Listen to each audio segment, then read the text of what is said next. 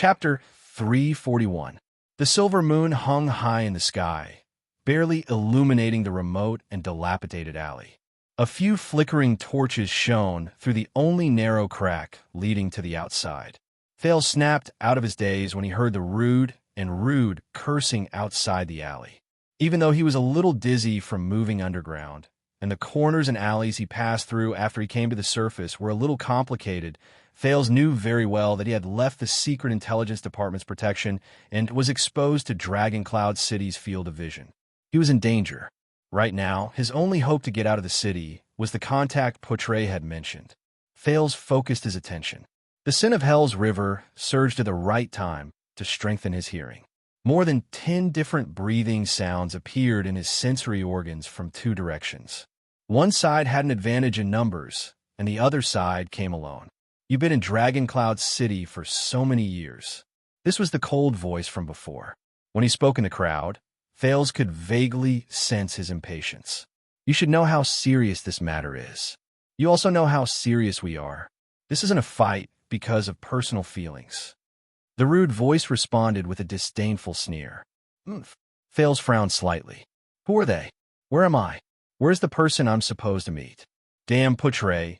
He said he didn't want to be like the Secret Intelligence Department, but he still left me with a mystery. The confrontation between the 2 sides of the wall seemed to be continuing. The rude voice's reaction obviously made his opponents very unhappy. The third voice rose again, as if he was still trying hard to convince the boorish man. This is for our survival. From sealing the city, to raiding the city, to arresting people everywhere, they have never so crudely interfered with the gangs and underground businesses.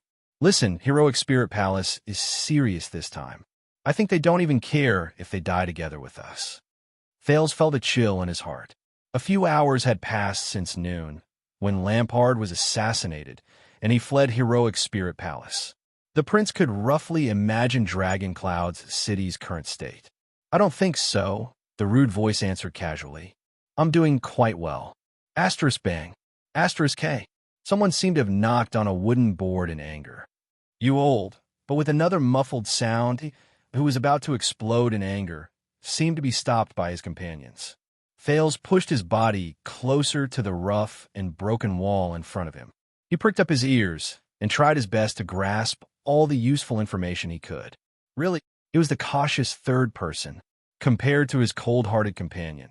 He seemed to be more inclined to solve the problem through negotiation. Since this afternoon, all the goods that we plan to sell this month have been confiscated from the market in Sword District. The old Black Hand of Camus Union has had his house raided in Dragonwing Square. Even the nobles of Spear District and Axe District have been sent to prison in batches. Even the subordinates of the powerful vassals like Carcagel have been implicated. As long as they have a criminal record, the patrol team will arrest them and send them to the water dungeon without any questions. And you?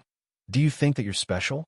Do you think that you can stay out of the poor people's Shield District and Hammer District just because of your relationship with the Groundshaker? Do you think that the patrols and the Archduchess guards will always let you go? He paused. A cold voice took over his words. You're wrong, and one day you will pay the price for it. Thales' heart skipped a beat. He heard a few key words. The prince subconsciously looked around. This remote alley seemed to be quite old. The irregular brick walls were badly damaged, as if they would collapse at the slightest touch. The house on the left that was connected to the alley had obviously not been inhabited for a long time. This half-built house was in a worse state than the abandoned house that Thales had stayed in before. It was as if someone had taken a huge hammer and smashed a third of it vertically downwards, starting from the roof. But Thales immediately realized that the ground under his feet was also full of broken stones and rotten wood. There was even a deep pit of unknown origin. It's like a messy battlefield. Is there such a place in Dragoncloud City? When he thought of this, Thales shuddered slightly. Under the moonlight, he turned his head in disbelief. Through the narrow cracks in the alley and a few holes in the broken walls, he looked around. The broken beams of the house, the collapsed brick walls, the dirty path, and the faintly discernible stench. Thales was stunned. He recognized this place. He still remembered the rough and uneven texture of the dirt road under his feet, the old houses that were low and messy, and the alleys that were as complicated as a maze. The only thing missing was the hustle and bustle of people. This is... Thales touched the broken wall and stared blankly at the house whose roof had been smashed off. This is Shield District. This is Dragon Cloud's City Shield District. 6 years ago, it was the Shield District that was destroyed in a single day under the frenzied battle between two mystics. It's the Shield District where he escaped with Little Rascal. It's the Shield District where he fought back with Blacksword. This is the place. An inexplicable melancholy surged in Thales' heart. It's been so many years. In the end, I still returned to this place. However, doubts arose in Thales' heart. Why did Portray want me to come to this place? Ha ha ha! The boorish voice suddenly laughed out loud, attracting Thales' attention. You'll pay the price. Huh. The laughter was very bold and wild, but Thales could hear the displeasure and anger in it. With his senses strengthened by the sin of Hell's River, Thales could vaguely sense that the breathing of the group of people opposite the rough voice was getting rougher. It seemed like the situation was getting uglier. The laughter gradually stopped. You know, the rough voice stopped for a few seconds before he spoke in a low voice, even deeper than before. 6 years ago, Vlad could no longer survive in Dragon Cloud City, so he played some tricks and turned the bazaar and black market into a mess. Coupled with the disappearance of that Far Easterner, Bao District's business was also empty. So, for a period of time, all the overconfident scums wanted to snatch these few pieces of bones. The rough man paused for a moment, and there was a hint of danger in his voice. And after a few years of fighting, all of you who are still here actually think that you're somebody. Even the way you talk makes you sound like a big boss. Vlad? Is it the man with 8 braids under Lampard's command 6 years ago? Thales frowned. He subconsciously shrank back a little, completely hiding himself in the darkness behind the wall. Enough. The cold voice spoke again, as if he was the leader of this group of people. We don't know about the grudge between you and Vlad in the past, Cripple. There was still no warmth in his words. We don't want to get involved, but everyone is making a living in Dragon Cloud City. Huh? The rough voice suddenly rose, interrupting him. Making a living. Even though this person was alone, he seemed to have a lot of guts. Not only was he not afraid in the face of so many people, his tone was even more arrogant. It's been a few years. With Vlad as an example, the increasingly strict patrols have confiscated your goods more than 10 times, be it by water, land, or underground. The amount of money you've lost is enough to buy Dragon Cloud City, but you're still persistent, as if you can't lose all your money. Hey, are you really just trying to make a living by occupying the bazaar? In the face of the rough voice's questioning, the group of people did not speak, but Thales could feel that their breathing had become faster and more frequent. Even so, all of you have never given up on giving gifts to the nobles in the inner city, as if you can't spend all your money, including the receptionist who was hanged because he was in cahoots with Black Sand Region. I know that you were the ones who gave him all his benefits. The rough voice coughed and spat. He continued to speak disdainfully. Hey, you're not doing it for fame or profit, and you're still acting like you're worried about the country and its people? Tell me, which gang did this just to make a living? The group of people facing him was still silent, but Thales could already hear the sound of some people clenching their fists. Look, I know your background very well. The rough voice snorted and laughed again, but for some reason, it made people feel a chill run down their spines. I know who you're working for. I know whether you're doing it for self-protection or if you have other motives and backers. Hey, Vlad has left, but his stench still lingers in this city, and it has not dissipated. The man's tough and boorish voice left a deep impression on Thales. The more he thought about it, the more he felt that he had met this person before. If I report this to the White Blade Guards, guess what the consequences will be? A silence that was longer than any before lingered between the two parties. White Blade Guards. This is bad. Thales, who was caught in the middle of this confrontation, only felt that the atmosphere was getting worse. He looked around anxiously, but to his disappointment, he realized that there were only 2 ways to leave the alley. He could either crawl out of the narrow crack in a carefree manner and arrive in front of the two parties, or he could step on the broken stones and broken wood on the ground for the other side and jump over the wall in a flashy manner. Neither of them is a good idea. After a long time, the cold voice in the crowd on the other side slowly sighed. There have been no white blade guards for a long time, Gleeward. His tone was soft, but it was malicious. Ever since the calamities descended and the day the great dragon reappeared, the late king has passed away and times have changed. Both Extet and Dragoncloud City are no longer what they used to be. The words that rang in the night startled Thales a little. He had roughly figured out the identities of both parties. Their positions were probably not very high, but they should not be ignored in Dragoncloud City. They affected many people's lives, and they were closely related to the middle management of the government, like the patrol team. Thales felt a sense of familiarity toward this kind of person, which he had not seen in a long time. As expected, in the next second, the boorish man, known as Gleeward, spoke coldly. "So, you found new master?" He spat in disdain. "What? Is Chapman Lampard's penis so delicious that you have to queue up to take a sip of it when you pass by while taking a dump? Damn it." One of them seemed to be unable to hold back his temper. He took a step forward, but he was immediately stopped. Silence. This time it was the third voice. He seemed to be the one with the most weight after the cold voice. His words were obviously much more cautious. He spoke in a negotiating tone. "I know, Chief Gleeward, we usually don't interfere with each other, and we have a tacit understanding, but this time," but Gleeward did not seem to buy it. His boorish voice interrupted the other person. "Then get lost." Gleeward's boorish voice was unpleasant and piercing to the ears. "I don't care how important that prince is. I don't care who assassinated that kinslayer. I don't care what kind of bullsh asterisk T-Heroic Spirit Palace is playing. I don't care whose balls you black-skinned dogs are licking. I don't care whose bones you took to get involved, and I don't care whether you want to rebel or get promoted. I only care about one thing. You sons of B asterisk cheese." Thales bit his lower lip. Thales bit his lower lip. As expected, his disappearance caused a series of chaos in Dragoncloud City, and even affected these. Gleeward pounded his fists and growled, "I'm going to kill you. Stay away from my land." His words instantly caused the crowd to burst into an uproar. This old cripple. The sound of a blade stabbing into wood could be heard. "We should teach him a lesson." A few people sneered maliciously. "If you ask me," one person said in annoyance. But these people's words came to an abrupt halt. They seemed to have been stopped by their leader. Just when Thales breathed a sigh of relief and thought that the conflict had ended, Gleeward, Gleeward, Gleeward, the famous Gleeward. It was the leader with the cold voice. "Your Gleeward, the one who is rumored to be able to fight against the 5 war generals." His voice traveled faintly into Thales' ears from beyond the illuminated alley. "You lost both your legs in the disaster 6 years ago.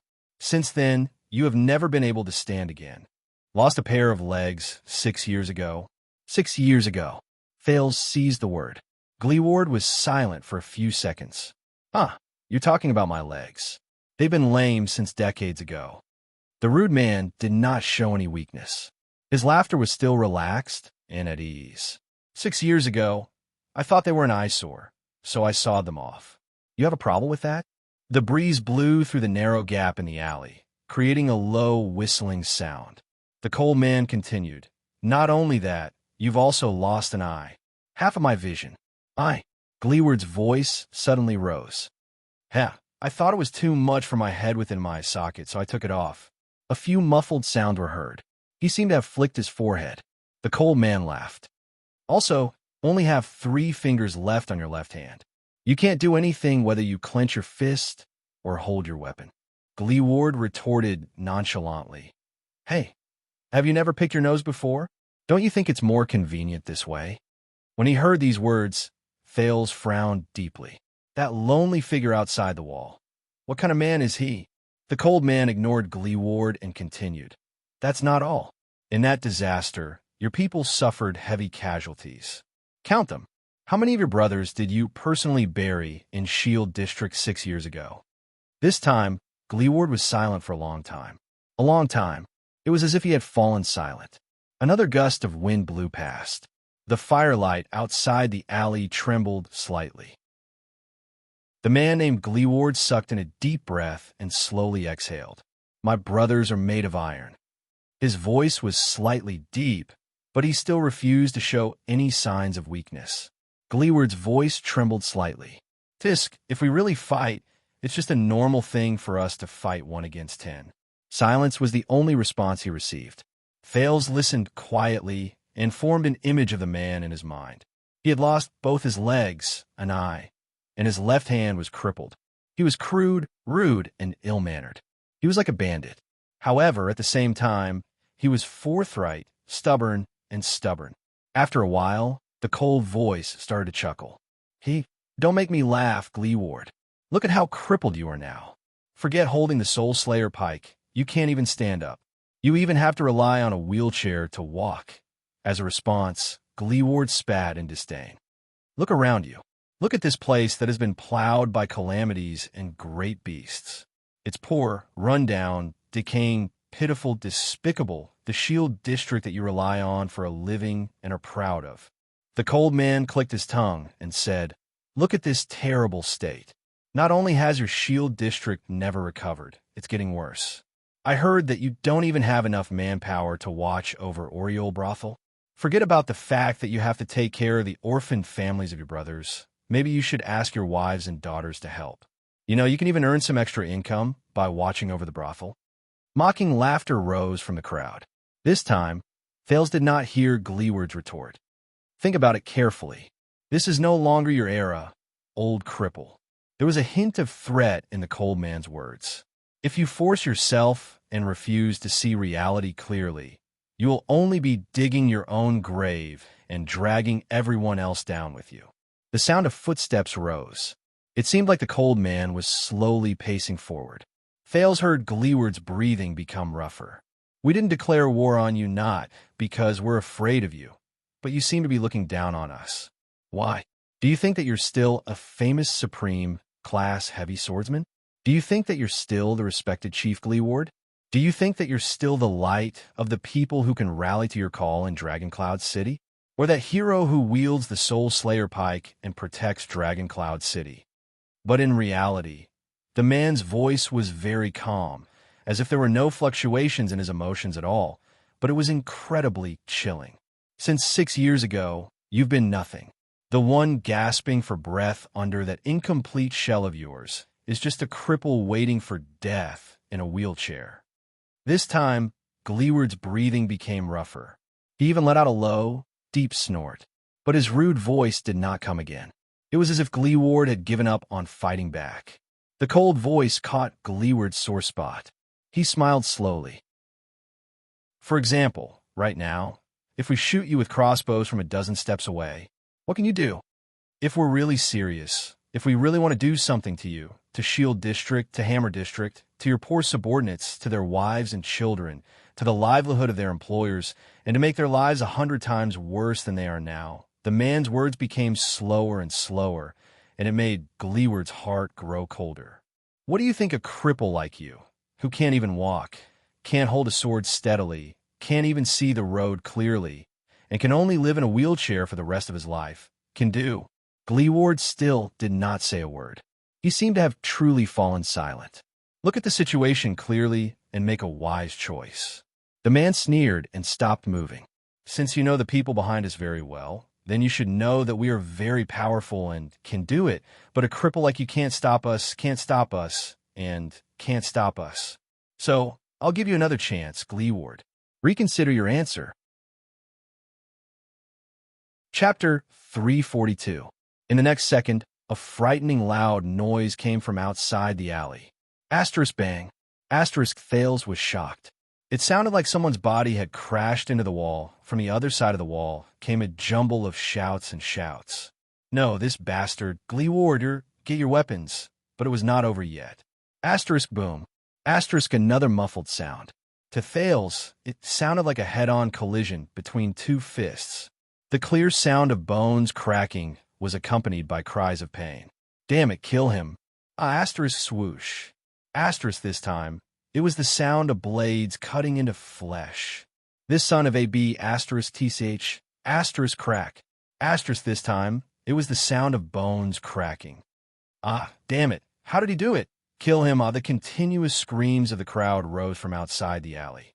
Fales became more and more nervous as he listened. What happened? Where are the throwing knives? Use the throwing knives to deal with. The chaotic crowd began to sound hysterical. I swear, we won't. Won't let you go, won't. Everyone you hold dear, we will. Asterisk thud. Asterisk, another muffled sound of a body falling to the ground cut off the threatening voice.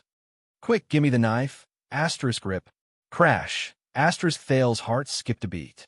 He was both unfamiliar and familiar with this sound. The arteries of the warriors on the battlefield were cut, and blood gushed out and splattered all over the ground. The sound of the crowd grew more and more panicked. No, wait. We have something to talk about. Asterisk bang. Thud. Asterisk the muffled, fatal sounds rose again. Thales was terrified as he listened from behind the wall. The sounds of the crowd grew sparser. No, I'm just an errand boy. Asterisk bang. Asterisk Thales was startled. The wall he was leaning against trembled slightly, as if someone had been thrown over. A lot of dust fell from the wall. After that, the noises outside, whether it was the cries for help or the sounds of fighting, became much fewer. In the end, a loud voice begging for mercy came with a sobbing tone. Don't.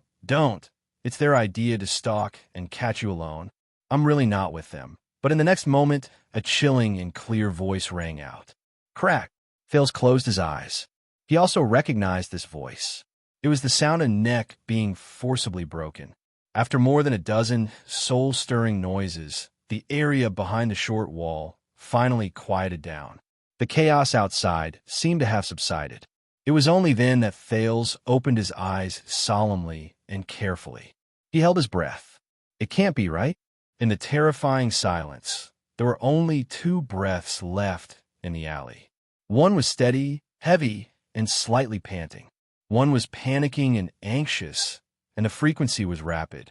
Even if he activated the sin of Hell's river to its fullest, he could not hear the breathing of other living beings. There were only 2 people left. Thales closed his mouth in shock.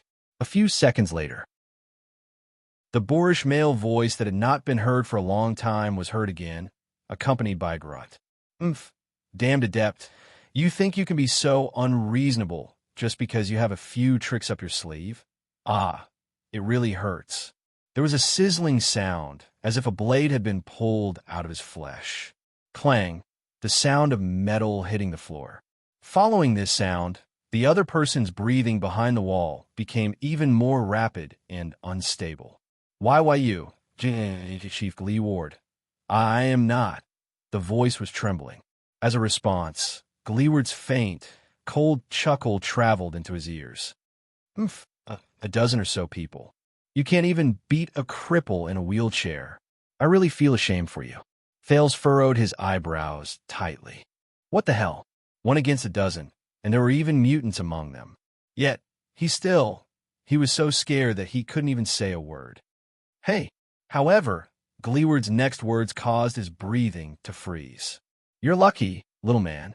I need a tongue to pass the message. The owner of the trembling voice seemed to understand the meaning of this sentence and immediately slowed down. The next second, he hurriedly said, as if he was crying tears of joy, Oh, of course. Chief Gleeward, tell me, no matter what you say, I will. Gleeward's cold snort forced the survivor's fawning and trembling voice to swallow his words. In the terrifying silence, Thales, who was listening in the corner, did not even dare to breathe loudly. It was obvious that the person behind the wall was a dangerous character. Listen up, scum. Gleeward's rough and unpleasant voice rose slowly. Do you think that you can force me to submit to you with threats and violence? You must know that Vlad has used more than 10 years and used all his methods.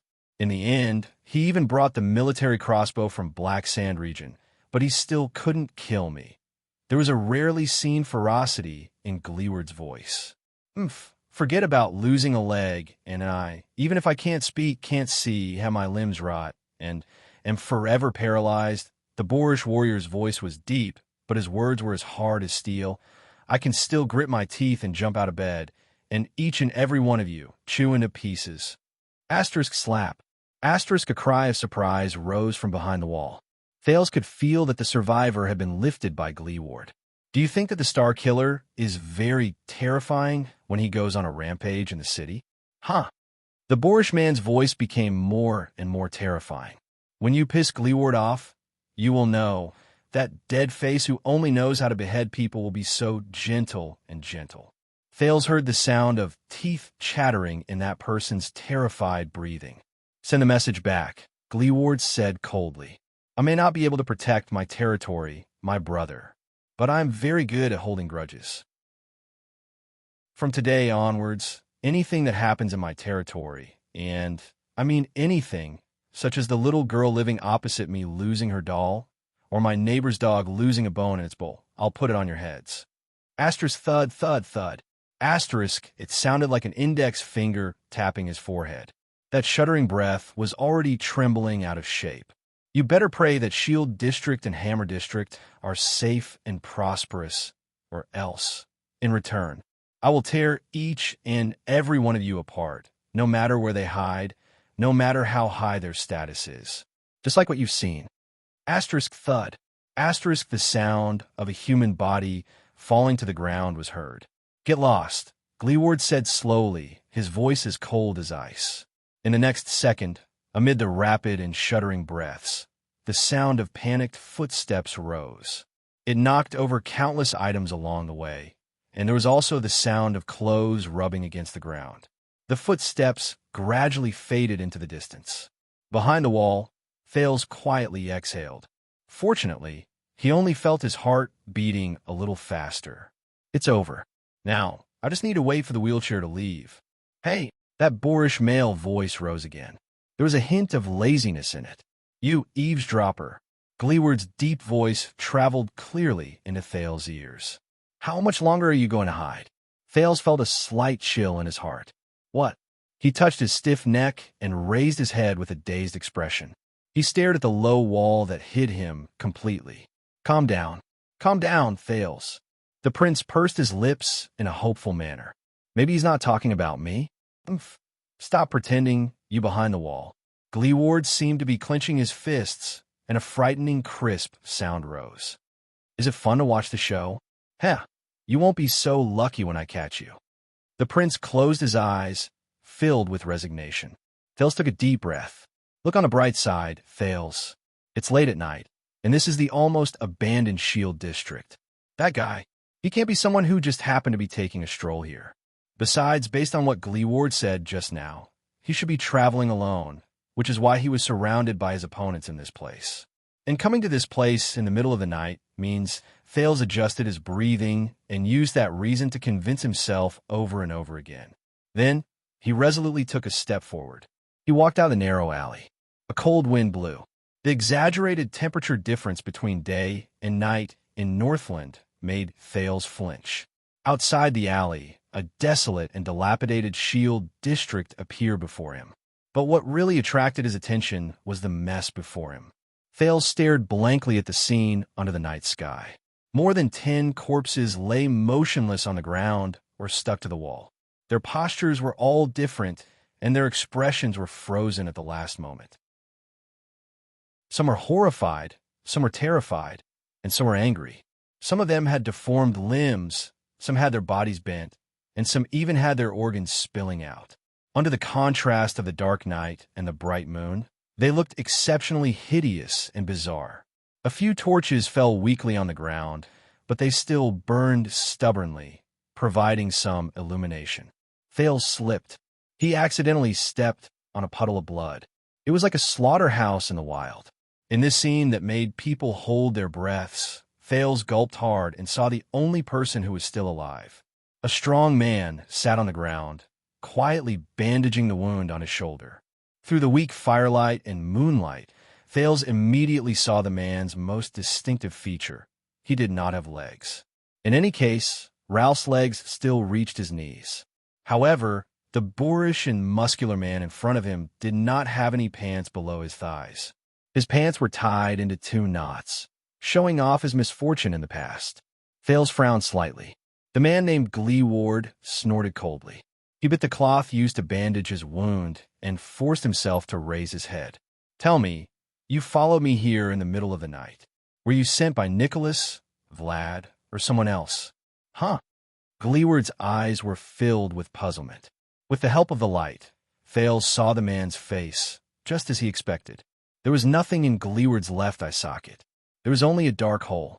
Under his short hair, there was only a round hole where his left ear should have been.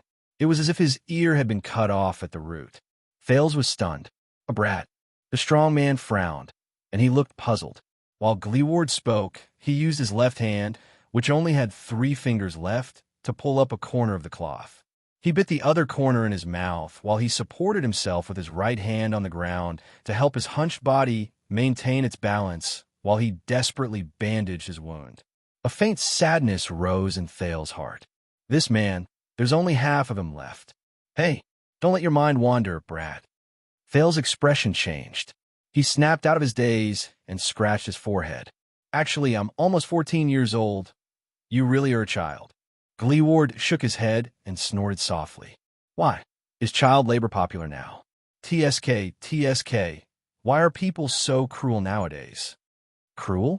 Thales could only smile helplessly as he stared at Gleeward, who sat among the corpses on the ground. Gleeward's face was flat, but his nose was rather high. His face was covered in ungroomed stubble, which made people wonder if he had carelessly cut it with a table knife. He bandaged his wound and grabbed behind him with his left hand. Rumbling sounds of friction came from the darkness. A wooden wheelchair was pulled to his side by the man. Gleeward gritted his teeth and fastened the wheelchair to the side of a protruding stone slab. He grabbed the arm of the chair with his left hand and used his right hand to support himself from the ground. He propped up half of his body from the ground and leaned toward the wheelchair while trembling. He wanted to sit in the wheelchair. Thales thought of something. When he saw Gleeward's strenuous movements, he wanted to step forward and help. But in the next moment, Gleeward retaliated with his actions. The strong man grunted, and his powerful right arm seemed to explode with endless power as he pushed the ground. In the next second, the boorish man rose steadily into the air. Thales, who had just taken a step forward, stopped abruptly. As the wheelchair shuddered, Gleeward landed accurately on it. In the wheelchair, Gleeward leaned back and exhaled comfortably. He cast a scornful glance at the corpses on the ground and flashed a cold smile. At that moment, Thales suddenly realized that even though the man seemed to be handicapped and only had half of his body left, but there was no doubt about it. The man before him was one of the strongest and most valiant warriors he had ever seen. At that moment, a woman's voice, which he had not heard for a long time, rang in his ears. Gentle, light, but with a hint of stubbornness that refused to compromise. No, Chiron, they don't need cheap sympathy. They don't need help and sympathy from us so-called normal people and healthy people to satisfy our own moral evaluation. What they need is for us to remove our blinders and treat them like normal people, because there's nothing abnormal about them to begin with. And the reason why they can't become normal people is because we are too self-righteous. We are not tolerant enough.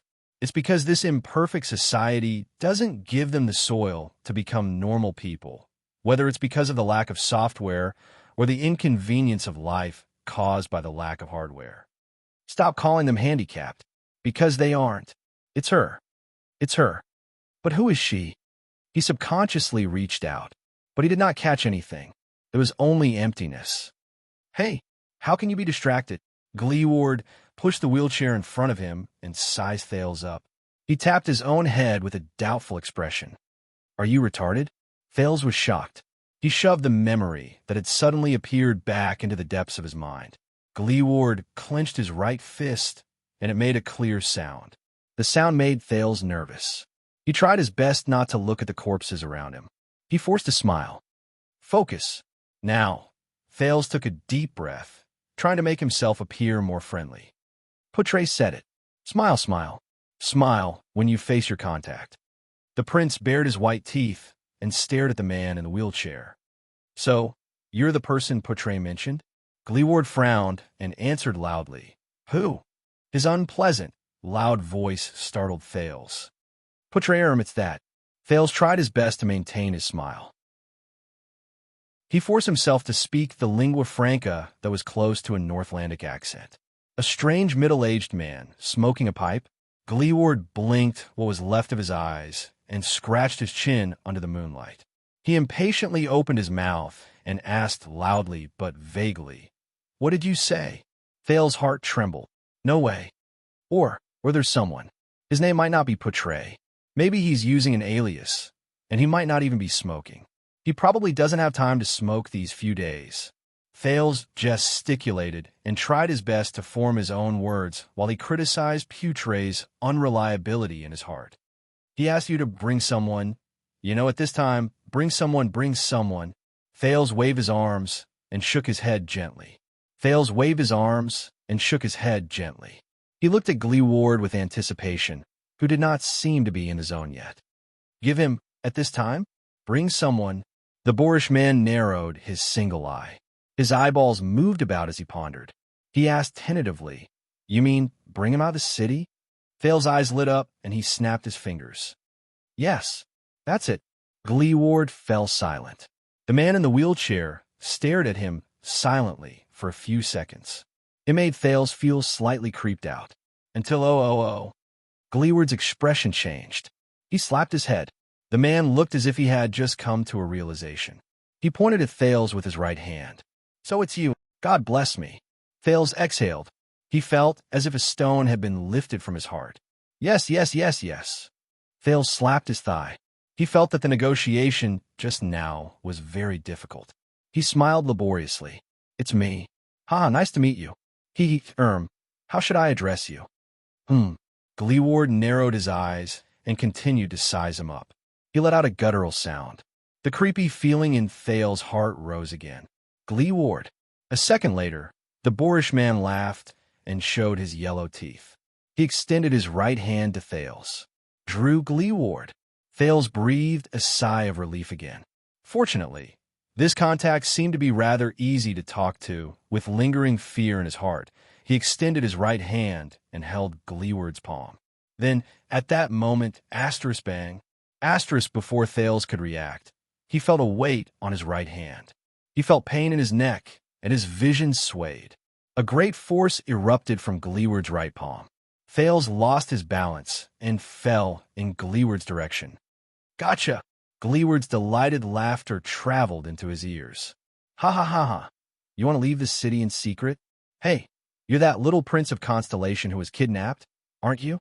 Gleeward's boorish laughter grew louder and louder, so loud that Thales' ears hurt. What happened? Thales struggled to open his eyes, but to his horror, he discovered that Gleeward, who was in a wheelchair, had already locked his hands tightly behind his back. The latter's left arm wrapped around the prince's neck. The iron-like muscles on his arm were like a cage that bound the prince to Gleeward's embrace. Whether it's the underground or the officials, all of Dragon Cloud City is going crazy because of you. I've always been annoyed by these things, and I didn't even want to bother with them. But you actually came to me. Ha. No. The sin of Hell's river instantly surged. Thales gritted his teeth and tried to break free, but he realized that his struggle was futile. Gleeward only relied on his powerful right hand and his abdominal muscles to lock Thales' arms tightly behind his back. It was useless. From the moment he was held in Gleeward's arms, he had already lost his best position to exert force. Under Gleeward's restraint, he could not even touch JC's dagger. Guess what price Heroic Spirit Palace is willing to offer me? Gleeward's laughter was rather ferocious and smug. Damn it, that dead face smashed so many things in my territory in the afternoon. This time, I'll make him pay for it. Gleeward's left arm suddenly exerted force. Thales only felt his head tilt back, and the bright moon and starry sky appeared before his eyes. Of course, it might not necessarily be Heroic Spirit Palace. At this point in time, many people want you. Gleeward's grip became stronger, and the laughter that traveled from behind his ears was filled with excitement. Let me think, should it be 1,000 gold coins or 2,000 gold coins? TSK, isn't that a little too much? Thale's face gradually turned red. He only felt that his neck was becoming more and more uncomfortable. Gleeward's left arm was hooked around his neck, and he pressed down on Thale's windpipe without allowing him to resist. The force was so great that the prince even felt that his back was about to be pressed into Gleeward's chest. This guy, why is he so strong? The prince, who had difficulty breathing, raised his right leg with all his might and stomped down with all his might. But the pain under his foot told him that he could only barely step on the floor and kick the hardwood of the wheelchair. It was only then that Thales sadly remembered that Gleeward did not have legs. Or, I can ask for something else. I have to be more careful about this. Thales' vision gradually became blurry as his breathing became uneven. Soon, many golden stars that only he could see appeared in the starry sky before him. No, I can't go on like this. He desperately sucked in a bit of air, and with his rich experience from being choked many times, he held his breath and stopped moving to exhaust his strength. Thale's face turned red. He forced out a few sounds from his windpipe, and his breath was weak. You are not the contact, Gleeward. What greeted him was Gleeward's wanton laughter. Ha ha ha, I see. You can even make a mistake about the contact. Looks like you guys aren't very diligent in your information gathering. Under the double torture of lack of oxygen and pain, Thales desperately maintained his last bit of calmness. He no longer had the time to complain about Poutre. Wait, Thales' face contorted, and he squeezed out a few words in pain. Double. If you want money, I'll give you double. Gleeward was slightly stunned, then he snorted coldly. Shut up. The boorish man did not seem to be moved at all. He gritted his teeth and said coldly, Don't treat me like a fool, but his voice gradually became weaker. In the next moment, Thales felt the pressure on his neck loosen slightly. A breath of air that he had not breathed in for a long time, mixed with pain and friction, was sucked into his lungs. The sound of teeth grinding traveled into his ears, along with Gleeward's voice, which was as unpleasant to the ears as before, but he was slightly tempted. Hey, brat, the boorish man slowly gulped and said softly, I'm not going to let you off. Chapter 343. Thales, who was drenched in sweat, coughed while he sucked in mouthfuls of air as if he was cherishing the water in the desert. His entire body trembled, but Gleeward did not let him go. It was still difficult for him to break free. Really, whether it's 1,000 or 2,000 gold coins, I'll give you double. Thales regained some of his rationality. He panted and sweated nonstop, feeling weak. The Jadestar royal family is very rich, and so is Constellation. The Secret Intelligence Department's assets in Dragon Cloud City alone are worth more than 100,000. Gleeward raised an eyebrow. Very well, wait. But a second later, the man's expression darkened. You mean you want to go to Constellation to get it? The Secret Intelligence Department will do. Thales, who had just recovered from the stars in his vision, blinked hard. They will definitely give. The next moment, he felt a heavy pressure on his neck, and his windpipe was blocked again. Shut up. Do you really think I'm an idiot? This was Gleeward's exasperated voice. Listen, I only accept cash. Thales sucked in his last breath of air with great difficulty. Damn it, this bastard. Do I look like I have cash on me? If you hand me over, Thales tried his best to fight for a chance. The city of faraway prayers is at war with the Alliance of Freedom and Constellation. Gleeward cut him off impatiently. Shut up, I don't understand politics. Thales, who was seeing stars again, felt exasperated. What kind of person is this? Forget it. Let's go look for Deadface. It's safer there, Gleeward mumbled. He increased his strength, trying to knock Thales out. Thales knew that things were not going well. He racked his brain, fighting against the air and his enemy while he desperately shouted that one word. Shield District. A few seconds after the word left his mouth, Gleeward's arm loosened again. What? He asked with a frown. Thales took the opportunity to take a few deep breaths to clear his mind. Yes, Shield District. I heard your conversation just now. The prince said painfully, shifting the back of his head slightly away from Gleeward's chest. Just now, no matter how insulted and despised he was, Gleeward did not move. But when the enemy started using Shield District and his brothers and sisters to threaten him, "This is Shield District, right?" Thales panted, and his words gradually became smoother. "And you are probably the person in charge of this place. Look around you. It's already dilapidated. 1 or 2,000 gold coins is not enough to rebuild it. You need more, not just money." Gleeward remained silent for a long time. But in the end, he still coldly snorted and shook his head. "Shut up. I am very content. I have no interest in causing trouble." When he saw that Gleeward was about to strangle him again, Thales quickly spoke. "And I heard it. The people who died in Shield District 6 years ago were your subordinates and brothers, right?" When he said this, Thales felt Gleeward shudder behind him. During these 6 years, their surviving family members also need to be compensated for their financial losses. They need to live. You should be very worried, right? I guess Dragon Cloud City doesn't have a disaster emergency fund to compensate for Shield District's losses. Thales spoke fluently in an invincible manner while he racked his brain for a way to escape. Gleeward let out a dull, displeased sound. "Shut up." This time, there was a hint of displeasure in the veteran's words. But then he was stunned. "Disaster? Goal, what's that? Can it compensate for Shield District's losses?" Thales thought of something. He felt that he had found a way out. "That's not important. What's important is..." The prince inhaled again, gritted his teeth, and said, "As the boss, you bear a lot of responsibilities. You can't watch Shield District, watch your brothers, and your territory fall into poverty and threats." Gleeward's breathing slowly quickened. "Shut up." Gleeward's voice became exceptionally cold. "Don't point fingers at other people's homes." But Thales did not notice his tone. He had been tortured enough by what happened that night. "But now, the rich prince of a country with a lot of money, can help you. You have a chance to save Shield District, which no one cares about.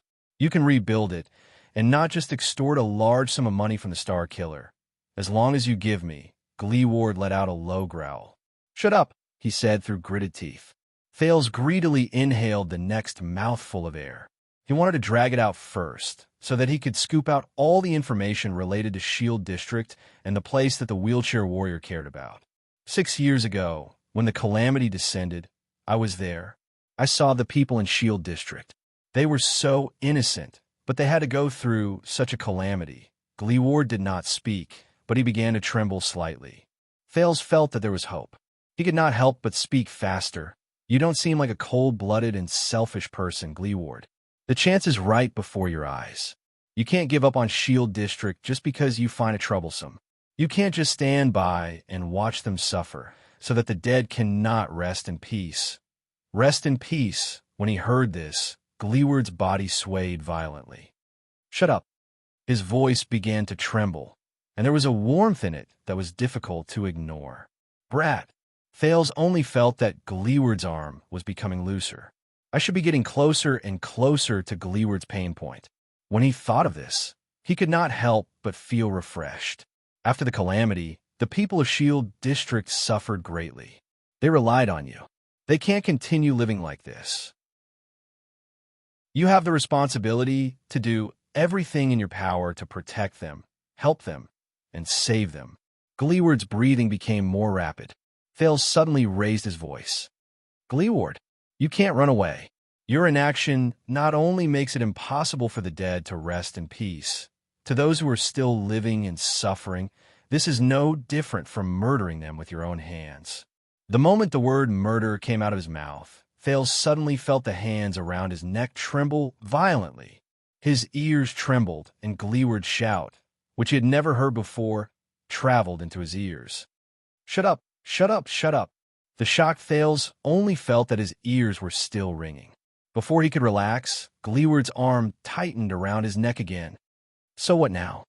Thales struggled in pain again, but this time, Gleeward's grip did not hold back at all. It was as if he wanted to strangle him to death. For some reason, Gleeward seemed to have descended into rage and madness. His voice also became increasingly terrifying. "Listen up, brat. Who the F*** do you think you are? "Don't you dare lecture me." His arm was trembling, but he did not loosen his grip at all. It was a clear sign that his master had practiced the art of killing hundreds of times and had rich experience. "Don't you dare lecture me on how to protect Shield District." Gleeward was agitated, as if he was on the verge of breaking down. 6 years ago, with the Soul Slayer pike in hand, I stood here in Shield District in the midst of endless blood and death. I fought against the damned blood calamity with my life. Fought. Gleeward panted, but he paused a few times. Fought. Thales felt that at that moment, the teeth of this warrior, who was still strong and optimistic in the face of a group of opponents, were actually chattering. It was as if he had remembered his deepest nightmare. The next moment, Gleeward gritted his teeth and roared like a volcano eruption. "When we fought to the death, under the moonlight," the veteran in the wheelchair roared in pain and anger, "you were still wearing diapers, drinking milk in your grandmother's arms." Thales could not care less about his ears, which were about to go deaf. His vision began to blur again. **T. This is a perverted sadist. Thales half closed his eyes and felt the torment of his empty lungs, as well as his desire to breathe and live. His consciousness gradually faded, but at the same time, a strange feeling surged through his body. The sin of Hell's river began to boil on its own again. It was like a restless and agitated beast.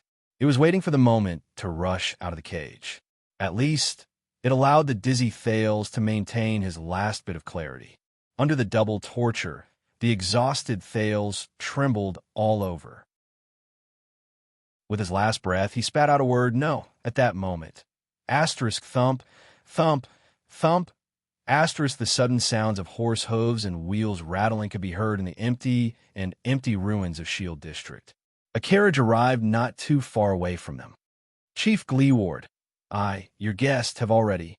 A lively and cheerful young voice rose into the air. The voice paused for a moment.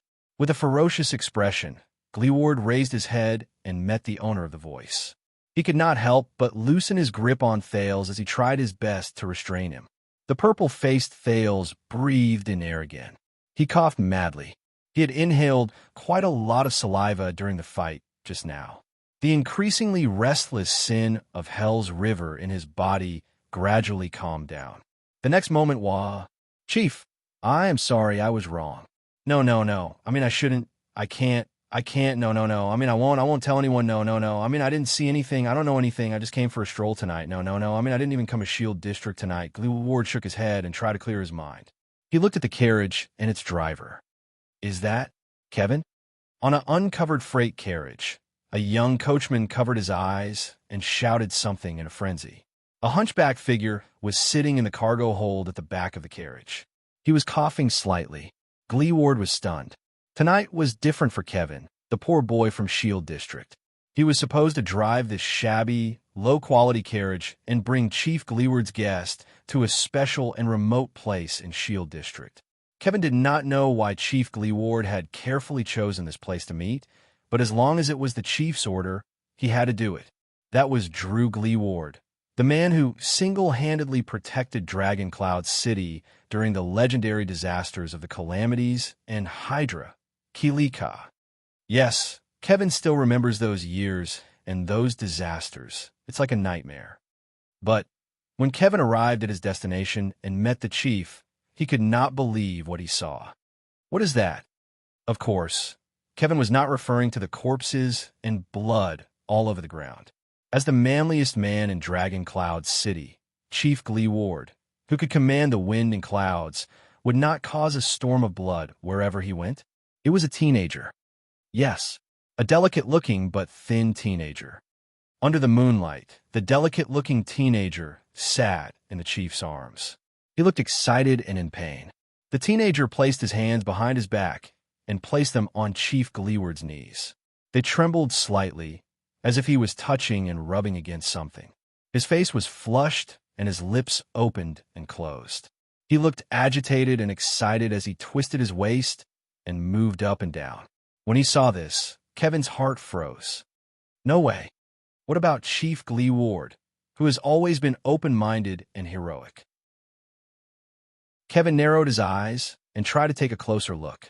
At that moment, the dignified chief of Shield District in his heart, the hero of the people, Gleeward, was sitting in a wheelchair, doing Gleeward's rough and powerful left hand, which was missing 2 fingers, was intimately hugging the teenager's upper body from behind, pressing him tightly into his embrace. Gleeward's right hand was stretched towards the teenager's lower body, where Kevin could not see. It was also trembling slightly as the teenager moved. What?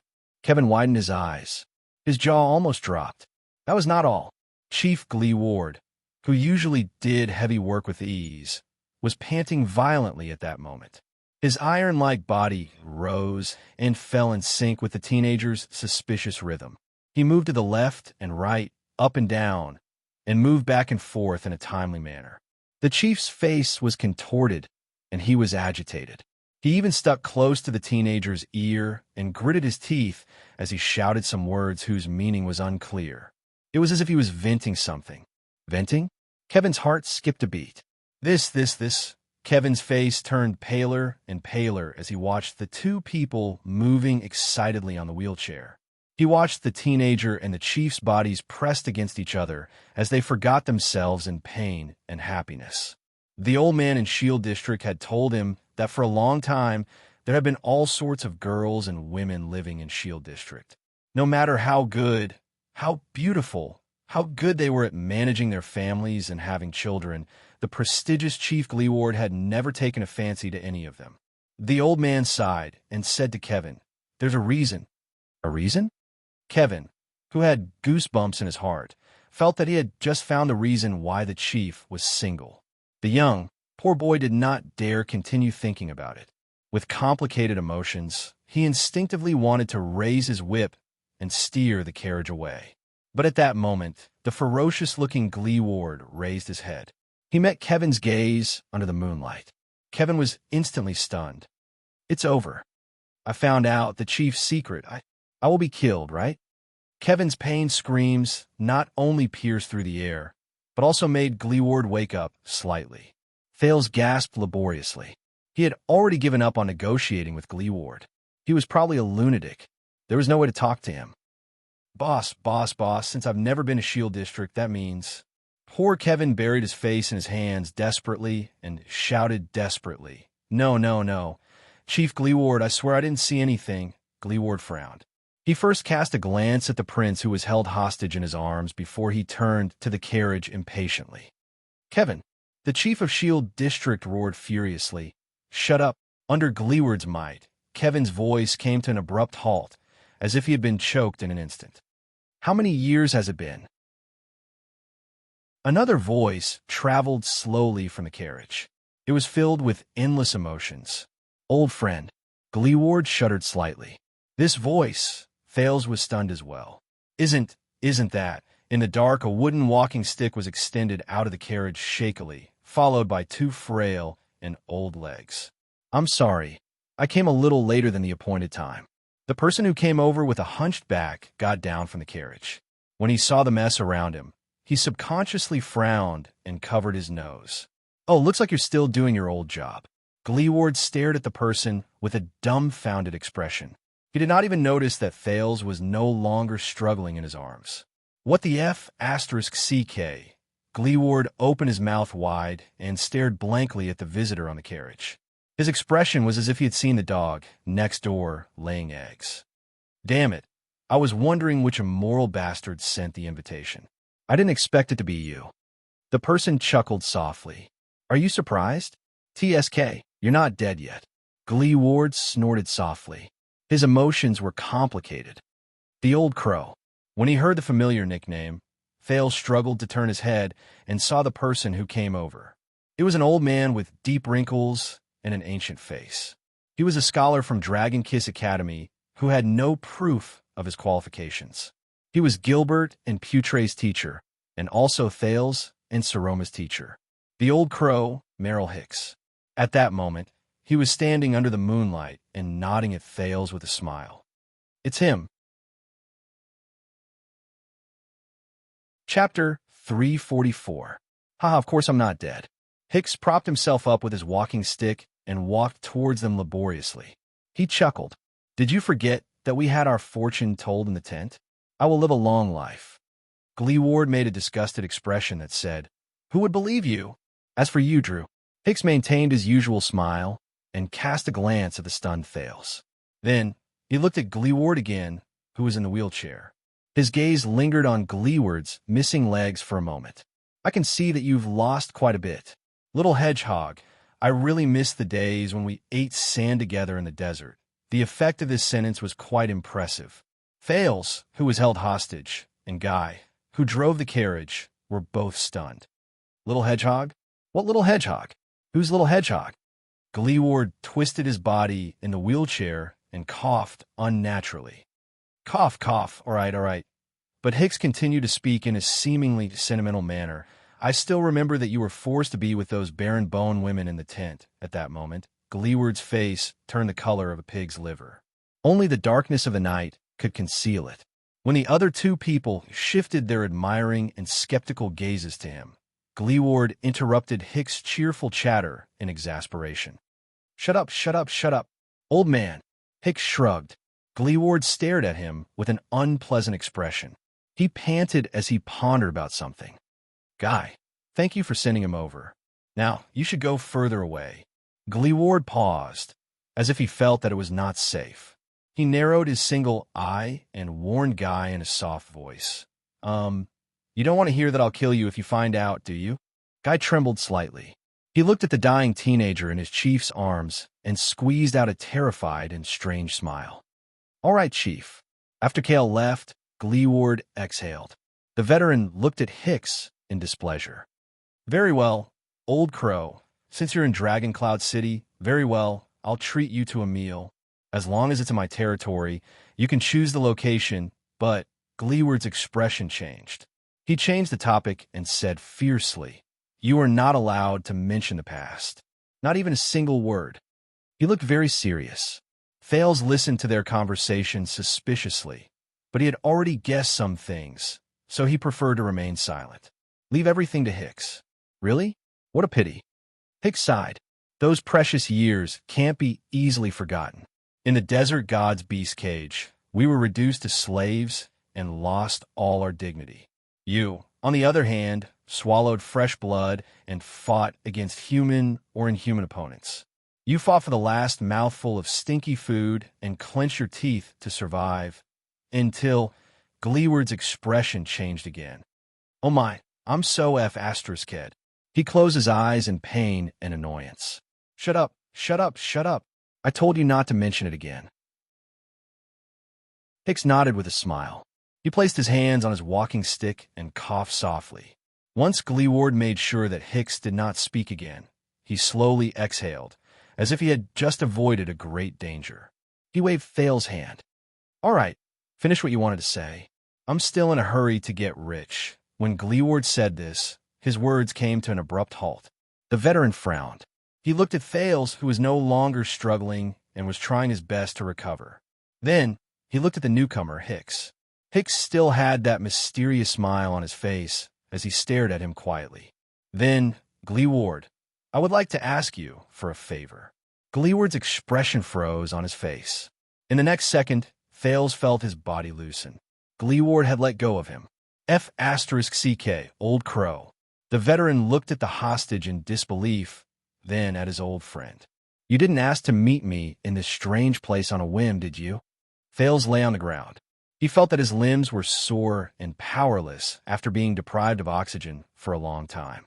This brat didn't suddenly appear out of nowhere because of a coincidence, did he? In the face of Gleeward's bewildered question, Hicks shook his head. Of course not. He walked forward slowly, leaning on his walking stick. That's right. I want to ask you to help him. Hicks' expression slowly became serious.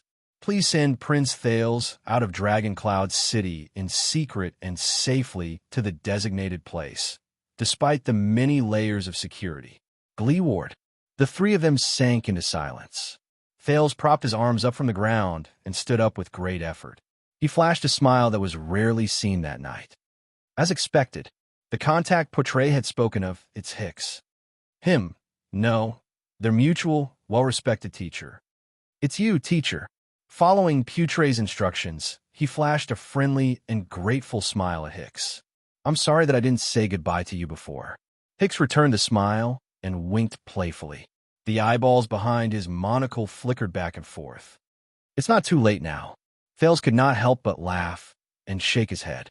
So, the way Putre mentioned to get someone to help the Prince of Constellation leave the city in secret is... No way. Gleeward's rude voice rose again.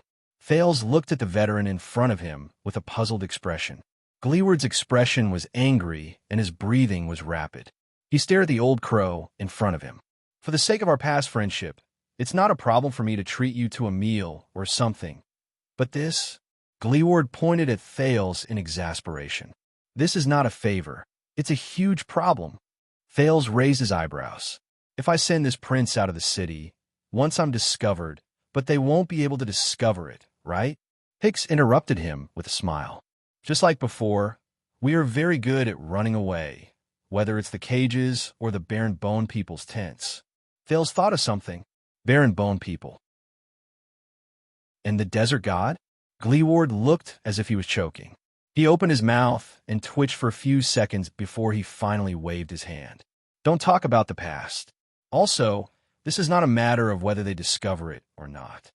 The veteran turned to Hicks with a displeased expression. This is too risky. It involves the lives and deaths of so many of my subordinates. Do you know how the Star Killer will fix Shield District if he finds out? Forget about him. That Lee Span and those rotten people in the disciplinary hall are full of evil tricks. With every sentence Gleeward said, the old Hicks nodded slightly. It was as if he was listening to him pour out his troubles. Gleeward snorted in dissatisfaction.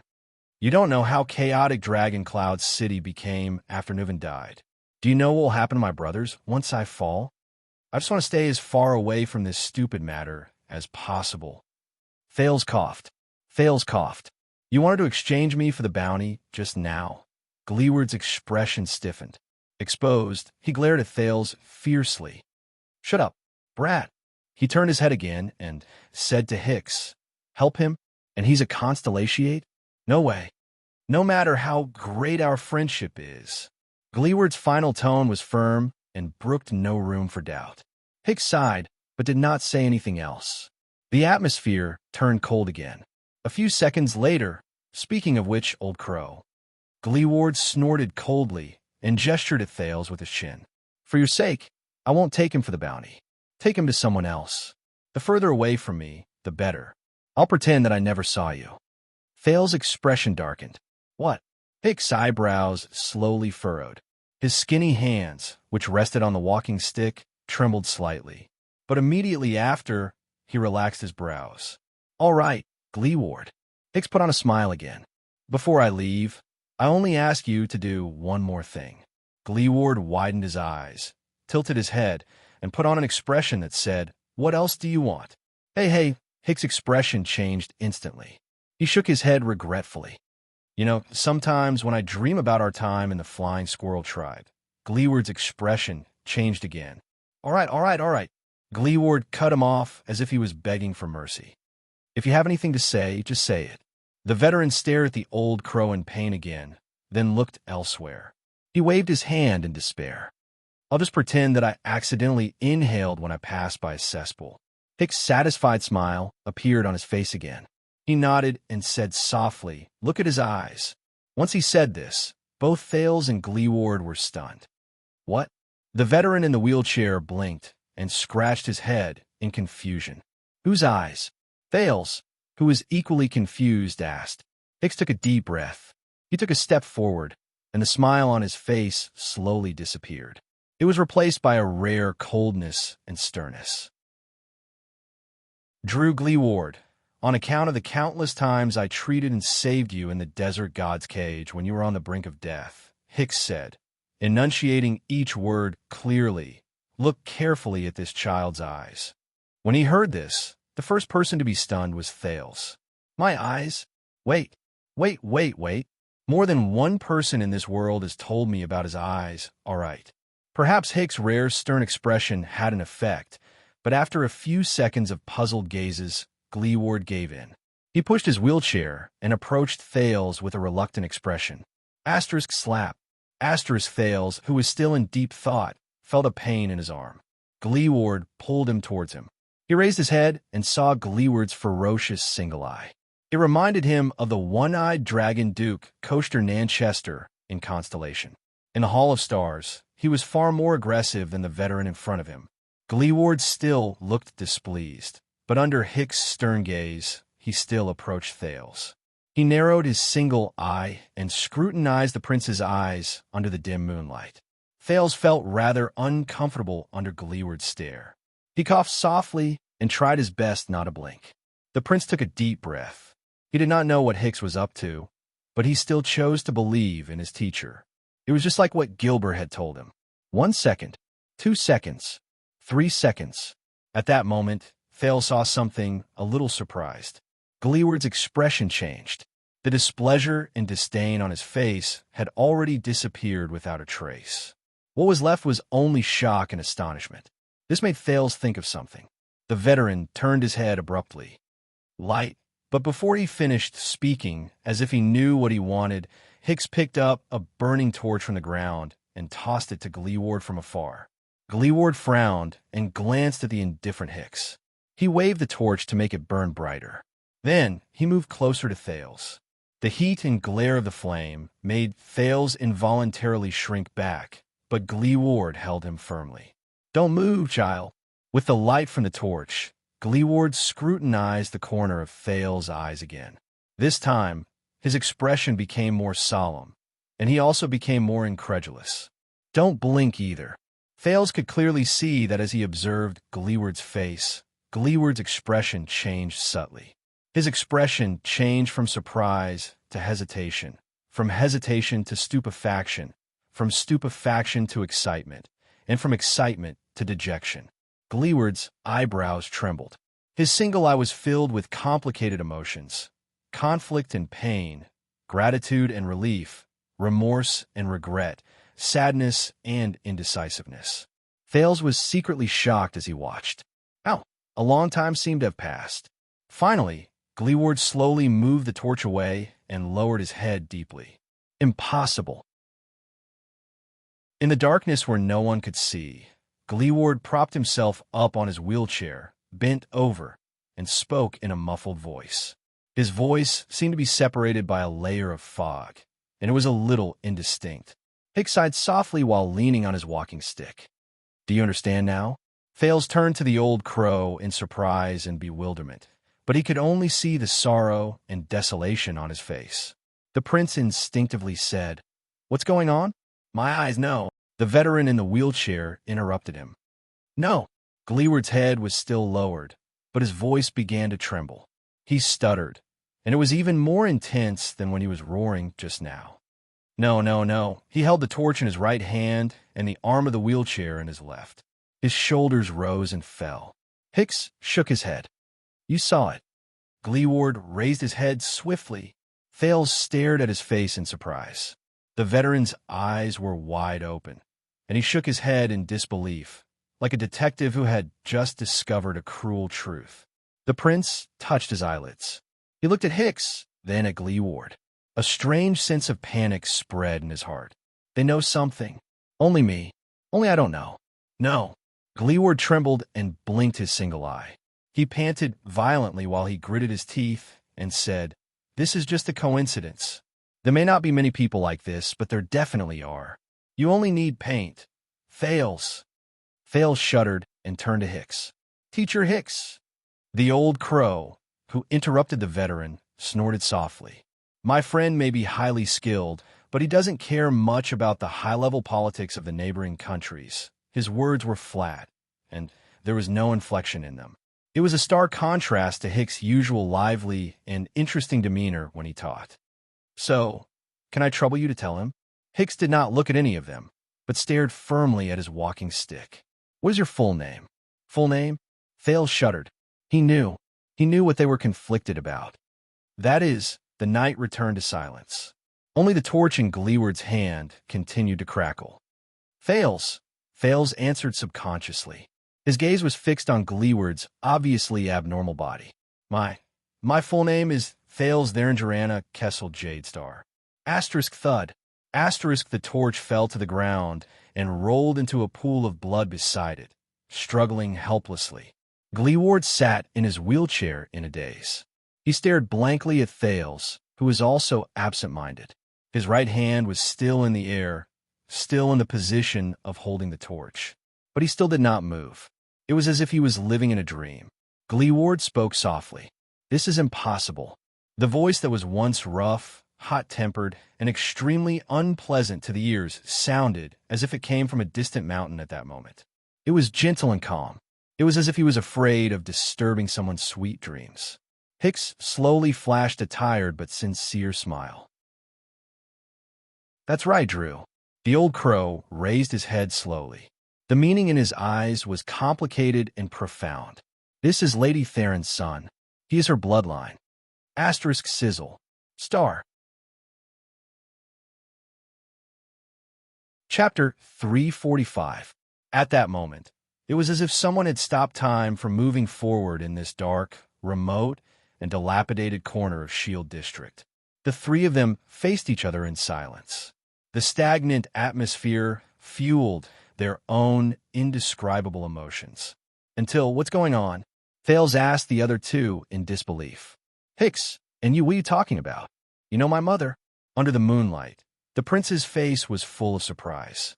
He stared at the veteran in the wheelchair, who was still trembling slightly, and the old man who held his walking stick with his head lowered in dejection. "When? How did you know her? Where is she?" But they did not answer. "How about it, Drew?" Hicks sighed slowly and said, "Is this reason enough?" Gleeward finally managed to calm his trembling breathing. As if a long time had passed, the wheelchair, which was immersed in the darkness, moved slightly and crushed a few stones on the ground. The person in the wheelchair exhaled laboriously and raised his head with all his might under the dim moonlight. "You can't." The veteran's voice was stiff. His gaze moved back and forth between Thales and Hicks. You can't do this." When he said this, Gleeward's expression froze for a moment. But Hicks continued to look at him calmly. "It's been more than 20 years. I am Gleeward. I am in Dragon Cloud City. I have my territory, my brothers, my everything. They are all counting on me. You can't." His face contorted, and he grabbed his wheelchair tightly, as if he was about to rush to the battlefield in the next moment. "You can't suddenly appear like this, and then bring up a bunch of bullsh asterisk T and touching past to ask me to do this and that. Those are all in the past, old crow." Gleeward waved his hand abruptly and seemed to be speaking more fluently. "So what if you're a son?" "I don't care." Hicks answered him with a flat but firm old voice. "It's precisely because those are all in the past, Drew. That's why it will exist forever." Gleeward's words came to a halt, as if he had choked on something. Hicks' gaze was still. "Since we can't change it, we can't run away from it." Gleeward shuddered in the wheelchair. The veteran slowly let go of the wheelchair, clasped his hands together, and gritted his teeth. "Shut up." Thales looked at Hicks, then at Gleeward. The puzzlement in his heart was difficult to quell. 20 years ago, the past, they all knew Therangerana, that mysterious mother. He pricked up his ears, wanting to hear more. No one wants to recall the nightmare of the past, whether it was before or after. The aged Hicks sighed softly and said, "But at least think about it. Back then, who was the one who brought people like us, who were struggling and at the end of our lives, and a walking corpse like you out of Caligari? Out of that bottomless cage of darkness, out of that bloody arena shrouded in shadows." Caligari. The title seemed to remind Gleeward of something. He closed his eyes, and his chest began to heave. Thales was puzzled. "Caligari? What is that place?" "Yes, my dear Drew." Hicks stared at Gleeward from afar, who was immersed in his memories and had an uncertain expression. "This is the debt we owe." Gleeward opened his eyes and took a deep breath laboriously. "Shut up." Thales could not hold it in anymore. "Sorry to disturb you, but..." He took a step forward, and his tone was slightly anxious. "Who exactly is my mother?" Gleeward suddenly raised his head. "I said shut up." The veteran gritted his teeth, widened one of his eyes, and stared at the teenage prince with a contorted face, as if he was going through some kind of torture. His beard and hair stood on end, and he looked as if he was forcefully suppressing his emotions, forcing Thales to swallow his words. There are always some things, ahem, you can't deny, and you can't forget. Hicks coughed in slight pain, but he waved his hand and refused Thales' kind offer to help him up. Isn't that so? The old crow took a moment to recover before he slowly opened his mouth and called out a name that Thales was very unfamiliar with. Bloody Thorn Lizard. Asterisk bang. Asterisk Gleeward punched his wheelchair. Shut up, shut up. The veteran leaned forward and glared at Hicks fiercely. Go to hell, old man. You're never allowed to call me that. You know that I Asterisk King hate this the most. His voice was filled with hostility and pain. He slapped his wheelchair fiercely. You know that. Thales stared at Gleeward in astonishment. The prince became increasingly suspicious of Varen's relationship with them. At the same time, he was also worried about his future. But Hicks only continued to support himself with his walking stick. He stood there indifferently. Then send this child away, Drew. This is all I asked of you in the past. Then you can go back and be the local tyrant with a clear conscience. You can flaunt your power as the boss of your gang. Gleeward fell back against his seat and panted a few times. It was as if the conversation just now had exhausted most of his energy. A gust of wind blew past. The huge temperature difference between day and night in Dragon Cloud City made Thales shudder. He could not help but sneeze. No. Gleeward's pain but firm voice traveled into his ears. Dream on. I won't take this job. Thales was shocked. What? That's it. You won't take it? A cold glare appeared behind Hicks' monocle. He said calmly, Is that your answer, Gleeward? Gleeward's chest visibly swayed. That's it. The veteran in the wheelchair raised his head again, gritted his teeth, and said angrily, You get lost. He squeezed out a few words through gritted teeth. Get out of my territory. Immediately, right now. His rough voice rang out in this remote corner, echoing back and forth between the ruins of the wall. But Hicks said nothing. He only stared at Gleeward in silence. Gleeward, whose expression was contorted, and Hicks, whose expression was cold, stared at each other under the moonlight. This atmosphere made Thales rather uneasy. For a moment, it overshadowed his curiosity about his mysterious mother, and made him even more confused about how he could escape. After a long time, Hicks sighed slowly. Is that so? The veteran in the wheelchair stared at the old man in front of him. His gaze was filled with a hidden meaning that Thales could not understand. Boss. In the distance, Kevin, who heard the roar, drove the carriage closer and asked anxiously, What's wrong? Gleeward panted a few times, adjusted his breathing, and restrained his emotions that were out of control. Kevin, the veteran said stiffly to the young man in the carriage, Where did they come from? Send them back to where they came from. Kevin was slightly taken aback. Huh? Gleeward closed his eyes, then opened them again. Damn it. The boss of Shield District gritted his teeth stiffly and slammed his wheelchair. Get them out of them. His voice was rough, and his words were cold. Thales sighed in his heart. Kevin was shocked by the way the boss behaved. He first trembled a little, then immediately nodded. Oh, okay. Gleeward snorted coldly. He gave Hicks, who was still silent, a rude glare, as if he was his mortal enemy. The next moment, the veteran moved abruptly. He turned his wheelchair to face the opposite direction from Hicks. On the way, he violently pushed aside a corpse that was blocking his path. Then, he cast a glance in Thales' direction with a complicated expression. But the moment before his gaze met the latter's, he quickly looked away. F***, you old crow.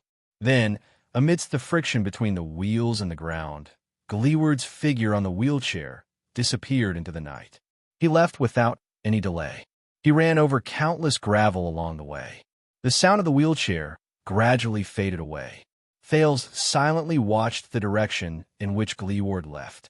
Doubt and disappointment coexisted in his heart. Old sir, and this. After making sure that Gleeward was far away, Kevin rubbed his hands as if he had a headache. He looked at the old crow and Thales with a troubled expression. He remembered the boss' attitude towards him just now. He pointed at the carriage and thought about the tone he should use. Maybe we should...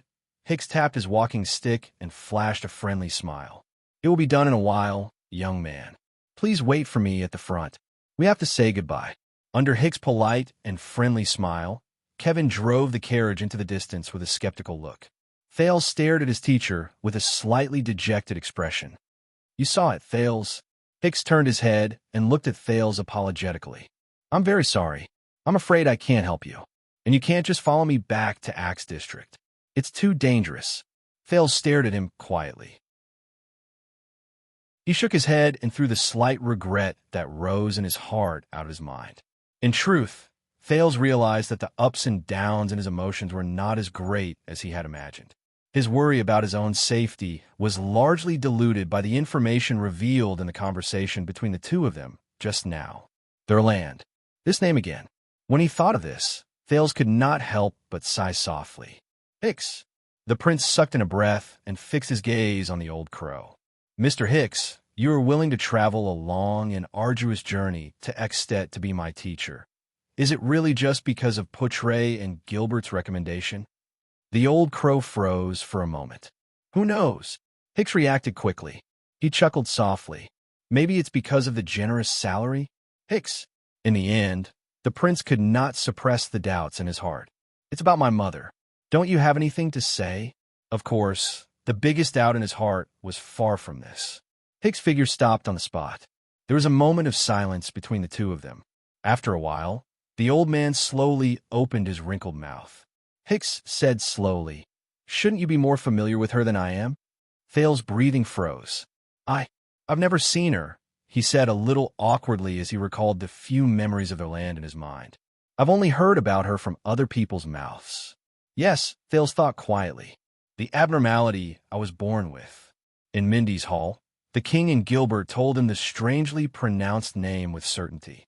There was also the stern high priestess Lycia, the insane Queen Kia during the Bloody Year, the majestic queen of the sky who descended from the sky. Every bit of information about his mother made him more and more confused. Who exactly is Varangerana? What kind of existence is she? So that's how it is. Hicks looked at him and sighed slowly.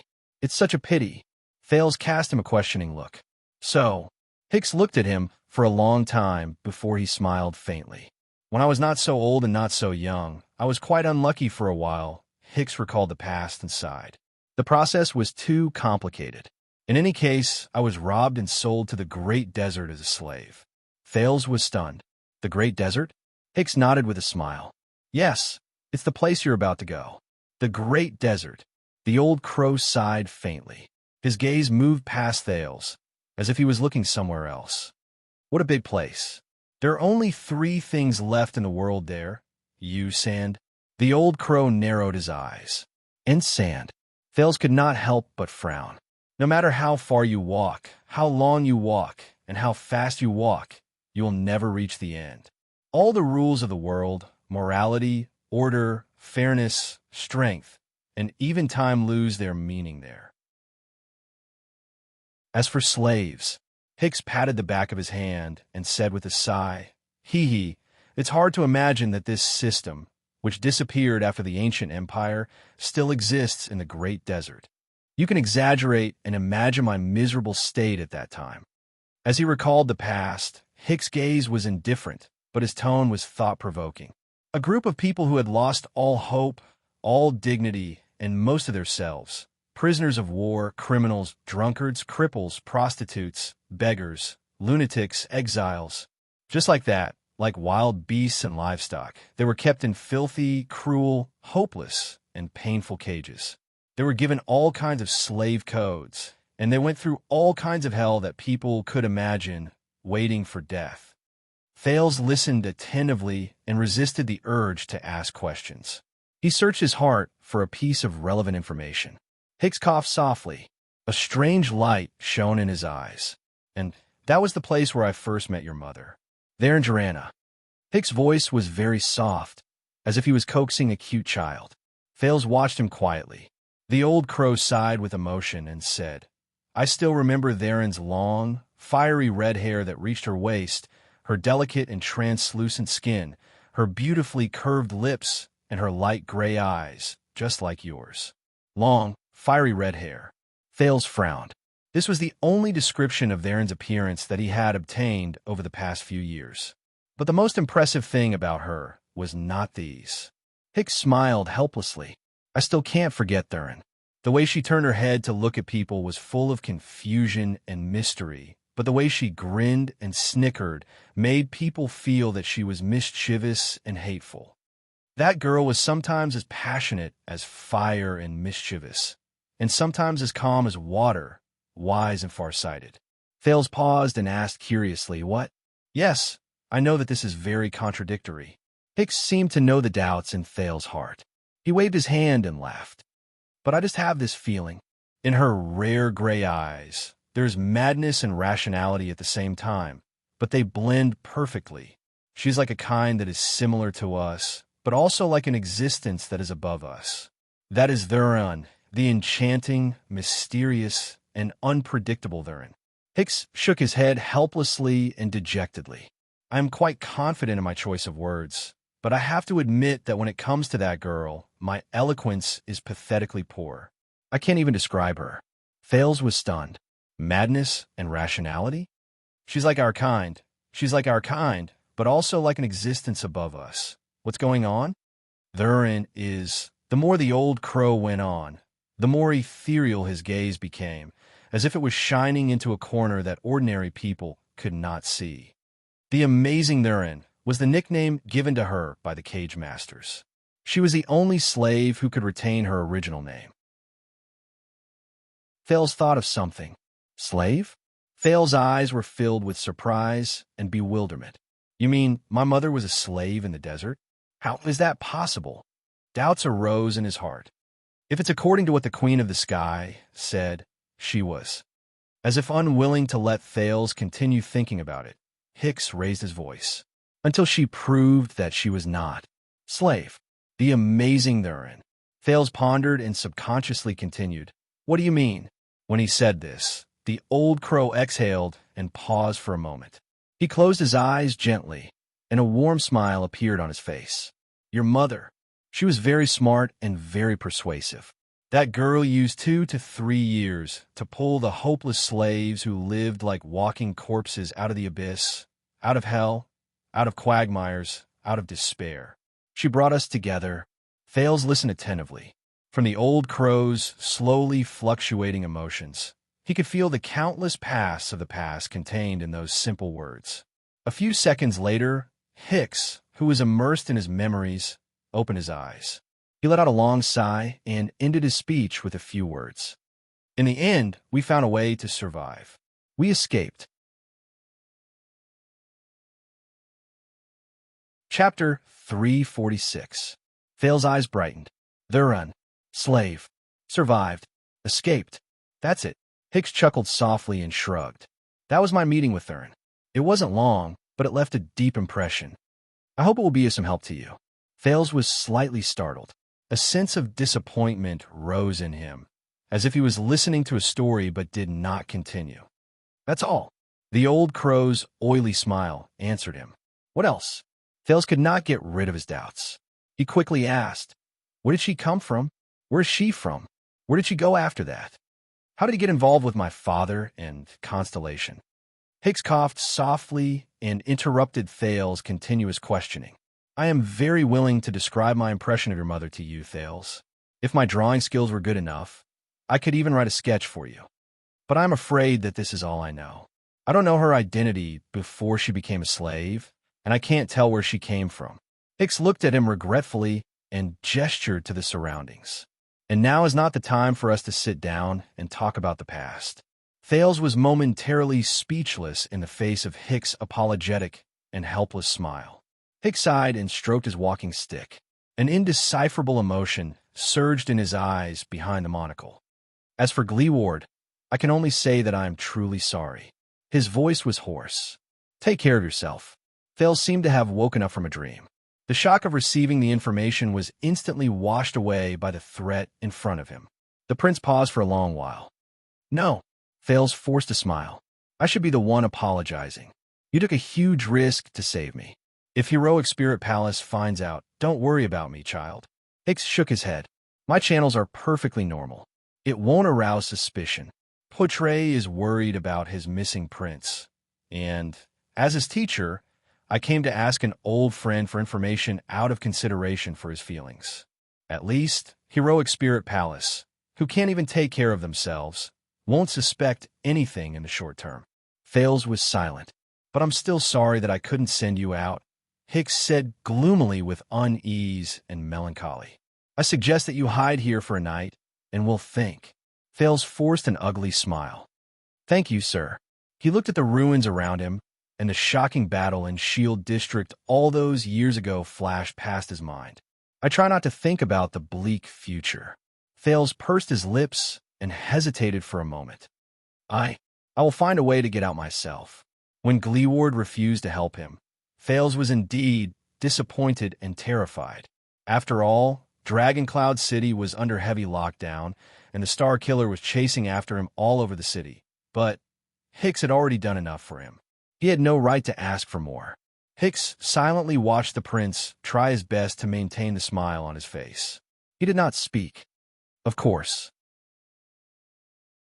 Hicks flashed a slightly bitter smile, but for some reason, Thales felt that there was an indecipherable meaning hidden in his gaze. Of course you can. Then I will. The old man said nothing more. He bowed apologetically and turned away, leaning on his crutch. He walked towards Kevin, who was waiting impatiently in the distance. Thales stared at his back from afar and suddenly remembered something. One last question. Thales' words made Hicks stop in his tracks. Our first lesson, remember? Thales rubbed his hands together, as if this could drive away the coldness of the night. The boundaries of governance.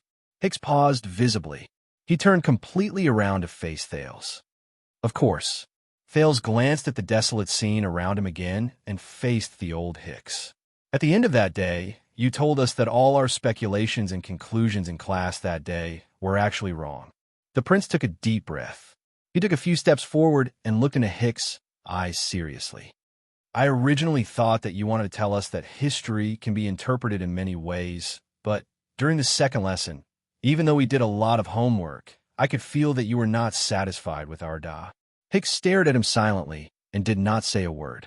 Thales raised his eyebrows at him. What? Thales raised an eyebrow at him. What? What is it? What is it in your mind? The horse that pulled the carriage in the distance neighed in boredom. Under the night sky, the hunched old man and the teenager with his head held high stood in a corner of the ruins, facing each other in silence. The old crow smiled. You know, I originally planned to talk about this a long time later, or when we graduate and stop our lessons. I didn't even care about anything and let all of you figure it out on your own. The old man's words faltered for a moment. But in view of your current situation, Thales still stared at him with bright, piercing eyes. All right.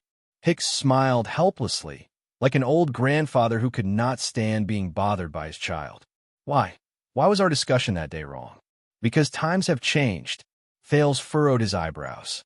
Hicks clasped his hand around his walking stick again. He tried his best to straighten his hunched back and cough softly. The old man suddenly became serious. Let me clarify something first, Thales. What we were doing at that time was analyzing and discussing events that happened more than 10 years ago, deducing the development and direction of the people and events at that time, and trying to come up with as many useful conclusions as possible that could be used as a reference for us today. Thales nodded slightly. But Hicks' tone changed. His eyes shone with a rarely seen sharpness. But the problem is, time is different. Doubt rose in Thales' heart. You mean? Hicks raised a hand and silenced his question. The world, young sir. Our world is complicated and ever-changing. As if to save time, Hicks did not give Thales another chance to interrupt him. Time is moving forward, and times are changing. People may have seen that in the past few thousand years, the iron hooves of humans have created boundless prosperity. The powerful empire has ended the divided governance of various kings. The bright God's church has purified the treacherous hearts of people. The turbulent waves overturned the decadent imperial family. The division of the church has rebuilt the gods. The battle of eradication, which is the closest to us, has determined today's situation. Hicks' gaze shifted, but at the same time, many people will also overlook that thousands of years ago, the merchants on the land had just gotten used to bartering. Farmers could only rely on iron and fire to harvest crops. People did not even know how to domesticate messenger crows. Communication between cities could only rely on messengers. Today, the palaces of many kingdoms even look like barbarian gatherings. Hundreds of years ago, eternal oil and crystal drops were still hidden deep under the sea and underground. Mystic guns had not yet appeared in this world. The teachings of the bright god were spread throughout the continent and could not be doubted. Our long-distance ships could only pray for good weather and hope that the trade winds would bring them far away. Thales lowered his head and silently thought about the historical process of this world. Hicks tapped his walking stick lightly. He was a little lost in thought. But that's not all. Every year, every month, every day, every minute, every second, every part of the world is changing. Not just the politics of the lords, not just the coins of the merchants, not just the crops of the farmers. Some of the changes are so small that they are undetectable or even unrecognizable. Some of the changes are connected to the changes in other things and bring about changes in the final outcome. Hicks' words were serious, and his gaze was solemn. Even Thales subconsciously straightened his back in the cold wind. But it is precisely these insignificant changes that accompany the progress of history that are crucial. They make it difficult for those of us who try to summarize patterns, learn from experience, uncover the truth, and deduce cause and effect. And when many people talk about history, use history as a reference, and compare history, it is easy for them to unknowingly ignore these changes, even if it's only for 18 years. Only after experiencing failure will they have the energy to look for the existence of these changes. Camelot, the great emperor, established the ancient empire. Kessel VI rebuilt the final empire, and King Tormund established Constellation. They're often compared, but these three people are no longer facing the same world, the same group of people, and the same situation. When he said this, Hicks coughed a few times. We can't just focus on the things we care about, Thales. There are too many factors that determine every period of history and every case. There are so many that it's easy for us to ignore them. And these factors change too quickly, so quickly that it's hard for us to grasp them. So on that day, when we confidently and complacently gave the conclusion of the limits of governance, Hicks sighed deeply. He was full of emotions, as if he did not expect Thales to understand. We are arrogant and always think that there is nothing new under the sun. But in fact, everything under the sun is new. Thales' eyes sparkled. What we have learned from history, the prince said subconsciously, is that we have learned nothing from history. Hicks' eyes immediately lit up while he was sighing. A thought-provoking paradox, an interesting set of logic. The old crow mulled over the meaning of this sentence. Learn nothing? I can feel that it doesn't just mean repeated mistakes on the surface. Thales snapped out of his daze and heaved a sigh of relief. Of course it isn't. Did you think of this sentence yourself? Hicks' eyes were filled with recognition and admiration. Of course, under the old crow's probing gaze, Thales deflated the moment he opened his mouth. Of course not, he said awkwardly. It was someone else who mentioned a rather great person who is no longer in this world. His surname is Hegel, if I remember correctly. Hicks smiled. Very good. I guess it isn't. My classes require sincerity and introspection, and what I need the least is arrogance and vanity. So, Thales asked tentatively, about the first lesson, what do you want to tell us? Hicks tapped his walking stick lightly and returned to his previous state. Secondly, as people who are far away from that era, any judgment we make about the past can only be pale and superficial compared to the real past. The old crow furrowed his brows tightly, as if he had a headache. Since we can't restore the past, we have lost too many bases to rely on for judgment. We focus on the king's intentions and interests, but does King Nuvan really think so? We appeal to the vassal's standpoint and behavior, but what else did the counts do? Which came first and which came last? We attribute Extet's disadvantage to the unruly nature of the conquered land. But what were the real actions of the people of Constellation? Will there be important historical facts that we have missed out?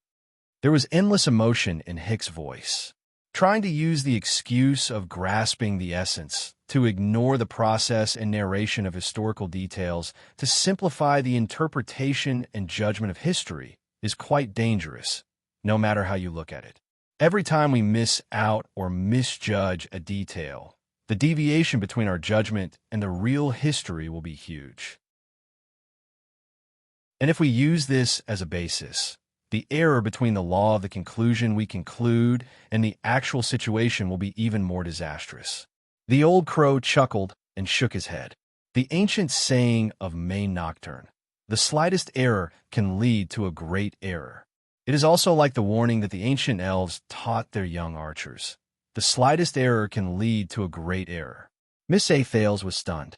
He remembered something. Not only that, Thales said as if he was talking to himself. Not only that, Thales said as if he was talking to himself. There are also endogenous and collinear interactions, sample infection, multi-level deviations, causal inferences, and when you expand the scope of individual behavior to the collective level. Hicks was baffled by the series of unfamiliar words. He frowned. What? It was only then that Thales came to a realization. He quickly shook his head and said, Nothing, I was just talking to myself. Hicks gave him a strange look and continued to speak.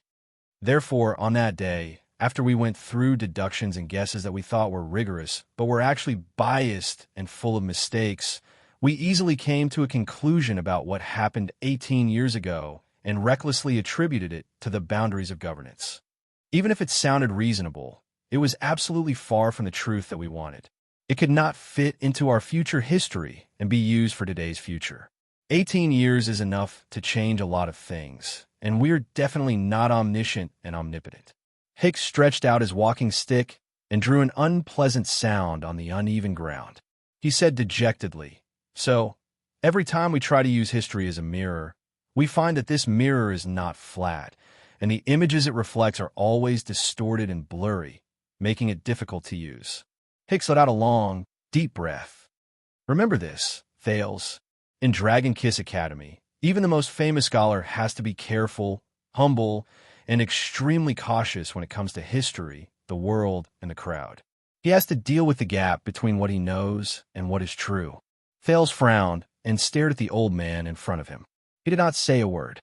Hicks snorted in a mocking manner. And take that day as an example. In our daily lives, most of the people who self-righteously list out arguments and state them with absolute certainty, such as the empire died because of this, what caused the kingdom to prosper, if there was no such thing, there would be no such thing, and so on, are more or less filled with the savagery and childlike naivety of beginners. Hicks tapped his forehead, then pointed at Thales, who had a serious expression on his face. Your brain works very fast, Thales. I believe that your eloquence has brought you a lot of convenience, but sometimes you need to stop, think more, and speak less. A wise man rarely speaks eloquently. Thales still did not speak. He stood quietly on the spot and listened to Hicks. Humility, Hicks said earnestly and earnestly. Thales, humility. This is what you should really learn from your first lesson. Instead of my seemingly open-minded and reasonable questions that are in fact deliberately led to your own conclusions through the deliberate indoctrination that I meticulously set up, you should not come to a conclusion. You came to a conclusion, but you believed it without a doubt. You believed that it was your own thinking. Humility is often lost in this way. Hicks seemed to have remembered the past. He could not help but say with a sigh, when it comes to learning, it is the easiest for a person to lose his humility and become self-righteous. When your empty brain is suddenly filled with something, in the excitement of self-improvement, you often do not pay attention to whether the thing that fills your brain is a pile of sh*t or, most of the time, both look the same. The thing that fills your brain. When he thought of this, Thales thought of something and raised his gaze. Speaking of which, I remembered something. The prince spoke in a deliberative tone and anxiously said, Sir, Do you remember the book you used to refute us in the first lesson, The History of the Northern Territory? Hicks raised his eyebrows. He coughed softly. I specifically want to look for this book, so, Thale seemed a little embarrassed. He observed the old crow's half-smile and slowly said, the name of the author is written on the title page of that book. The author's name is written on the title page of the book. Thales waved his hand in embarrassment. Mary H. Hicks from Dragon Kiss Academy. Hicks' pupils shrank slightly. Thales looked at the original author before him with a resigned expression. Is that sh*T? A few seconds later, the old crow burst out laughing in delight. Ha ha ha ha! The old man's laughter was not pleasant to the ears. It was indeed comparable to a crow's, but it was obvious that he was very happy. Hicks laughed until he was out of breath. He supported himself on his walking stick, and his shoulders shook as he laughed and looked at Thales. You really went? Ha! Thales shrugged helplessly and faked an awkward smile. Tracing the source of quotes and looking through the publication information. Aren't these the basic qualities of a postgraduate student? So, the corners of Thales' mouth twitched awkwardly. He wanted to end the topic. My thoughts are never mine, but everyone's? Hicks' laughter stopped. Another interesting sentence. Hicks paused for a moment and put on a thoughtful expression. Did you think of this yourself? Thales shrugged. I really want to say no, but this sentence? Yes. Very good. Hicks put away his smile and looked at Thales in a steady and serious manner. And the only thing that can guarantee that your brain won't be immersed in shit is Thales. Thales nodded respectfully and continued his teacher's words. Humility. Hicks flashed a smile again. But then, Thales changed the tone of his voice. But you left out one thing. Reflect on yourself. Remember the lesson rules you told us? Before questioning something, it's best to ask yourself. Thank you, Bordeaux. Thales smiled in his heart. Hicks' expression changed slightly. He narrowed his eyes and sized up the teenager in front of him again. Not just before, Thales, he said calmly. But those are advanced lessons, and they are options for advancement. Not everyone has the aptitude to reach that stage. Hicks blinked, and we will do it step by step. We will start with humility. Then, we will plan for other things. Thales smiled. One step at a time. He looked at the strangely interesting old man in front of him and thought of his uncertain future. He suddenly sighed. Thales suddenly raised his index finger. Sir, I was thinking, although you told me that the meaning of the first lesson was humility, wise men rarely speak eloquently, and so on. Thales narrowed his eyes. But I thought about it again. The prince clicked his tongue and looked at the old man in front of him from head to toe, as if he was sizing up a suspect. Is there a possibility that the moment you turn around and return to Heroic Spirit Palace, you will say to young rascal, to Saroma? Hicks showed a puzzled expression. Thales cleared his throat and slowed down his tone. With a rough voice, he imitated Hicks's usual tone. Dear little Saroma, my dear little brother. You must know that wise men are not afraid of eloquence. Madam, what you need is to confidently stuff your opinion into other people's minds, even if it's a pile of shit. Before Thales finished speaking, Hicks laughed out loud, and his expression was exaggerated. He kept hitting the ground with his walking stick. Ha ha ha! Thales laughed as well. Under the moonlight, the old man and the teenager who were thousands of miles away from home looked at each other and laughed. In the distance, Kevin, who was waiting with his head in his hands, let out another yawn in resignation. Finally, the laughter of the two people gradually weakened. Thales closed his mouth. Hicks also stopped smiling and looked at him calmly and peacefully. It's time. Thales spoke subconsciously, but Hicks was one step faster than him. You know, your mother did tell me where she was going, the old crow said flatly, but Thales was momentarily stunned. Hicks straightened his back in the darkness and sighed at the vast starry sky. Before we parted, she stood alone with her back to us. She faced the blood-red setting sun on the vast desert and said with a chuckle. Thales felt an inexplicable sense of nervousness in his heart. He knew that what came next was that person's original words. Hicks said faintly, Since I escaped with much difficulty, of course I want to go to a wider world. Perhaps I can pry open this boring world. Thales was stunned.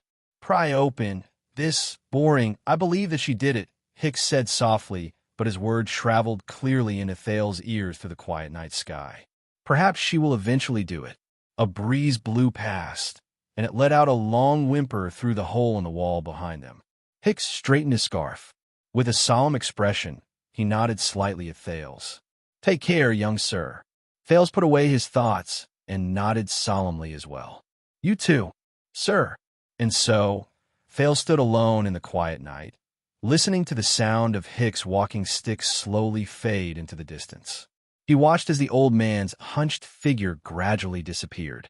He listened as Hicks boarded the dilapidated, shoddy truck, which was a stark contrast to Shield District, and explained to Kevin in a low voice why the teenager did not come. He watched from afar as the truck left under Kevin's whip and the dissatisfied neigh of the old horse, never to return. The prince greedily sucked in a mouthful of air in the cold wind of the night, but his lungs were frozen. Thales turned around in resignation. The problem he faced and the melancholy in his heart surged before his eyes again. From now on, he was alone again, just like in the past. Thales absent-mindedly kicked away a large piece of gravel that almost tripped him. He looked at the corpses Glee Ward left behind on the ground, and then at the grand scene of Shield District before him. He felt a headache coming on. All of Dragon Cloud City is looking for me. In fact, it was not just Dragon Cloud City. Lampar, Count Leaspan, Count Nazir, and all the vassals. What should I do? Thales scratched his head in pain. Go back to the secret passage. Look for Portray, hide in Shield District, and act according to circumstances? But I'm short on clothes and meat. Hey, brat. Thales raised his head in shock. Under the moonlight, half of a head with a worried expression appeared behind a broken wall in front of him to his left. A rough voice was trying hard to suppress its tone as it whispered, Why are you spacing out? Come here. Thales was stunned. He stared at the person leaning against the corner of the wall in shock. You are that Glee Ward? Asterisk bang. Asterisk the person behind the corner of the wall hit the wall in annoyance. The familiar wheelchair came slowly from behind the wall. Thales blinked. He could not figure out what was going on. Keep your King voice down. Glee Ward, who had just left in a huff, was now staring at him angrily. The veteran who had lost both his legs had an awkward and complicated expression on his face. He looked around warily from time to time. And where are your King manners? Why'd you call me that? That Glee Ward? Thales ignored Glee Ward's anger. He just stared at the other person in a daze and scratched his head, trying to figure out what was going on. But why are you? Glee Ward interrupted him from the wheelchair. His remaining eyes were filled with the words, I don't like the look of you. Shut up. Come with me. Go with him? Thales was stunned again. He did not understand the logic behind the other person's actions. But didn't you say that you would let me go and not take me for the reward? Hey. Glee Ward made a threatening expression like a wild beast. I said shut up. The veteran drove the wheelchair in front of Thales. He looked at the surprised prince and snorted coldly in displeasure. Aren't you going out of the city? Come with me obediently. Thales rolled his eyes 3 times. Out of the city? He smiled stiffly, waved his hand tentatively, and pointed in the direction where Hicks left. But didn't you just reject the old crow? The impatient Glee Ward's expression changed. He supported the wheelchair with his left hand, pulled himself up a few inches, and raised his right fist at Thales. Thales, who still had lingering fear in his heart, subconsciously took a few steps back and raised his hands in front of his chest. Wait! Glee Ward's fist stopped in midair. CK. Are you looking for a beating? The veteran said angrily without hesitation. Are you going out of the city to live or not? Thales' ears were ringing because of his loud voice. He felt dizzy and nodded subconsciously. Yes, yes. In the awkward atmosphere, the two of them stared at each other. One of them was furious, and the other was confused. A few seconds later, Glee Ward put down his fist, snorted, and turned his wheelchair around. Follow me obediently. Brat! He snorted in disdain. Thales, who was still in a state of shock, put down his hands. He shrugged, as if he had understood something, and followed Gleeward in a contemplative manner. Hence, amid the sound of wheels rolling over the gravel, the shadows of a wheelchair and a teenager slowly elongated on the rough ground of Shield District. They moved forward side by side under the quiet night sky. Asterisk slap, slap, slap. Asterisk Thales punched his left palm 3 times with his right fist. I understand now. While walking, Thales carefully observed Gleeward, whose expression was unpleasant. He seemed to be aggrieved, but also angry. The teenager seemed to have made a new discovery. There was a hint of surprise in his voice. In the end, you will still help me. You just don't want to admit defeat in front of the old crow. Gleeward's expression froze. Shut up. But Thales, who was immersed in his new discovery, did not care about what the old man said at all. His eyes lit up. And Hicks, that old crow intentionally made me stay. He also knows this. Hicks knows that you will definitely help me. So, Gleeward's expression became even more unpleasant. He gritted his teeth, slanted his lips, and twisted his face. He sped up the speed of his hands, pushing the wheelchair forward. Shut up. Thales took 2 steps forward and overtook the accelerating wheelchair. He turned around to face the veteran. Wait. Thales' eyes grew brighter. You know this too, don't you? You know that he knows that you will help me. As if his thoughts were exposed, Gleeward exhaled with a lifeless expression. As he pushed the wheelchair, he banged the wheel in dissatisfaction. Shut up. Shut up. Thales did not intend to shut up at all. He walked backwards with one hand over his chest and the other caressing his chin. He looked pleasantly surprised. So, you both know each other very well, but for some reason, you don't want to make it clear. Hicks, he also knows that he knows that you will help me. Gleeward, who could not take it anymore, raised his head in pain and wailed. Enough. The veteran stopped and fiercely cut Thales off. Shut up, shut up, shut up. Thales stopped talking and looked at Gleeward in puzzlement. Yes, I know, he knows too. Gleeward's face was filled with anger. He waved his hands at the sky. So what? He spat in a very unrefined manner and looked at Thales in annoyance. I also know that he knew that I knew that he knew that I would help you. Thales nodded solemnly and used his gaze to encourage him to continue speaking. F*CK. I'm going crazy because of you. Gleeward's words were stuck in his throat. His expression changed slightly. Can't you just F*King shut up? Thales blinked and revealed a resigned expression. Of course. The prince chuckled and scratched his head. But what you said might have, you also scolded my mother. Gleeward was immediately stunned.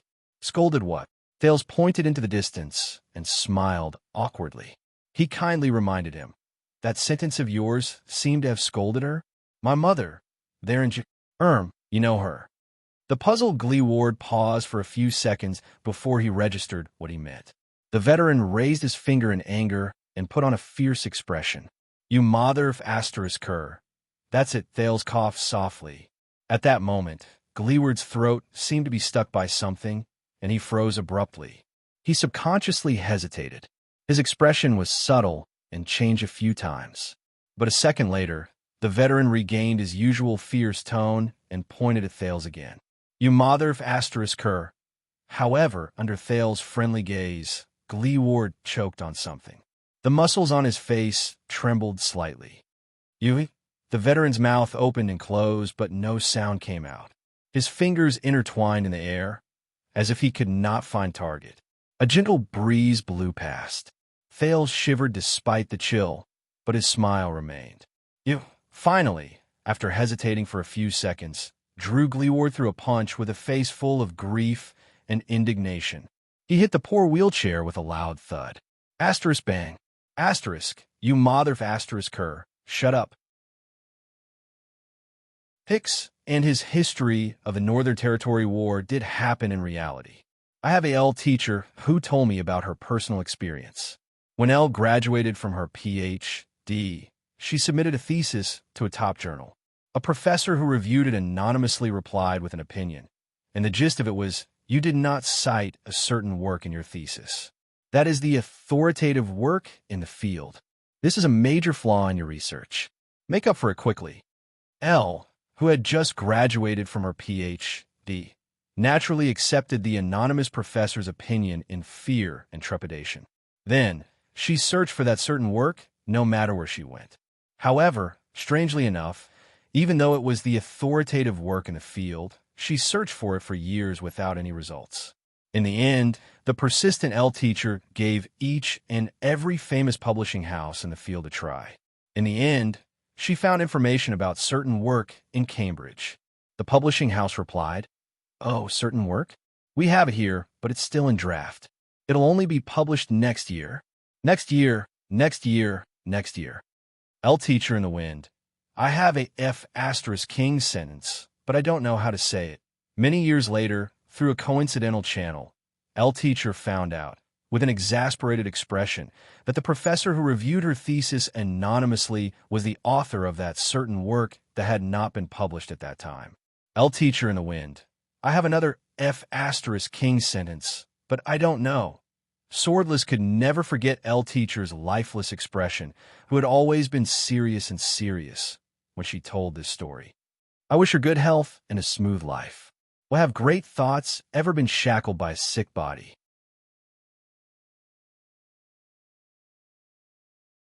Chapter 347. Reality proved that Gleeward was indeed the local tyrant of Shield District. Even if it was night, even if it was difficult for him to move around, even if Shield District was a maze of ruins with very few people, the veteran could still accurately find the small paths and find his way out after making several turns. Under the moonlight, Thales quietly followed behind him with his head lowered, pretending to be the person who pushed Gleeward's wheelchair. He watched as Gleeward moved through the streets and alleys without any obstacles, as if he was in his own backyard, jumping over fences and even making secret signals and hand signals to different people living in different corners. Thales kicked away a pebble by his feet and patted the dust off his body. He felt slightly sentimental. It had been a long time since he felt this way, especially since Shield District had turned into such a desolate scene. This was especially the case when Shield District was reduced to such a miserable state. It made him remember the days when he begged in the smelly gutters and alleys of Eternal Star City a long time ago. When they arrived at a single-story house with model bricks, Gleeward coughed and knocked on the door 4 times, twice quickly and twice slowly. Thales was surprised to hear a series of crackling sounds coming from inside the house. Did someone fall off the bed? Footsteps came from behind the door, followed by an impatient female voice. For Bright Moon's sake, if you want to buy something, can't you come tomorrow morning? Gleeward, who was in the wheelchair, spoke in a dull voice. Kurtz, it's me. The voice behind the door stopped. As the wooden door opened, a sleepy face appeared before them. It was a woman in her 30s. She had messy long hair and looked down at Gleeward from above. Her clothes were thin, and her eyes were misty. Her breasts were faintly discernible. She looked as if she had just woken up and stared at the 2 people in front of the door in confusion. Thales politely moved his gaze away from her breasts, which she could not cover. He suppressed the question of who she was and looked at Gleeward. Gleeward snorted coldly. Tell me, Kurtz, you didn't drink, or else I'll have to F***ck you awake. He glanced inside the house. And it's best if there aren't any girls here to measure your size. Just by relying on a cowardly cripple like you? We don't even know who's going to F***ck who. The woman at the door rubbed her eyes. It's not my fault that I'm popular with women. After all, I'm one of the few in Shield District. Wait. After seeing the person in front of her clearly, the woman's expression changed. Her hand behind the door dropped, followed by the heavy sound of metal hitting the ground. You're injured? I have a bad feeling about this, cripple. It's just like the first time we met. The woman named Kurtz put on a dejected expression, but when her gaze shifted to Gleeward's bandaged wound, she immediately frowned. Are you being targeted again? Gleeward nodded with a dark expression. It's still those idiots from the market in Sword District. The veteran pointed at his wound and said disdainfully, this time, they even brought the real deal. Kurtz leaned against the door frame and scraped her face with the palm of her hand, as if she wanted to scrape away her sleepiness. Got it. I'll stitch it up for you. She sighed and looked around cautiously. There was an annoyed expression on her face. Dragoncloud City is in such a mess, and they still have the time to mess with you. Damn it. Thales stared curiously at the disheveled woman who had a seductive body and a foul mouth. He thought about her relationship with Gleeward. And you cripple. I've told you 100 times, things are different now. Kurtz raised her head with a resigned expression. She advised earnestly, don't go out alone at night anymore. At least bring— Hey, Gleeward interrupted her, and his gaze became stern. I've already taken care of it and taught them a small lesson. Kurtz stared at Gleeward's expression, and her annoyed expression froze slightly. She asked tentatively, Your small lesson? Gleeward did not answer. Thales remembered the slaughterhouse he saw just now and blinked helplessly at a corner where no one could see. Yes, a small lesson. Kurtz seemed to understand what he meant. She then narrowed her eyes. I understand. Then we'll go to war. We won't stop until one of us dies. Her expression became solemn. She lowered her head and thought carefully. I'll look for Farron right away.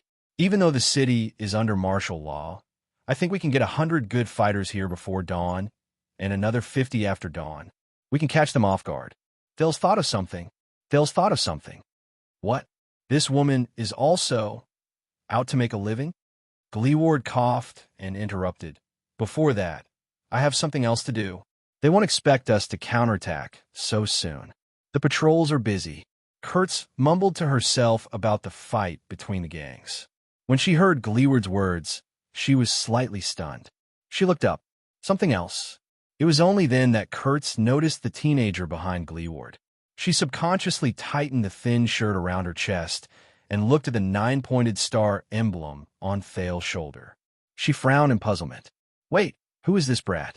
Is he a noble? Him? Come and meet Kurtz, Thales. Gleeward turned his head and looked at Thales. He extended his hand and gestured at Kurtz in a leisurely manner. The most unlucky tailor trader in Northland. Dr. G. The veteran pointed an ugly scar on his arm and sneered. My specialty is suturing. Thales smiled awkwardly at Kurtz. Hey, nice to meet you. As a tailor come doctor, Kurtz's face was filled with suspicion. Nice to meet you? Gleeward turned his head around and sneered in a self-deprecating manner. Stop guessing. He's that prince. Kurtz did not manage to react. She asked in puzzlement, which prince? Gleeward snorted. Which other prince could it be? The man in the wheelchair grinned. Wherever he goes, who's the unlucky one? The Prince of Constellation. Thales coughed softly and pretended not to hear her. In the next moment, as expected, the prince saw the puzzlement on Kurtz's face turn into shock. She froze on the spot. In the house, Thales sat on a chair and gnawed on the extremely disgusting rye bread in his hand, which was probably left over from a season ago. He looked at the similarly simple and dilapidated house.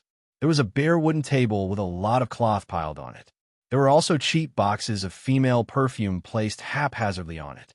Many patterns of clothes hung from the ceiling. On the floor, the table, and the bed, cloth and clothes were piled everywhere. Even undergarments were no exception. Needles, threads, scissors, measuring rulers, and coils could be seen everywhere. There was also a mirror with 3 cracks on the wall and a saw in the corner. Behind the door was a ferocious-looking June 1st. Now, Thales knew what the metallic sound was when the woman let go of his hand. Thales picked up the wooden bowl and drank a mouthful of water that had a slightly strange smell. He then looked at Kurtz. The woman's identity was already clear. She was a tailor. Thales sighed secretly. But a doctor? Sewing with one hand and sewing people with the other? Treating the sick, tailoring the clothes according to the person's needs. He looked at the ferocious-looking June 1st behind the door. Perhaps it's also a rape? Causing a gang conflict? The prince glanced at the unflattering style of clothes around him. Also, why does a tailor need a saw? With the evilest imagination in his head, Thales thought, no wonder she's so poor. On the other side of the house, Kurtz, who had finished dressing, sat on a wooden bed with a broken leg and was supported by bricks. She was arguing with Gleeward in a low voice, but did not escape Thales' ears. Are you crazy? Kurtz pushed aside a woman's long dress made of coarse cloth that hung above her head and looked anxiously at the calm Glee ward. It's not just the westbound street. From the city gate, the top of the city wall, the city walls, the gatehouses between the districts, and the key fork streets, they've set up checkpoints almost everywhere. The patrols have received their bounty, and they've been working overtime day and night, never slacking off. I heard that even places as far as Sunset Snow River's Ferry are no exception. Gleeward narrowed his single eye slightly. Is that so? Kurtz exhaled and subconsciously glanced at Thales, who was still eating. Over the past few decades, aside from collecting taxes, no one has paid any attention to Shield District and Hammer District. Even murder cases don't bother those men. The seamstress counted with her fingers and told Gleeward about the pros and cons, but today, it's not just the patrols. Even the White Blade Guards came to our door. Forget Spear District and Bow District, which have close ties with the nobles and the rich. Even the dozens of houses on Crazy Street in Hammer District were searched. Even the underwear of the dancers was searched until 10 at night. I heard that the search will continue tomorrow morning. Kurtz slapped him fiercely. In a very inelegant manner, she lifted one of her legs and placed it on top of her breasts, which were about to pop out. She allowed her other leg to swing freely under the bed. She gritted her teeth, and there was not a hint of a woman's gentleness. This is a major incident, Gleeward. It's definitely a major incident, comparable to what happened 6 years ago. Gleeward flashed a sarcastic smile. Thales took a bite of his bread. For some reason, he thought of Gines, the female officer from a long time ago. In comparison, the seamstress in front of him was obviously much more boorish, but she was just like Gines. She was not pretentious at all. But with how troublesome Thales' identity is, since Gleeward could bring me to her without hesitation. On the other side, Kurtz exhaled in pain. You heard how the Star Killer threatened us during the day. But it's not just us. She extended her finger in a very serious manner and spoke with great emotion, trying her best to make Gleeward understand the severity of the matter. Almost all the local tyrants or people with prestige in Spear District, Sword District, and Bow District have been informed. Whoever gets involved in this will be Dragon Cloud City's enemy. Gleeward sneered and said, Can those lackeys represent Dragon Cloud City? No, you don't know. The disciplinary hall even spread the word through a few disciplinary officers. Kurtz cleared her throat and glanced in their direction. She saw that Thales was still minding his own business and did not seem to have noticed them. Only then did she lower her voice and said, They said that whoever has news about the prince and the prince's whereabouts will receive the friendship of the disciplinary hall and the patrols. They will even turn a blind eye to it. In fact, if they help them find the prince, they will even get 3,000 gold coins. Kurtz gritted her teeth. Her facial features were scrunched up, and she extended 3 fingers with a trembling hand. At that moment, the motionless Gleeward's expression finally changed. His remaining eye widened to the size of a pigeon's egg. Thales frowned slightly. Gleeward raised his head abruptly. 3,000? The seamstress smacked her lips and gestured in Thales' direction. Her sparkling eyes inadvertently showed a hint of greed and charm. Think about it. After a second, Gleeward desperately tucked his jaw away, which was about to fall to the ground. He coughed unnaturally. "Umph," the veteran said sternly. Do I look like a money grubber? Do I look like the kind of person who would be tempted by a few gold coins? Kurtz's smile fell. She looked at him with a complicated expression. Gleeward was a little embarrassed by the woman's gaze. He turned his face away and said sternly, We want to send him out, that's all. When he heard this, Thales ground his lips with his upper molars. He was in a strange mood. Kurtz exhaled. There was a look of pity and hesitation on her face. Both of them were silent for a while. Thales took the opportunity to force himself to swallow the last mouthful of the disgusting bread. They will soon suspect this place. The seamstress sat on her bed and crossed her arms worriedly. Even though Shield District isn't easy to search, they'll come sooner or later. It's in ruins, and it's a mess. Is there a better hiding spot than this? Gleeward raised his head and frowned. That's why we have to send him out as soon as possible. When Kurtz heard this, she sighed. This is a deal that will cost all of Shield District and Hammer District. You better have a good reason. Gleeward was silent for a few seconds. I want to send him out. He said faintly. That is the reason. Kurtz was slightly stunned. The woman's expression was solemn. She stared at Gleeward quietly. Gleeward pursed his lips in his wheelchair. God. After a while, Kurtz covered her face in pain and lay on the bed. Cripple, sooner or later, I'll be dragged to the gallows because of you. Yes, you'll be dragged to the gallows. Gleeward snorted coldly. Then what are you doing? Kurtz pulled the blanket over her. She trembled slightly in an exaggerated manner and let out weak sobs. Thales looked up without batting an eyelid and observed the exit in the house. 3 seconds later, forget it. Kurtz lifted the blanket and sat up with great difficulty. She extended a trembling finger in anger and pointed at Gleeward. Let me tell you, you stupid cripple, from now on. The poor seamstress had a sorrowful expression on her face, as if her life had come to an end. I really King fell in love with the gallows. Kurtz looked at Thales with a look of disdain. She stared at his dusty face, which was a combination of luxurious clothes and luxurious accessories. It's telling everyone that you're that damn prince. Thales looked at Kurtz, who was standing in front of her, with a face full of disdain. Thales shrugged and ignored her malice. He stayed away from a bunch of women's summer dresses with strange styles and readily grabbed a set of shabby and ugly linen clothes. He removed the complicated leather belt and replaced it with the simplest and cheapest belt made of coarse cloth. He kicked off his leather boots and put on the linen clothes he had not touched for a long time. He then picked up a pair of scissors and cut his hair into the shape of a bird's nest. That was not all. Thales also wrapped the dagger scabbard, which had the words, "A king does not rely on his bloodline," written on it, in circles and circles of inferior black cloth, until its original appearance could not be seen.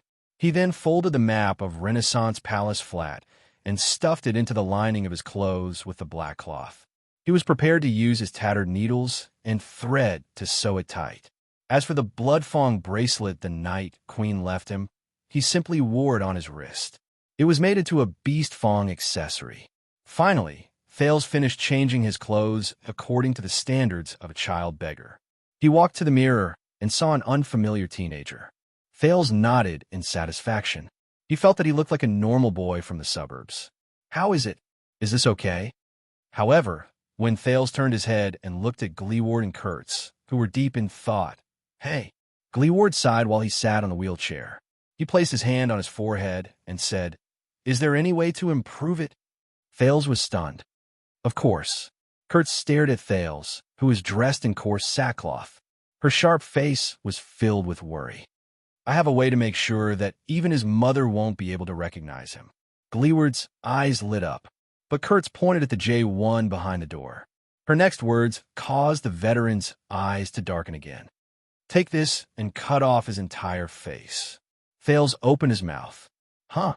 Under Thales' stunned gaze, Kurtz sighed and shook her head. She crossed her arms and sized Thales up.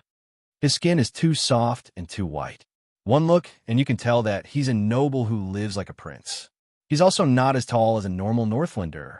He'll be recognized no matter what he wears." The woman shook her head in pain. Something like sneaking out of the city. The three of them sighed at the same time. "Dung cart." Gleeward frowned and said something that shocked Thales. "Summon Sage Asterisk T-Man Angier.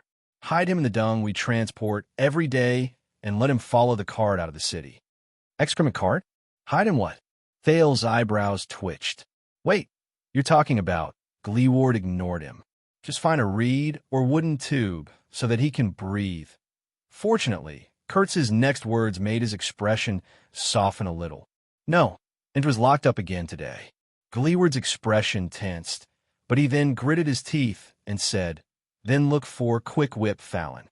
They have to transport the excrement. We have to stuff him in."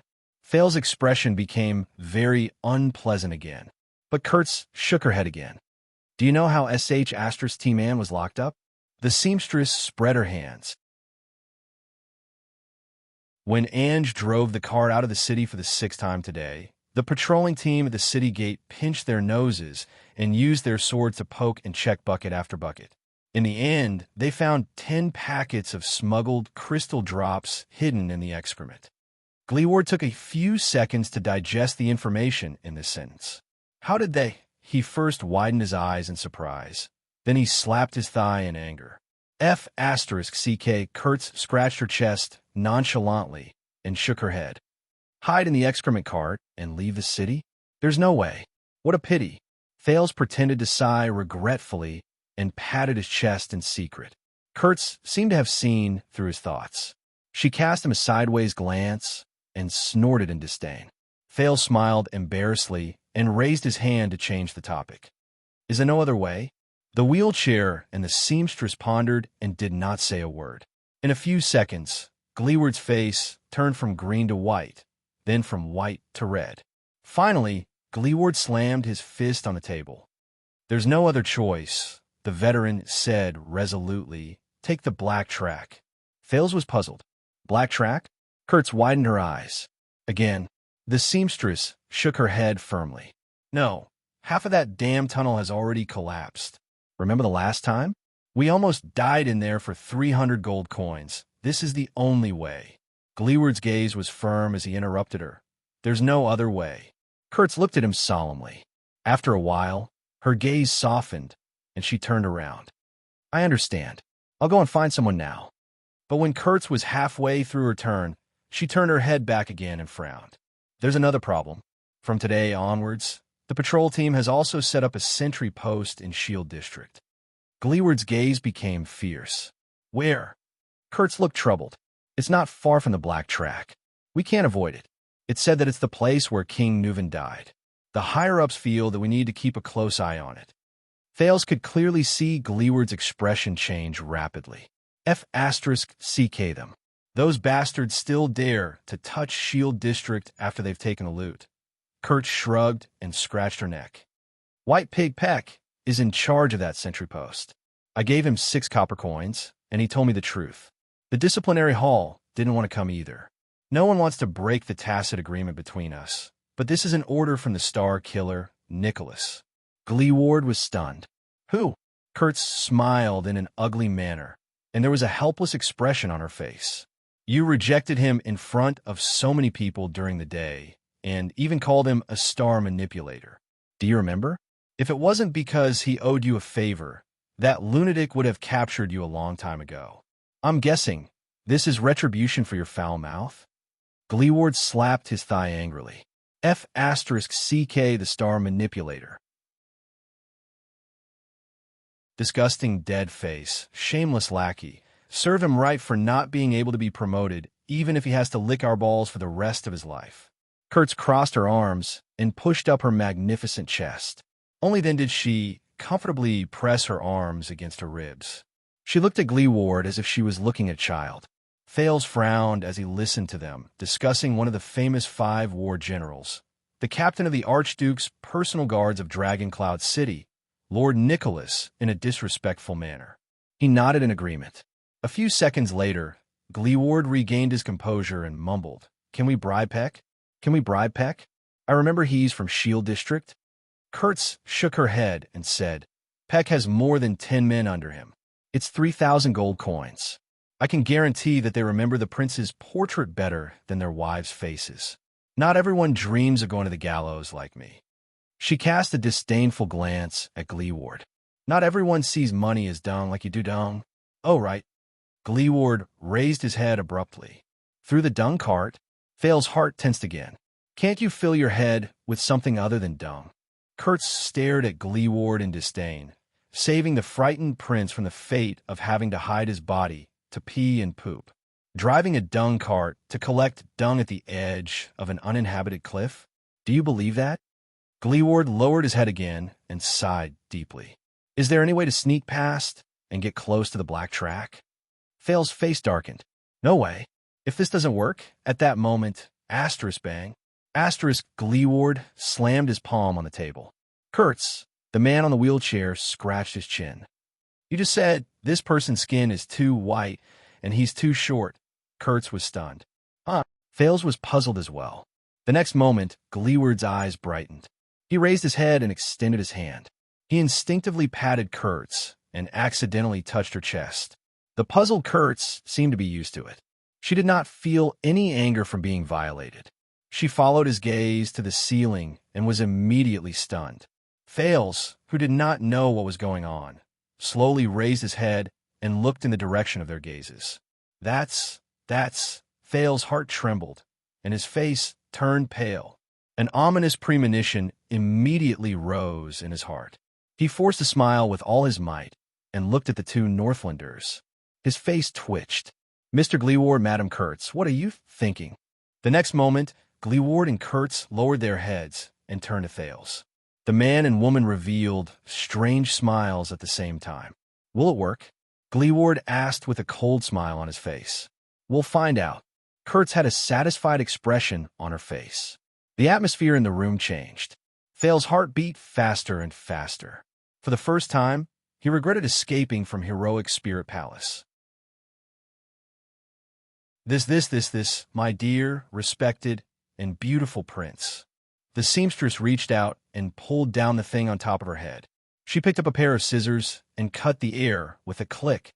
She smiled maliciously and said, "A dung cart or this? Which one will you choose?" Tom seemed to have stopped for a long time. Thales stared at the clothes and Kurtz's hands in a daze. He blinked. His gaze was fixed on Kurtz's hands, and he felt his entire body tremble. The sin of Hell's River that would only appear in a life-and-death situation surged madly into his limbs. He saw the seamstress' hands. That's a wrinkled woman's laundress.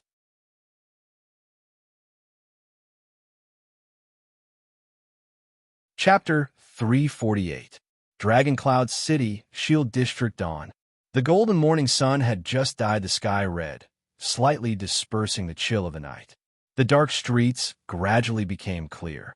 Shield District, which seemed to be empty, finally gained some life. At the very least, there were more people walking the streets. This street in Shield District was the center of the disaster. The houses were scattered, the terrain was empty, and there was almost no cover. There were even rumors of ghosts being haunted at night. "Look at how listless and cowardly they are." Gleeward hid behind a low fence and stuck his head out to look at a small patrol sentry post in the distance. He stroked his wheelchair in dissatisfaction. Do they think they can catch the prince like this? Does that dead face know that his orders are being carried out like this? At the center of the street, a few soldiers from Dragon Cloud City's patrol unit leaned against the eaves of an abandoned house. They yawned and extinguished the fire, waiting for their comrades to come and take over their shift. Occasionally, they would glance at the passers-by around them and greet those they knew. Because this is Shield District, the sentry posts leading to the city gate and gatehouse are not like this. They can't wait to search the girls' private parts. The neatly dressed seamstress, Kurtz, was on the other side of the low fence with Gleeward. She put a blade of grass in her mouth and said in annoyance, "And isn't this a good thing? It makes our plan easier." Kurtz crossed her arms and turned to a teenager beside her in displeasure. "By the way, are you really not going to consider dressing up as a girl?" The handsome teenager dressed in sackcloth beside her blushed and shook his head vigorously. "I've said it a few hundred times." Thales, who was leaning against the low fence, blushed. "We only have one night. Even if we put on the best makeup, the girls' expressions, habits, behavior, and mentality are all developed step by step over a long period of time. They're carved into their bones. Without enough training and habits, how can I succeed?" Kurtz looked disappointed. The blade of grass in her mouth swayed up and down. Yes, in the end, under Thales' fierce objection, last night in Kurtz's house, the suggestion about him disguising himself as a girl was left unsettled. Let's think about it again. Kurtz did not seem to be willing to give up on her last shred of hope. Even though it was just a few minutes before the operation, she still propped her arms up and stuck her head out. She looked at Thales with an expectant expression. "My father used to be a coroner, and I grew up among piles of corpses. I'm very good at putting makeup on the dead." "Stop."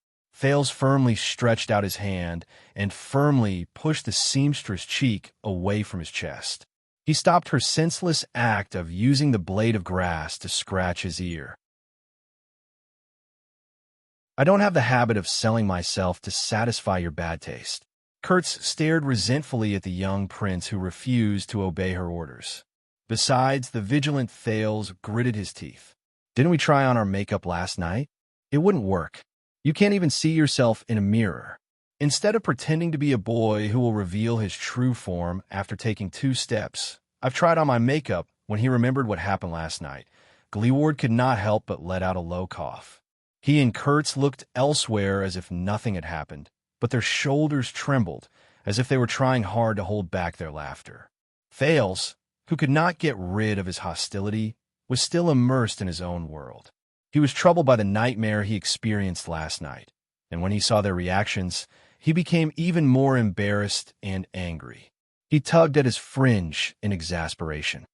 And my hair? Look, I just cut it messily last night. And what about my voice? Thales deliberately crossed his arms over his chest and twisted his waist. With a croaky voice, he pinched his voice and said a few times, "I'm sorry, I might have a hoarse voice, but that's a problem I got from mining when I was young. I'm actually a girl. What kind of joke is this?" When he said this, the prince's expression changed drastically. He looked at the 2 people beside him, who had strange expressions on their faces, with righteous indignation. Gleeward rubbed his nose awkwardly. On the other side, Kurtz shook her head slightly and clicked her tongue. If someone told you that a man who has never received any training and has no daily experience can perfectly disguise himself as a woman, and not only will no one recognize him, but he will also be incredibly charming, making those of the same gender extremely jealous, and those of the opposite gender fall head over heels for him. Thales looked enraged. Then he must have read too many crappy night novels, or he hasn't had a girlfriend for too long. Gleeward, who was in the wheelchair, and Kurtz, who was sitting cross-legged, leaned back in their original positions with flagging interest. Thales was left behind, panting with rage as he digested his grievances alone. In the distance, a patrol team of 10 people walked over slowly. They completed their morning shift with the inspection sentry post that was temporarily set up. Gleeward and Kurtz exchanged glances and nodded. The veteran regained his serious expression. "Brothers, are you ready?" "Yes, I called over 20 people from the blacksmith shop to the farm. They're all people who can't leave the city for the time being because of the lockdown." Kurtz rubbed her hands together with an expression that said, "Don't worry, they think this is a trap to deal with those bastards in the market." Actually, that's not wrong. When he remembered last night, Gleeward exhaled harshly through his nose in indignation. "Once this is over, I wanna... All right. When it's time, there will be a fight here." Kurtz looked at the situation around her and interrupted Gleeward. There was a cautious look on her face, which was rarely seen on her face. "Drag that sentry post into it as well. Hey, you." Gleeward gestured at Thales with his chin. "And we'll take advantage of the chaos to go to the black track." Thales cast a glance into the distance and swept his gaze over the sentry post that was not very tightly guarded. He nodded. He suddenly noticed that their destination was the Cliff of the Sky, which was located at the bottom of a row of cliffs in the distance. It was the place where King Nuvan died. When he thought of this, Thales' mood suddenly turned cold. After this matter is over, there will be quite a number of people who will be locked up. Kurtz sighed. Haven't they been locked up many times before? Gleeward licked his lips. His eyes sparkled. It's a good chance for them to avoid the limelight. Understood. Kurtz shrugged. She glanced at Thales and clicked her tongue in resignation. What a pity. Thales, who was anxious, glared back at her fiercely. He was certain that compared to not being able to see the male princess of Constellation, the seamstress did not feel pity for the group of people who were about to be locked up in prison. Thales looked in the direction of the cliff and asked curiously, "What is the black track you've been talking about?" Kurtz snorted softly. The grass in her mouth flipped over. "That's the only way for you to escape from Dragon Cloud City." "Why is it called that?" Gleeward turned his face around. "It's been called that since my grandfather's generation." He said that his grandfather also called it that way. As you can see, one of the entrances is at the bottom of the Cliff of the Sky. The path is complicated, and people who are not familiar with it will not be able to find it. We used to use it to transport contraband, but it's too narrow and the efficiency is very low. At the bottom of the cliff, Thales frowned as he stared at the familiar-looking cliff. His gaze followed the outline of the mountain and moved upwards. Unsurprisingly, he saw Raikuru's huge statue. 6 years ago, it was there. So the black track is a small path that passes through the belly of the mountain. It leads out of the city. Thales narrowed his eyes, trying to get a clearer look. Is it natural or is it man-made? God knows. Kurtz looked at him disdainfully. To dig a tunnel that goes through the cliff of the sky and connects the inside and outside of Dragon Cloud City. Perhaps it was dubbed by the Great Dragon. Thales clicked his tongue and did not say anything. The older generation is very respectful of that place, and they do not dare to approach it easily. Kurtz snorted softly. They say that it's a forbidden place in Dragon Cloud City, where the Master of Mountains resides. Even the nobles don't know about it. But 18 years ago, the men followed the king to Constellation to fight a war. The war lasted for more than a year. No one farmed, no one hunted, and no one herded. The taxes and military contributions became heavier and heavier. Forget the farmers and hunters outside the city. Even the old, the weak, the women, and the children in Dragon Cloud City could not live on. The winter that year was especially cold, and there was not enough firewood. The nobles had to be prioritized, and they did not even have enough gifts from the mountains. Thales fell silent.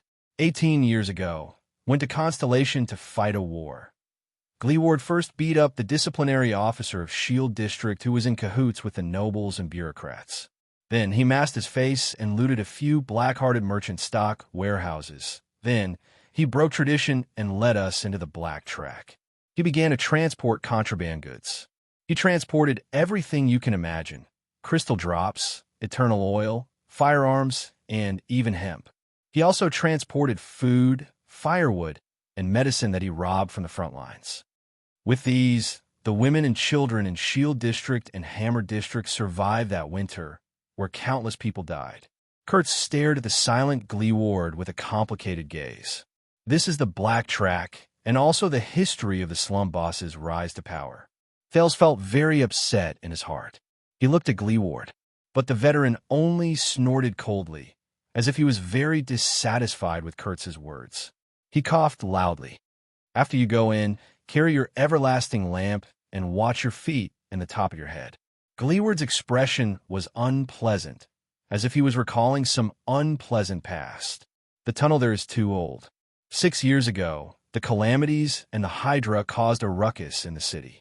The earth shook and most of the black track collapsed. We don't know when the rest will collapse. Thales felt a chill in his heart. Calamities. Calamities again. The three people behind the low fence were silent for a while. The calamities, the prince said resentfully, brought about quite a lot of disasters, didn't they? Gleeward's hand, which was holding the wheelchair, suddenly tightened. Disasters? Kurtz laughed sarcastically. Disasters? You can look around you. The seamstress expression turned cold. But you can't imagine what it was like that day. She kicked away a piece of gravel beside her feet. Son of AB *TCH. Thales lowered his head. He did not look at the gravel, broken wood, dust, and debris piled up around him. He did not look at the abandoned houses, the dust-covered wells, the collapsed rotten wood, and the cracked ground. There was even a faint stench in his nose. This is Shield District. I can't, Thales said in a low voice. I told you that year. I was here. I saw how Shield District was destroyed, and I saw the people who died. But before he finished speaking, he felt an itch in his ear. Thales was shocked. He instinctively sat up to avoid Kurtz, who was tickling his ear with a grass root. There should be a limit to boasting. The seamstress waved the grass root in amusement. How old were you 6 years ago? Thales was stunned. You even saw Shield District's destruction. Why don't you just say it? Kurtz said with a mocking expression. Back then, you single-handedly and fearlessly killed the Blood Calamity and saved Dragon Cloud City. Wouldn't it make you look more impressive if you boast like this? Your Highness? Thales' face turned green and red. He slid down against the low fence like a deflated balloon. It's nothing. At this moment, Gleeward spoke airily. It was never about destruction. Both of them were stunned. They turned to look at the veteran. The calamities did not harm those who died either. They were lucky to a certain extent. They left forever in an instant. The man in the wheelchair stared ahead with steely eyes. What the calamities left behind was torture for the living. Gleeward slowly raised his left hand, which was missing 3 fingers. His gaze was unfocused. Fales and Kurtz instinctively turned their heads. "Do you remember the boy who drove the car last night who made a fuss?" Fales paused. "His name is Kevin." Gleeward snorted lightly, completely unbothered. 6 years ago, he was an apprentice in a blacksmith's workshop in Hammer District. Kurtz sighed. "Cripple." But Gleeward ignored her and continued to speak. That day, the day the calamities appeared, Kevin came to Shield District happily, brought a bouquet of flowers, and met his lover in secret. Gleeward stared at an abandoned well in the distance, which only had its outline left. Next to it was a collapsed stable, and dried feces could be vaguely seen. They were discovered by her father. "I know that old man. He used to serve in the glacial centuries, and his skills were not just for show. What's worse is that he has a bad temper, and he values his daughter very much." When he said this, Gleeward smiled softly. The smile lines at the corners of his eyes were natural and smooth. Fales and Kurtz listened in silence. Poor Kevin screamed as he was whipped all the way from Shield District to Hammer District with his belt. Everyone on more than 10 streets knew about it. Their laughter was so loud that even Big Leatherbelt's big yellow dog chased after him for a few hundred meters. Gleeward's laughter was very cheerful. Kevin came to me and said a bunch of nonsense in a wrong manner. He said how much he liked the girl, that he wanted to become a good blacksmith, open a workshop, save enough money for his betrothal gift, and then tell the truth to his lover's father. The veteran shook his head with a disdainful expression. I still remember how stupid he looked when he said those words. I also remember how angry Big Leatherbelt looked when he came to settle the score with him. I also remember how Kevin crawled out of the closet after I tricked Big Leatherbelt into leaving. His face was full of indignation and ambition. Gleeward paused for a few seconds, and yet the smile on the veteran's face slowly melted. It was like ice that had come into contact with sunlight. Gleeward stared into the empty distance and was lost in thought. Kevin, when he returned to Shield District the next morning, that's all. The loud voices unique to Northlanders when they negotiated prices came from afar. A rooster crowed indignantly at the sky. Together with the chirping of birds in the morning, it made Shield District seem incredibly quiet. Gleeward's teeth chattered a little. The girl Kevin liked. The future father-in-law that he hates to the core, including the Northlanders on the streets who watched him make a fool of himself. The veteran's gaze was dim and his voice was hoarse, including that annoying big yellow dog who barked for 20 hours every day. Gleeward stared at the brightening sky absent-mindedly and said subconsciously, "All gone." Fales and Kurtz leaned against the low fence without moving. It was as if time had stopped. All of Shield District. The veteran lowered his head and picked up a piece of gravel from the ground. He could vaguely tell what it was made of. This is the only thing left. This is what they are. These are the things that the calamities left behind for the survivors. Fales exhaled slowly. His expression was stiff. When you see Kevin laughing heartily in the future, don't forget that this is the story behind him. Gleeward's gaze became serious, and a flame that had cooled down for a long time burned his eyes. Gleeward snorted coldly. "So, when you meet the survivors of the calamity, help them. Don't say that you can imagine it. Don't say that you understand their pain, and don't say that you can feel it, even if you are really the savior." The veteran turned his head slightly and stared at the silent Fales with a cold expression. "Because that is very hypocritical." Fales opened his mouth to speak, but in the end, he could not say anything. *slap. Gleeward placed his hand on Fales' shoulder. "Also, if you really become the king in the future." Gleeward's expression was very serious, and Fales could even feel his hand trembling slightly. "Become one of those high and mighty lords. I know what you nobles know. I don't believe that those calamities are the messengers sent by the legendary gods to punish the world, or those legendary anti-mystic equipment. You must have a way to deal with them. Thales stared at the veteran in front of him in a daze. Gleeward's expression was ferocious. Remember, gather all your men, all your strength, all your weapons, and find those calamities. No matter where they hide, find them. Find them all. Find them all. The prince's heart was in a mess. All sorts of emotions surged in his heart at the same time, and it was rather unpleasant. At that moment, Gleeward gritted his teeth, and his aura was chilling. From top to bottom, hunt them all.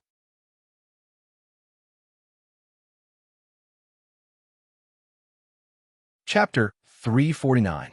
In the next second, Gleeward pushed Thales away and looked elsewhere. His breathing quickened. Kurtz coughed softly. I see Kevin. Kurtz shook her head to the left.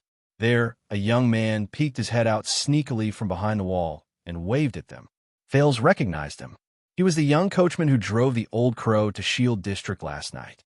Perhaps it was because they had just finished talking about him, but when the three of them saw Kevin, their expressions did not look too good. It was as if they'd been caught talking behind someone's back. I'll go make the final confirmation. Wait for my signal. Kurtz spat out the grass in her mouth, patted the dust off her hands, and stood up. Her originally rascally temperament instantly became neat and tidy.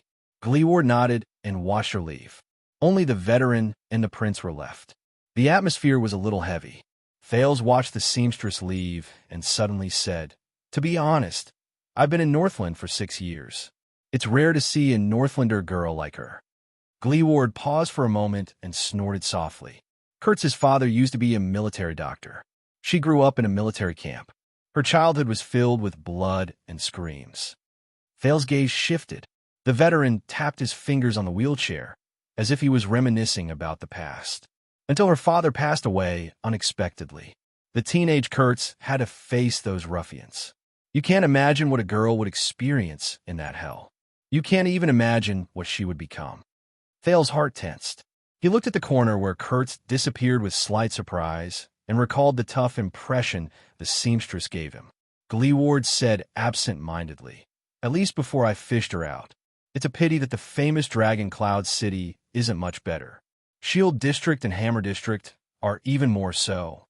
At that moment, the tough veteran seemed especially tired, as if he had just gone through a great battle. Thales inhaled slowly. No wonder. Gleeward snorted softly and shook his head. You were born noble. It's hard for you to imagine everything going smoothly for you. But do you think she was born with a mouth full of vulgarities, a temper that's hard to tame, and no sense of gentleness at all? Do you think that she doesn't want to put on glamorous clothes and makeup, sit in a warm, splendid palace, and enjoy a sumptuous dinner and a man's love like a regular noble lady from the north? Gleeward tightened his grip on the wheelchair. The remaining 3 fingers on his left hand trembled slightly.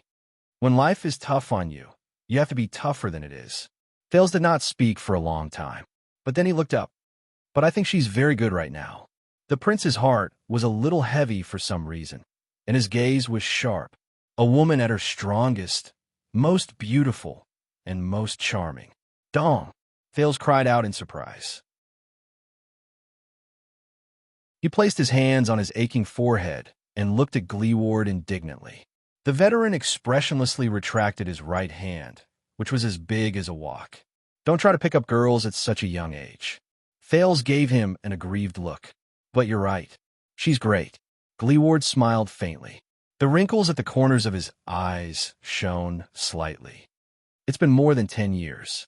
Kurtz has been our brother for a long time now. Thales rubbed his head hard and said in annoyance, "Just brothers. She'll be very disappointed." Gleeward cast him a glance, whether it was intentional or not, but he did not speak. A few seconds later, the veteran suddenly spoke. "What kind of person is your father?" Thales tensed up. "My father?" Gleeward turned his face to the other side and shook his head. He shrugged as if he did not care. "Yes." The prince blinked. "That's a memory from too long ago." Thales frowned and answered rather hesitantly. "He's a king. Asterisk dong. Asterisk the second time." Thales held his head with tears in his eyes and watched indignantly as Gleeward retracted his right hand. Why? Gleeward was rather exasperated. F***CK. Who the hell doesn't know that your father is a king? Say something else, something useful, all right? Thales gritted his teeth. Don't touch me again. Something else? The prince was about to speak, but a thought came to his mind. Why do you want to know this? Gleeward coughed and turned his head around in a seemingly normal manner. Oh, about that. You know, the two kings of Extet were despicable and shameless bastards. The veteran shrugged a second time, completely unbothered. He rubbed his back against the wheelchair. I was just wondering if the King of Constellation is the same. Thales revealed a doubtful gaze. But the old crow said that you don't care about high-level politics. Gleeward's expression changed. Yes, I suddenly changed my mind. It's not a bad thing to know more. The next time we meet, I can mock him instead. The veteran shrugged a third time. Thales stared at Gleeward thoughtfully. Then Gleeward coughed in embarrassment and turned his face away. Thales asked tentatively, "But didn't you say that you don't want to see him again, Hicks?" Gleeward's face turned red. "It's none of your business." Of course, but Thales carefully observed Gleeward's side profile and narrowed his eyes. Why does it have to be my father? Gleeward's expression froze. Oh, come on. He waved his hand and interrupted Thales in annoyance. You know, forget it. Forget about it. Gleeward snorted coldly. It was obvious that he was extremely displeased. Who the F***CK cares about your king daddy? The veteran crossed his arms and turned around. While shrugging for the fourth time, he angrily muttered to himself, "He's just another precocious, young, rich, handsome, charming, and domineering gigolo." Thales stared at him quietly and smiled. What about Thurin? Gleeward trembled slightly. Huh, you heard what I said. Thales sighed. What about my mother? What kind of person is she? This question caused him to wait for an exceptionally long time. After a long while, Gleeward curled his lips and shook his head in disdain. Your mother? Huh, that annoying little girl with a crooked brain. The veteran in the wheelchair revealed a complicated and indecipherable expression as he spoke nonchalantly. She's best at causing a lot of trouble and provoking everyone, fooling everyone into cleaning up after her. Thales nodded. Including you? But spare me. Gleeward shook his head and sneered. I hate her the most. Thales smiled faintly. You and Hicks were once slaves in the desert, right? This question seemed to have poked Gleeward's sore spot. Hey, he bounced a few inches on the wheelchair. He was very annoyed. I don't care what the old crow told you. Gleeward pointed at Thales with a hostile expression. I agreed to help you with a small favor, but that doesn't mean we're very close. Stop with that. I'm your good friend, that emotional trick. Thales blinked helplessly to show that he understood. The two of them leaned back in their seats again and waited for Kurtz's signal. Then Gleeward spoke again. Hey, the old crow didn't tell me much, but judging from the direction you're going. Gleeward seemed to be unable to recover from his rage naturally. He said stiffly, You're going to the desert, aren't you? Thales' heart tensed. He spread his arms and only smiled with his eyes narrowed. But Gleeward seemed to have seen through his thoughts. He snorted softly. Listen, if you want to enter the desert, you'd better have a skilled guide, or else. Gleeward shook his head disapprovingly. Thales thought of something. Is the desert really that scary? Orcs or barren bone people? Both. Gleeward twitched the corners of his lips, and his gaze was sharp. Orcs, they can crush your skull as effortlessly as we smash eggs. As for barren bone people, it's hard to say. Those guys are very strange. Strange, but your greatest threat is far from them. Gleeward's expression was solemn. It's the desert itself, the sun, the yellow sand, and the demons who constantly whisper in your ears. Lie down, sleep, dream, and never stand up again. The veteran's expression began to drift into the distance again. Thales looked at his side profile and remembered something. You've been to the desert before, haven't you? Gleeward nodded absent-mindedly. When I was a soldier, I went there to fight. Thales frowned slightly. And? Gleeward raised his head. And?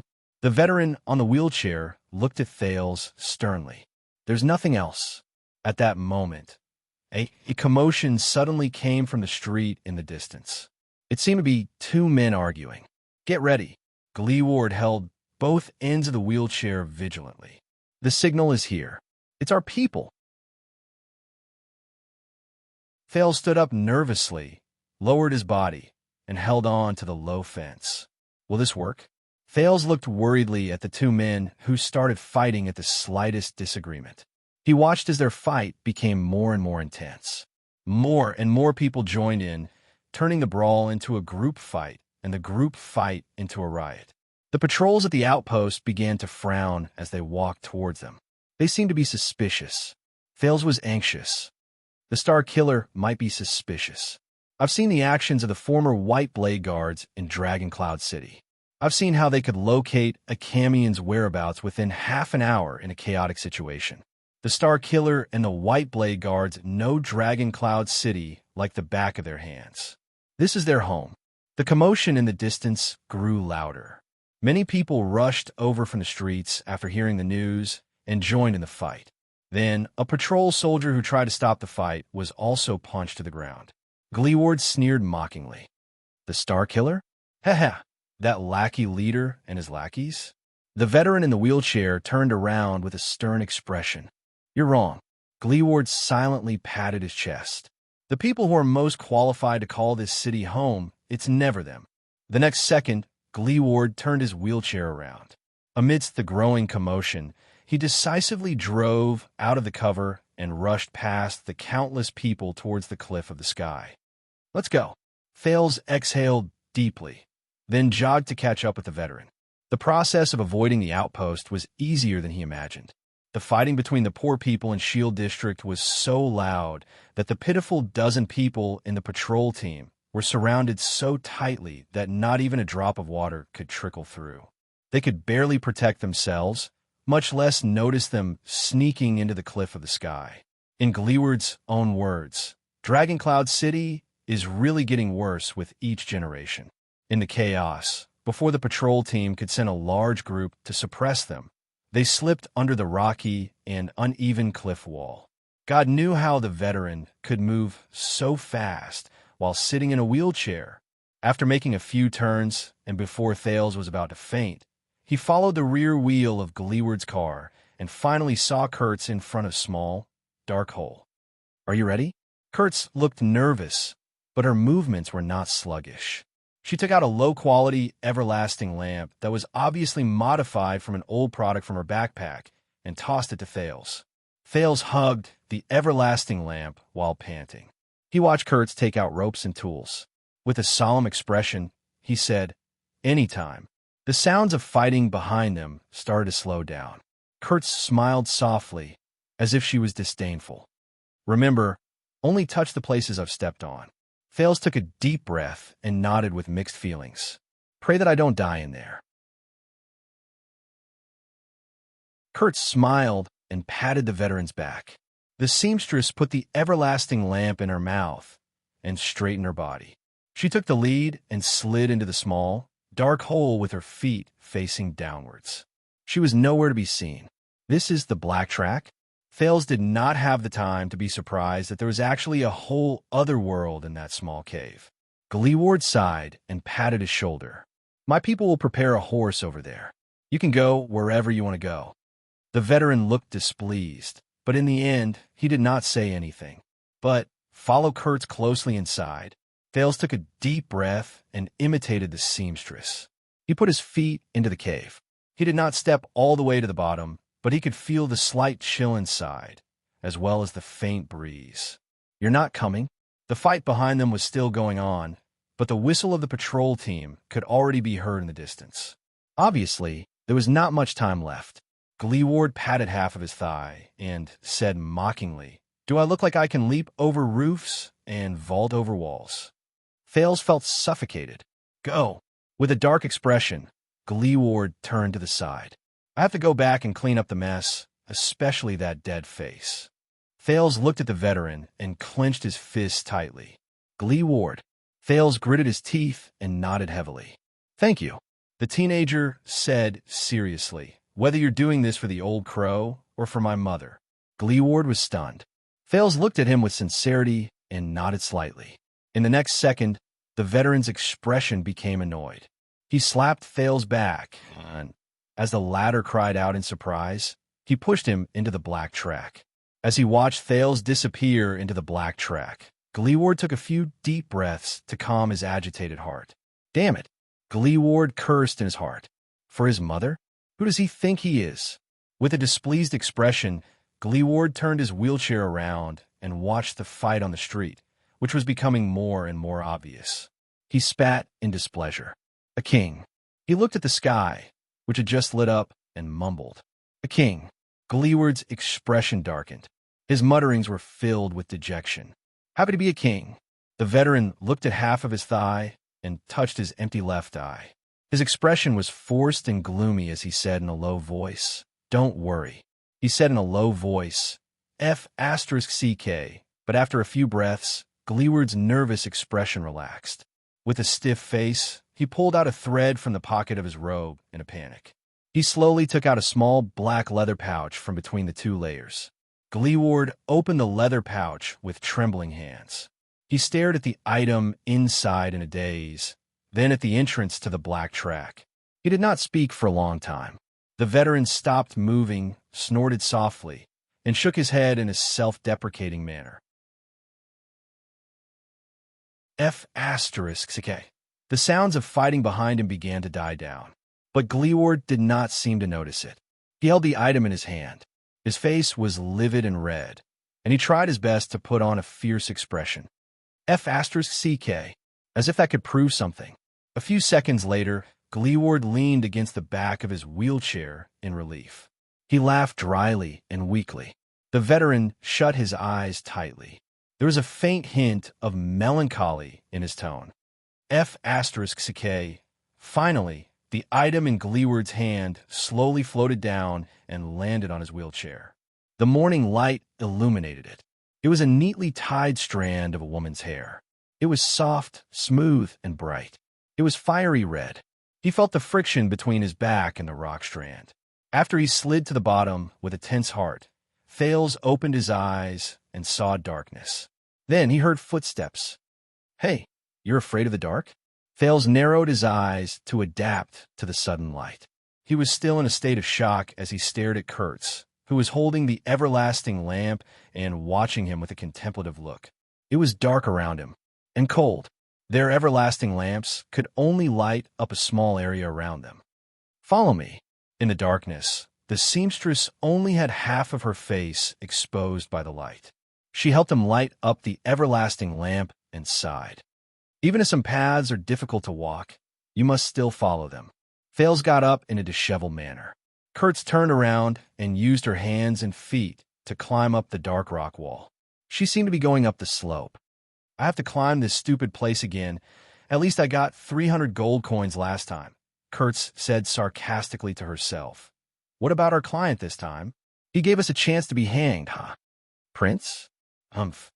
Thales could only pretend that he did not hear it. The black track was narrower than Thales had imagined. Just as he was about to reach for the everlasting lamp beside him, his arm crashed against the rock wall. Asterisk thud. Asterisk Thales hissed and rubbed his sore spot. He did not dare to be careless anymore.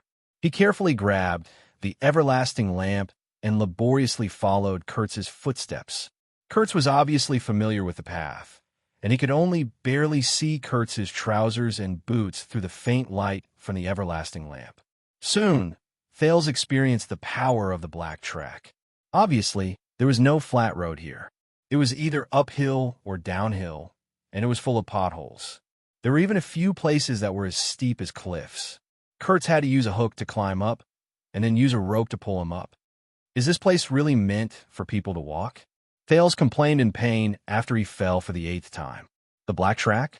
It wasn't this hard to walk in the past. Kurtz chuckled in front of him. But, the Calamities played with stones in Dragon Cloud City when they had nothing to do, and they caused half of this place to collapse out of nowhere. Blame it on them. They bumped into things everywhere in the darkness along the way. Thales even fell or slipped several times due to his inexperience. If it were not for his rich experience in wrestling when he was young, Thales felt that he would have been badly battered by now. "Be careful, don't fall again." Kurtz's voice came from ahead of him. Thales blushed and felt the rock straight around him even more cautiously. "Thank you." Kurtz snorted. "I'm not talking about you. I'm talking about that everlasting lamp. Who cares if you fall or not?" Thales raised his eyebrows and rolled his eyes in the darkness where no one could see him. "The ventilation here is terrible. You'll suffocate if you use a torch." Kurtz chuckled as she led the way. "And it's too dark here. If you break the everlasting lamp, you won't be able to get out without light." Speaking of which, Thales thought of something. "I have an idea." He snickered in his heart. The sin of Hell's river responded to his call and surged into his eyes. As the blood vessels around his eyes surged, Thales watched with satisfaction as the dark scene before him slowly brightened. Even though there was only a slight flow of cold air in the cave, Thales felt his vision become much clearer. Thales only felt that his vision had become much clearer. Many of the obstacles that could not be seen in the dark could now be avoided beforehand. Hence, he quickly caught up with Kurtz, and this made the seamstress look at him in a higher light. "You got the hang of things pretty quickly." Thales could not help but feel a little smug. He began to pay attention to his surroundings. "Oh, there are words here." Thales flipped over a rather flat rock platform. Through the sin of Hell's river, he saw strange words on the rock wall. "Huh." Kurtz, who was feeling the way ahead, asked in puzzlement. "Why didn't I notice it?" Thales paused for a moment. The sin of Hell's river continued surging. He narrowed his eyes and touched the words carved on the rock wall. "August 20th livestock food." He read the words on it in a low voice. Thales' expression became serious. "The ancient empire." Kurtz climbed up a protruding rock and asked curiously, "What words?" "The words on these rocks are the language of the ancient empire. This writing style is not that of the final empire. It's from the ancient empire from a much longer time ago." Thales blinked and recalled the ancient empire's alphabet that Gilbert taught him a long time ago in bewilderment. This tunnel has a history of at least 1,000 years, or even longer. At least at that time, Northland was still under the rule of the ancient empire. "No." When Thales saw a new sentence, he immediately overturned his thoughts. His curiosity was piqued, and he said excitedly, "It shouldn't be that old. I noticed that there's some words and usage of the lingua franca mixed into these words. It seems to be a record of supplies and inventory." Kurtz laughed dryly. The seamstress seemed to be doing something that required a lot of energy. Perhaps she was rock climbing. She said perfunctorily, "Yes, it's really, really awesome. Now, move your butt and continue walking." Kurtz finally climbed up a huge rock. She panted, stuck her head out, and extended her hand towards Thales.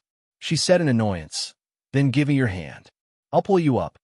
Thales raised his eyebrows, glanced at the figure above him, and continued moving forward. But he immediately froze. "Wait." Thales raised his head again and looked at Kurtz, who was above him, in disbelief. The everlasting lamp only illuminated a small part of the rock wall around her. The rest of the rock wall was pitch black. But when he saw the scene before him clearly, Thales was suddenly shocked. He blinked in astonishment. In his field of vision, which was as dark as day due to the sin of Hell's river, on the rock stratum above Kurtz's head, suddenly, there was another person. It was a man. He wore an ancient-looking armor and had complicated braids. His face was thin, and his mouth was open. His eyes bulged out, but there were no pupils. There was only white in his eyes. He looked like a corpse. Thales noticed in the faint chill that there was only black and the golden light from the lamp in the dark black track. But the man was brightly colored. He wore a dark green shoulder armor, a bright silver chainmail, and a dark red belt.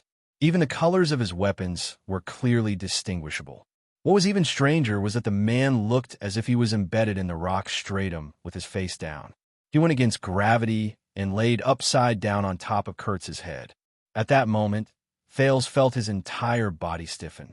He suddenly remembered the story of the back-to-back bunk in the university dormitory in another illusory world. Why now I know. I'm most afraid of this kind of thing. Hey. Kurtz shook her arm impatiently and said, "Are you stupid?" In the next second, the man moved. Bit by bit, he lowered his neck stiffly. It was as if his neck had become rusty. Thales's skin started to crawl, and a chill ran down his spine. In the next moment, as if he had lowered his neck to its limit, he started to move his eyes, which were devoid of any life force, and stared lifelessly at Kurtz beneath him. He slowly pulled up the thin muscles on his cheeks and put on a stiff and cold smile. He revealed his abnormally sharp, rust-colored teeth, and with a hoarse voice that sounded as if his vocal cords had been torn apart, he uttered a phrase. When he heard the phrase that was dragged out, Thales froze. It was the language of the ancient empire. Live people. But Kurtz's face was still filled with impatience. She did not seem to notice the thing that was only a few inches above her head. "Do you still want to come up?" It was as if she did not even hear that phrase. Thales took a deep breath and lowered his head to suppress the trembling in his body. "Now, how should I tell Kurtz that there's something above your head? There's... Thales took a few deep breaths and desperately chased away his fear. He made up his mind. "What's wrong with that?" "No, it's just a ghost." Filled with indignation, Thales gritted his teeth, opened his eyes, and raised his head abruptly. But he was stunned again. There was only a layer of black rock above Kurtz's head. "It's empty." The man lying on the ground, the brightly colored ghost. It's as if they never appeared. Hey. Kurtz looked at the dumbfounded Thales with a displeased expression. The light shone on the side of her face and the rock wall.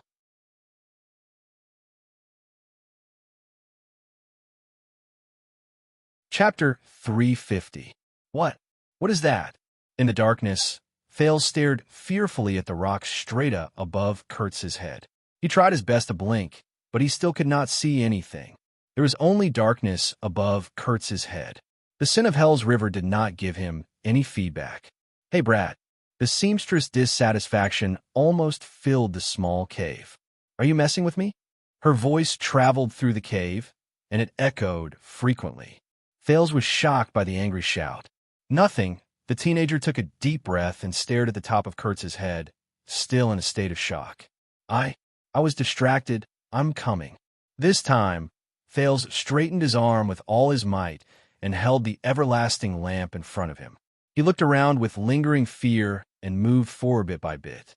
With great difficulty, he clasped Kurtz's palm and climbed up. Naturally, he attracted a lot of criticism from the seamstress. But Thales no longer cared about that. As Kurtz continued to explore the way forward, Thales held the lamp and walked past the spot where the face used to be. The latter could not help but raise his head repeatedly to check if there was really a strange face above his head. But there was still nothing. There was only a stone quietly embedded in the rock strata.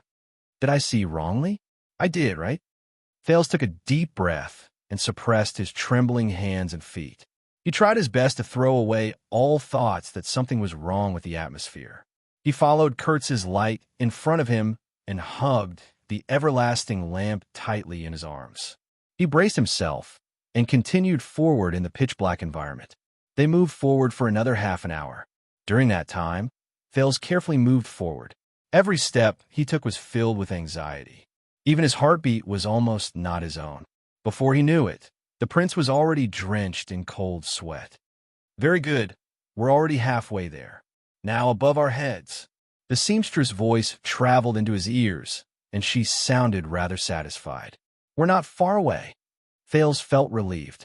Kurtz pressed her left hand against the rock wall in front of the cave and turned right. But at that moment, Kurtz pressed her left hand against the empty wall. A human face suddenly appeared. Thales felt his chest go numb. He could not catch his breath, and his entire body trembled. Asterisk thud. Asterisk his everlasting lamp fell beside his feet. The light flickered and cast Thales' shadow on the rock wall, but it could not cover the outline of the face. It was a man with deep features and blue dye on his forehead and cheeks. Just like the first man, his muscles were thin and shriveled, his eyes were pale, his lips were closed, and his skin was so pale that he didn't look like a living person. Hey, hey, hey. Kurtz gritted her teeth and turned around. I told you not to drop the everlasting lamp. Without the light, are you going to hit your head against the wall? The seamstress was a palm's distance away from the face on the rock wall, but she did not feel anything wrong. We must. The man in the rock wall glared at Thales with pupilless eyes. His cervical vertebrae rotated slowly like a rusty clock. His black lips opened and closed, and his teeth, which were like withered wood, let out an unpleasant sound. It was as if the sound was right next to his ears. Elves? Kill them all. Kill the orcs as well. Enemy countries, kill them all as well. Why can't we kill them all? Kurtz was still reprimanding the teenager unhappily, as if she and the man were in two different worlds. She did not hear anything. This is the common language of the Western Peninsula that's mixed with the language of the ancient empire. Thales felt goosebumps in his heart. He was about to cry. With a stiff expression, he pointed in the direction opposite Kurtz. But there, however, when he turned his gaze, Thales discovered to his horror that the man was gone. Kurtz turned her head around in puzzlement. There was only a black rock wall behind her. There was no human face.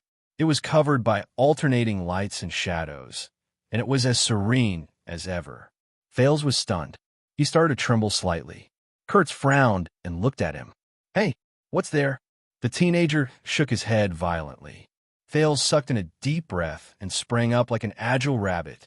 He picked up the everlasting lamp, and using both his hands and feet, he practically rolled and crawled away from the rock wall.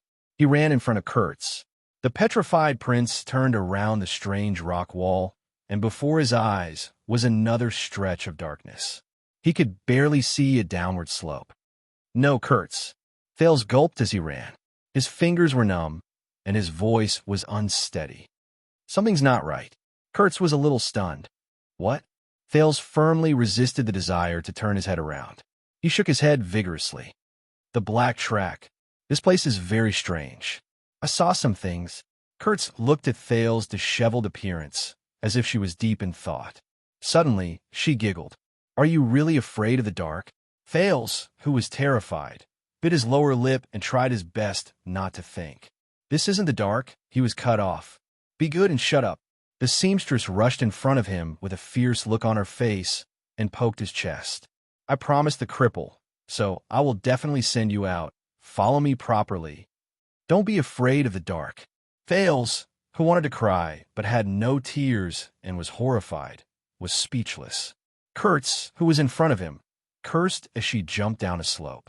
She stirred up air currents, and a chill surrounded them. Thales could only put on a long face and hang the everlasting lamp in front of his chest. With one foot in front of him and both hands supporting his back, he slid down the slope. This time he widened his eyes. The sin of hell's river flowed faster. I remember that as long as we walked past this place, Thales listened absent-mindedly, but just as he was about to slide to the bottom of the slope, facing him on the top of the rock wall, 3 figures suddenly appeared. Old men, women, and men. Thales, who was falling, shuddered. A low and strange whisper traveled into his ears again. You are. I am. Who are we? This was the old man's call. The common language with a Northland accent was filled with confusion. You are us. We are you. This was the man's whisper. It was filled with the language of the ancient empire. His words were elegant, but very strange. They were stuck to the rock wall. Their eyes were pale, and they looked like corpses. They stared at him, and their gazes were extremely clear in the darkness. One of the women even stretched out her withered hands towards him. Why? Why are you? Over there, this was the common language, but the grammar was complicated, and it was filled with an accent that Thales had never heard before. There was a heart-wrenching chill in his words, as well as hysterical pain. My lover, why did you not return from the battlefield? The brownish-gray nails swept past Thales' face, bringing with it a bone-chilling chill. Asterisk bang. Asterisk, the petrified Thales fell to the ground on his butt, and he fell hard on the ground. What the hell is this? F***CK.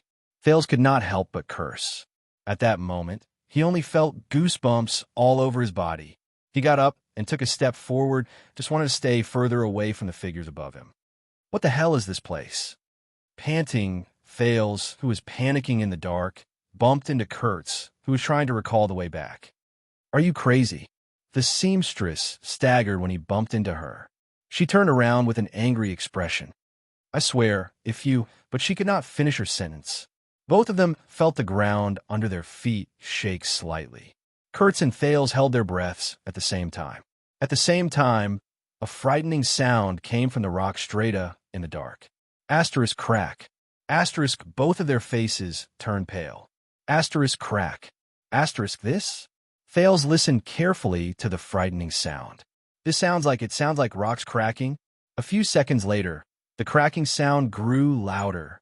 Asterisk rustle. Asterisk under the weak illumination provided by the two everlasting lamps. Kurtz and Thales stared at each other. With a pale face, Kurtz touched the top of her head. A few pieces of rubble the size of fingernails had fallen on their heads. T. That was the only word she had time to utter. The ground shook violently again. The panicked Thales grabbed the rock beside him so that he did not fall. Feeling the ground shake, Kurtz finally stabilized herself with great difficulty. Her expression changed drastically. Damn it! Something must have collapsed again. She had just finished speaking. Asterisk bang. Asterisk the cracking sound and shaking sound turned into a piercing crash. It was as if a huge rock had fallen behind them.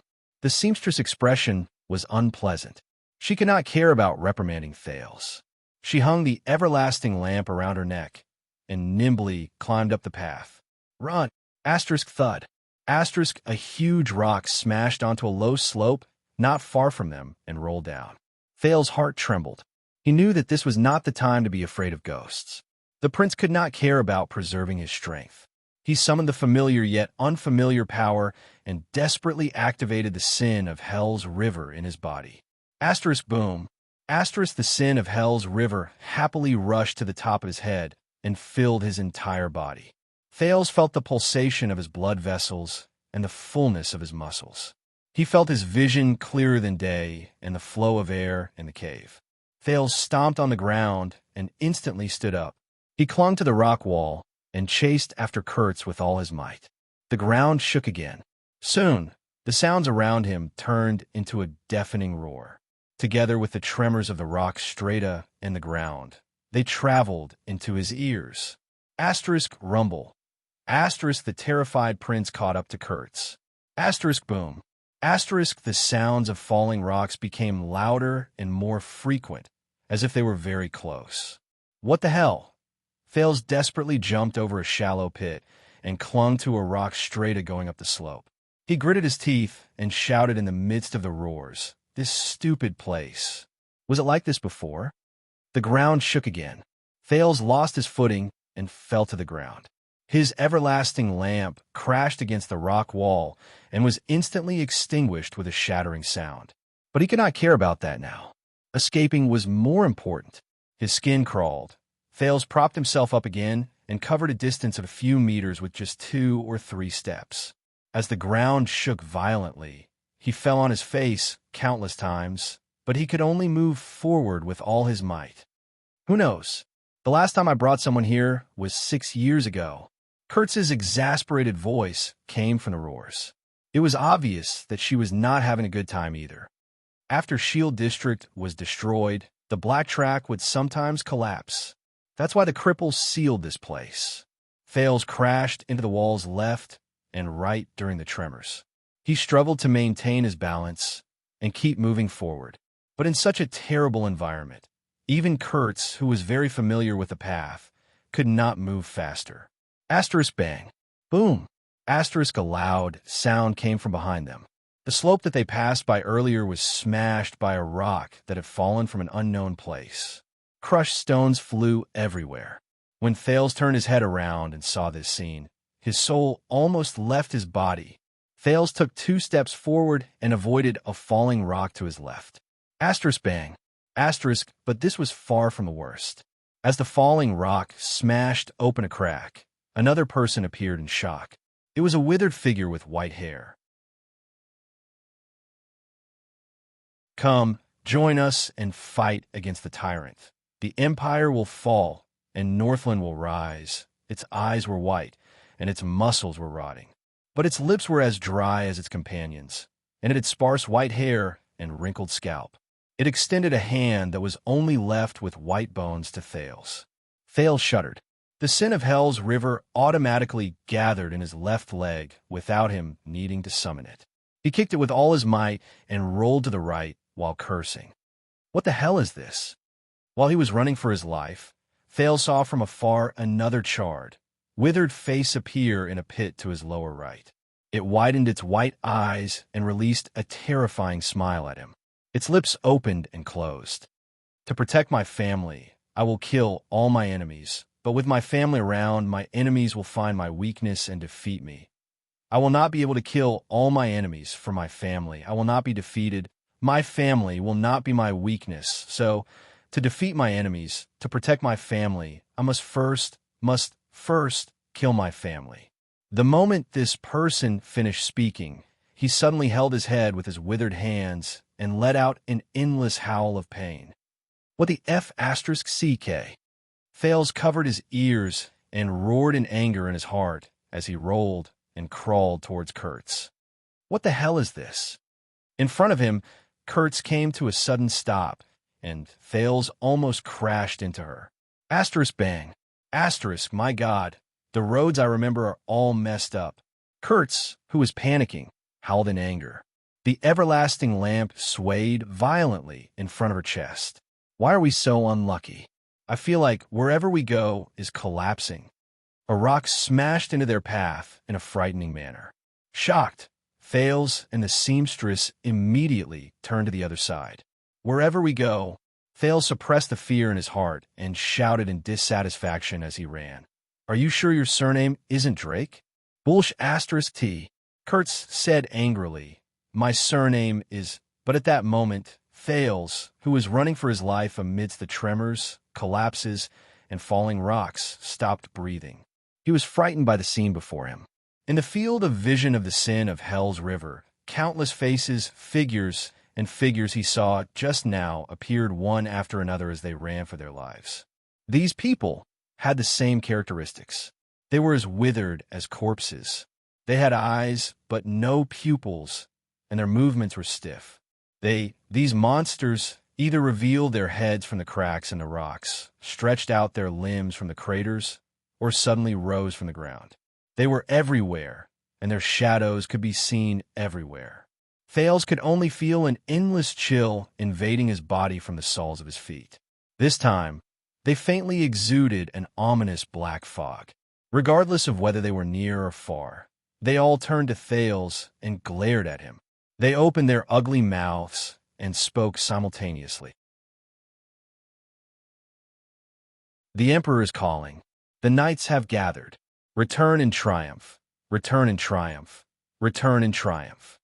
Where the tip of the sword points, the chaos will end. After this war, the Empire will have no enemies, and we will be able to return home. We are surrounded. We don't need to leave any rations. Those who are injured, leave your horses with the healthy. Those who don't have weapons, search the bodies of the others. Cavaliers, equip yourselves.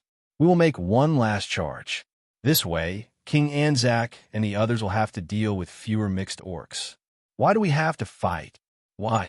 The West Billows didn't attack us, so why do we have to attack them?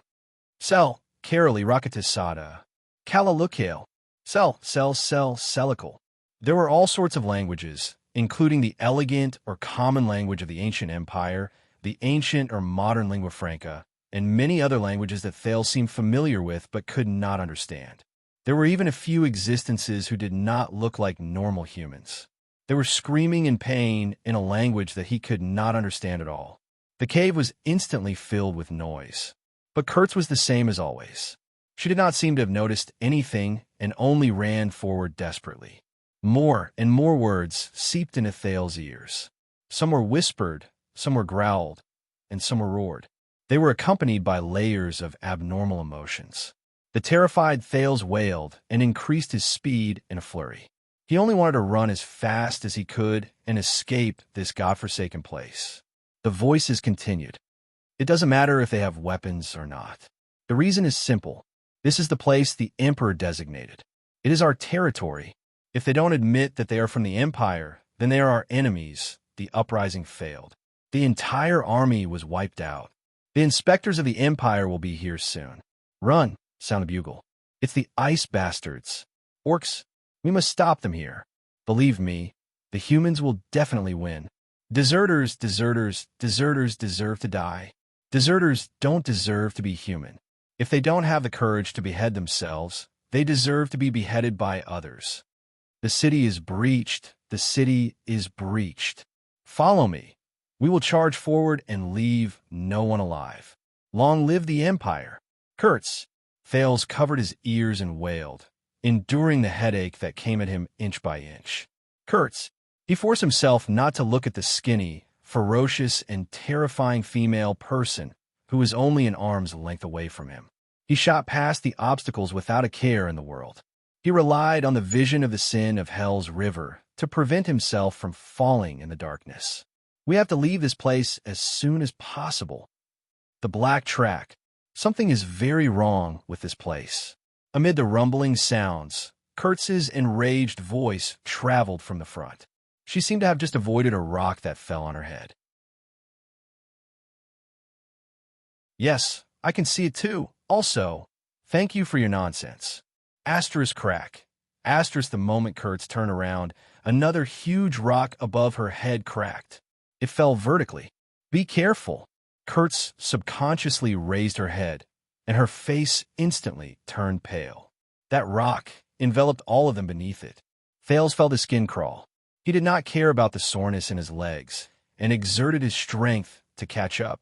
But when he saw the situation before him clearly, he felt a chill in his heart as he charged forward. No, the area of the rock that fell from above my head is too large. Even if he pounced on Kurtz, even if they charged at full speed, I can't avoid it. What should I do? The huge rock was only a few meters away from Kurtz's head. What should I do? At that moment, Thales desperately tried to recall all the skills he could use. Jayla, Ralph, Waya, Black Sword, the Corleone sisters, Ida, but in the face of such a crisis, their skills, and emergency measures were all useless. What should I do? At that moment, a figure that Thales did not expect suddenly appeared in his mind. In his memories, that man's expression was cold and his face was pale. He swung the blade in his hand and miraculously retracted it. Thales shuddered. The rare power of eradication seeped into his bones and joints, and an indescribable power erupted. In the blink of an eye, Thales sped up and pounced on Kurtz, who was in front of him. He held her waist tightly. As Kurtz screamed, they fell forward together, and the huge rock above their heads drew closer and closer. Thales gritted his teeth. The sin of Hell's River began to roar in his body, causing his pores to shrink. The surging blood in his veins gradually drowned out the endless words of those people. His bones began to groan. Thales could not help but let out an angry grunt amidst the intense pain. The rock above his head drew closer and closer. It even began to reflect the light from the everlasting lamp. In the next moment, his forward momentum came to a miraculous stop. Thales' legs were firmly planted on ground. They did not fall. That was not all. The joints in Thales' body let out unpleasant explosive sounds. Thales' face contorted. The power of eradication gathered in his legs.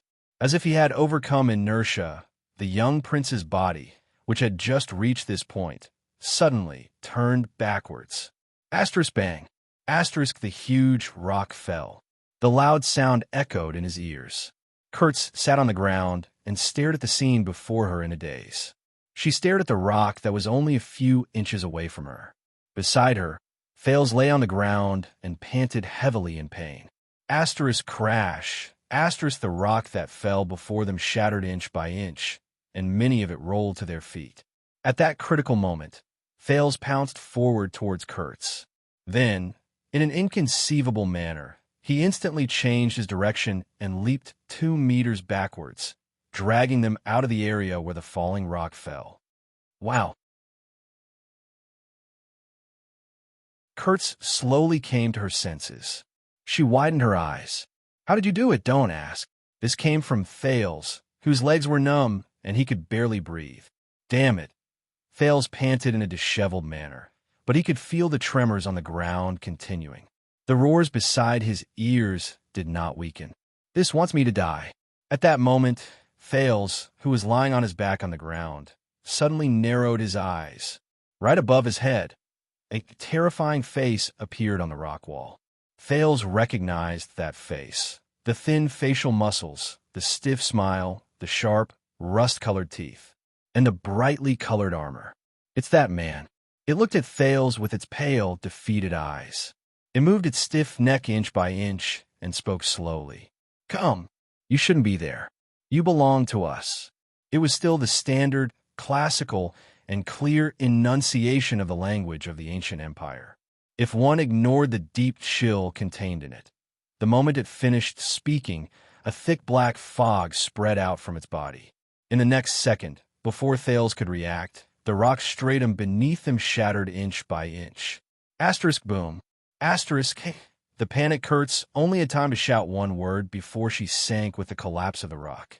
Kurtz! Thales cried out in surprise and pounced forward, wanting to grab the panicking seamstress. Grab me! But his hand could only brush past Kurtz's figure in vain, and he touched her finger one last time. Kurtz fell and moved further and further away from him. The shock on her face had yet to fade. Thales watched the woman fall in the darkness with a dumbfounded expression, but he could do nothing until the seamstress figure was completely swallowed by the darkness. He could no longer see her. Above him, a hoarse and terrifying voice spoke in the language of the ancient empire with a threatening chill. Come, comrade.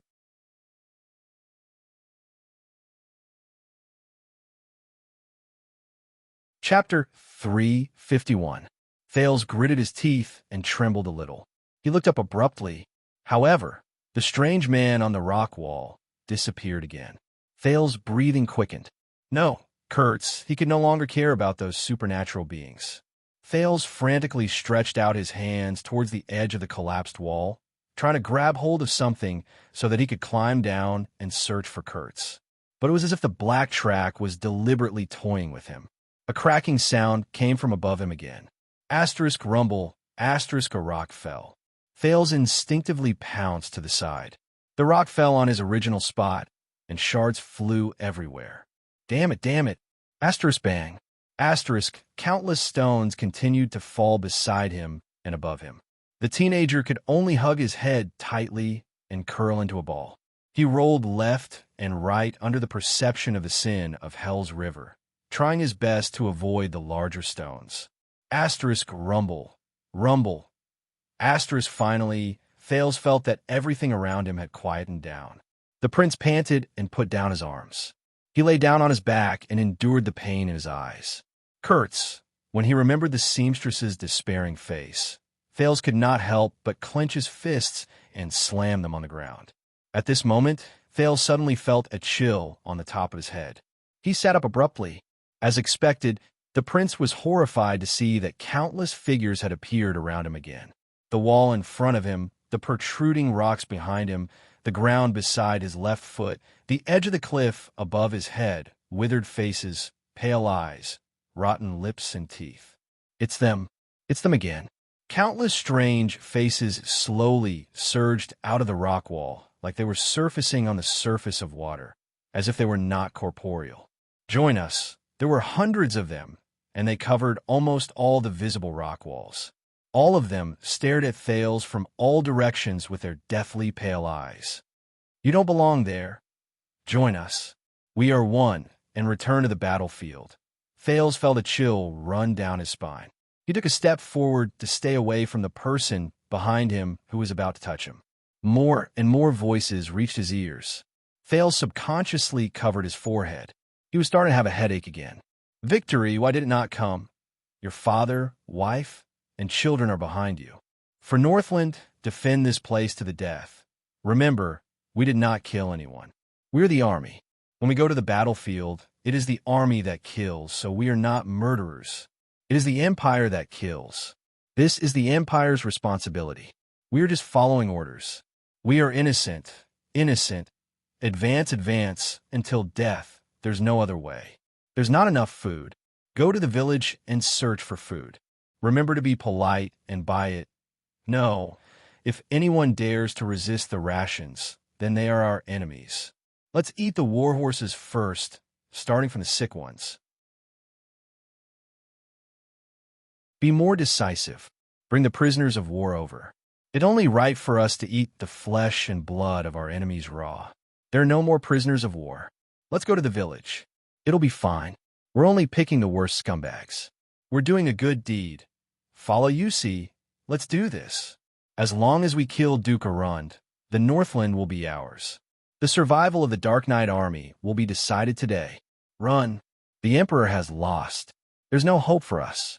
Run. Run to the desert. Run to West Billow Province. Run to Dragon Kiss Province. I want to crawl back, crawl back. My daughter and my wife. They're waiting for me. No, I can't scare them. I have to find my head first. Suddenly, the prince sensed something. He raised his head shakily. Thales froze. It's it. It's that man. It, who was at the top of the rock wall just now, still had its terrifying white eyes and rust-colored teeth. At this moment, it was floating in the air. Surrounded by black fog, it slowly floated towards Thales. You are ours. Thales tried his best to dispel the chill and fear in his heart. He clenched his fists. When he remembered Kurtz's expression when she fell, anger and hatred instantly surged within him. Who are you? It did not react. It only floated towards him quietly. Who are you? Thales gritted his teeth and spoke, but he stopped abruptly. It got closer and closer. Under the gazes of countless faces, it stared at Thales. Thales seemed to have understood something. He sucked in a few deep breaths and overcame his trembling and goosebumps. He spoke stiffly in the language of the ancient empire, which Gilbert had once taught him. Who are you? Thales saw that it paused slightly. The surrounding black fog slowly left its body. What do you want? In the air, the most unique, it slowly raised its head and shook its head violently. Thales saw that the colors on its body seemed to have become a little brighter. Its expression changed. The stiff muscles at the corners of its lips trembled. It opened its mouth and let out a terrifying laugh. But in the next moment, it suddenly opened its mouth wide and revealed its sharp teeth. Eh-ah-ha! A shrill roar instantly rang in Thales' ears. He instinctively covered his ears and shrank back in pain. As it howled shrilly, the hundreds of faces around him became agitated. They opened their rotting mouths and responded to the howl. In the next second, countless people left their original positions. As they howled, their bodies, other than their heads, appeared. They were like predatory beasts. Hell's River. What does Hell's River look like? Mother, can I see you there? To be loyal to the Iron Blood King, we can die without regrets. No, our deaths are definitely not meaningless. This rotten so-called empire, that high and mighty, shameless tyrant, must be overthrown. Avenge them. Believe me, as long as we kill all our enemies and leave none alive, peace will come. What? New enemies? Then continue to kill until the day peace comes. My God, a dragon. That's a dragon. How can we win against a dragon? After the war, I can be promoted to captain. I want to go home and marry Ellie. Who am I? No, we picked up our weapons for them.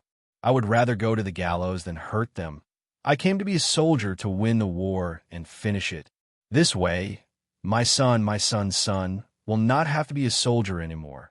Countless voices were like whispers, but they penetrated the howls without any obstruction and poured into Thales' ears. Thales covered his ears tightly. He was in great pain. The person closest to him, who only had half a face left, roared angrily and extended its withered, twig-like hand. It first touched Thales' left arm. Ah! Thales cried out in pain. That feeling was like being immersed in boiling water and then pouring ice water over it.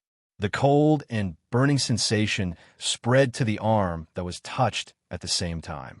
The sin of Hell's river circulated madly, instinctively strengthening his arm muscles, hand bones, filling his joints, and increasing his blood flow. Thales screamed and swung JC's dagger with all his might, but it was useless. The arm of the monster that did not have a corporeal body passed through Thales' hand without any obstruction, and a wisp of visible smoke drifted out. Thales roared. The pain was still there, and as the monster seeped into his arm, the pain in his arm increased. That was not all. The hundreds of monster faces on the rock wall extended their limbs, climbed up the rock wall, and crawled towards him. They reached out to him shakily. It was not just his arm, but also his legs, neck, head. No. Every time he came into contact with them, Thales felt as if he was being tortured. He could only scream in vain, and even the sin of Hell's river could not help him. In the intense pain, Thales' consciousness gradually blurred. *T. It seems like it's the end. Just when he raised the dagger with all his might, wanting to cut open his palm and make a final attempt, beep. Thales suddenly felt pain in his ears. Tinnitus. An extremely piercing tinnitus suddenly assaulted him. It almost drowned out the pain all over his body. Under the stimulation of the tinnitus, Thales kept convulsing. He felt as if his body was no longer his own. Along with the tinnitus came a piercing silver light. It shone in the darkness of the cavern, illuminating the narrow corner of the room. As if they had met their natural enemy, the moment the hundreds and thousands of people saw the silver light, they covered their white eyes in pain. It hurts. It's him. It's him. They let go of Thales, who was struggling desperately, and retreated. The silver light was getting closer. The tinnitus was also getting stronger. The miserable howls of them rang out again. But this time, Thales sensed fear and disgust from their emotions. No, it hurts. That Northlander, it's him, and his power. Sooner or later, he will be ours. Run. Before the silver light, they rushed to let go of Thales, retreated, and disappeared into the dark rock wall again. The silver light was so piercing that Thales could not open his eyes. His tinnitus did not decrease, but Thales was slowly getting used to it. But as the monsters left, Thales let out a sigh of relief. The pain in his body had subsided. Soon, Thales' ears no longer rang with the deep words spoken by the people. It was as if the window to the downtown area had been closed. Finally, there were no longer any monsters at the bottom of the dark pit. Only the dark rock stratum was left. And Thales. The teenager sat up with difficulty, desperately blocking the piercing silver light that shot towards him. Enduring the slightly less piercing tinnitus in his ears, he first looked at his body. He was surprised to find that even though the pain was still fresh in his mind, other than the abrasions he suffered while running for his life, there were no injuries on his body caused by the monsters. So, those things were indeed at this moment. The silver light weakened. The tinnitus disappeared. Wait a minute. Thales shuddered. The strange tinnitus just now gave him an inexplicable sense of familiarity. Yes, tinnitus, he had experienced it before. Twice. Once in Constellation and once in Northland. Once in the Bloodline ceremony. Once in a holy duel. So, the prince seemed to have figured something out. He slowly turned his head around. 2 steps away from him, in the center of the dazzling silver light.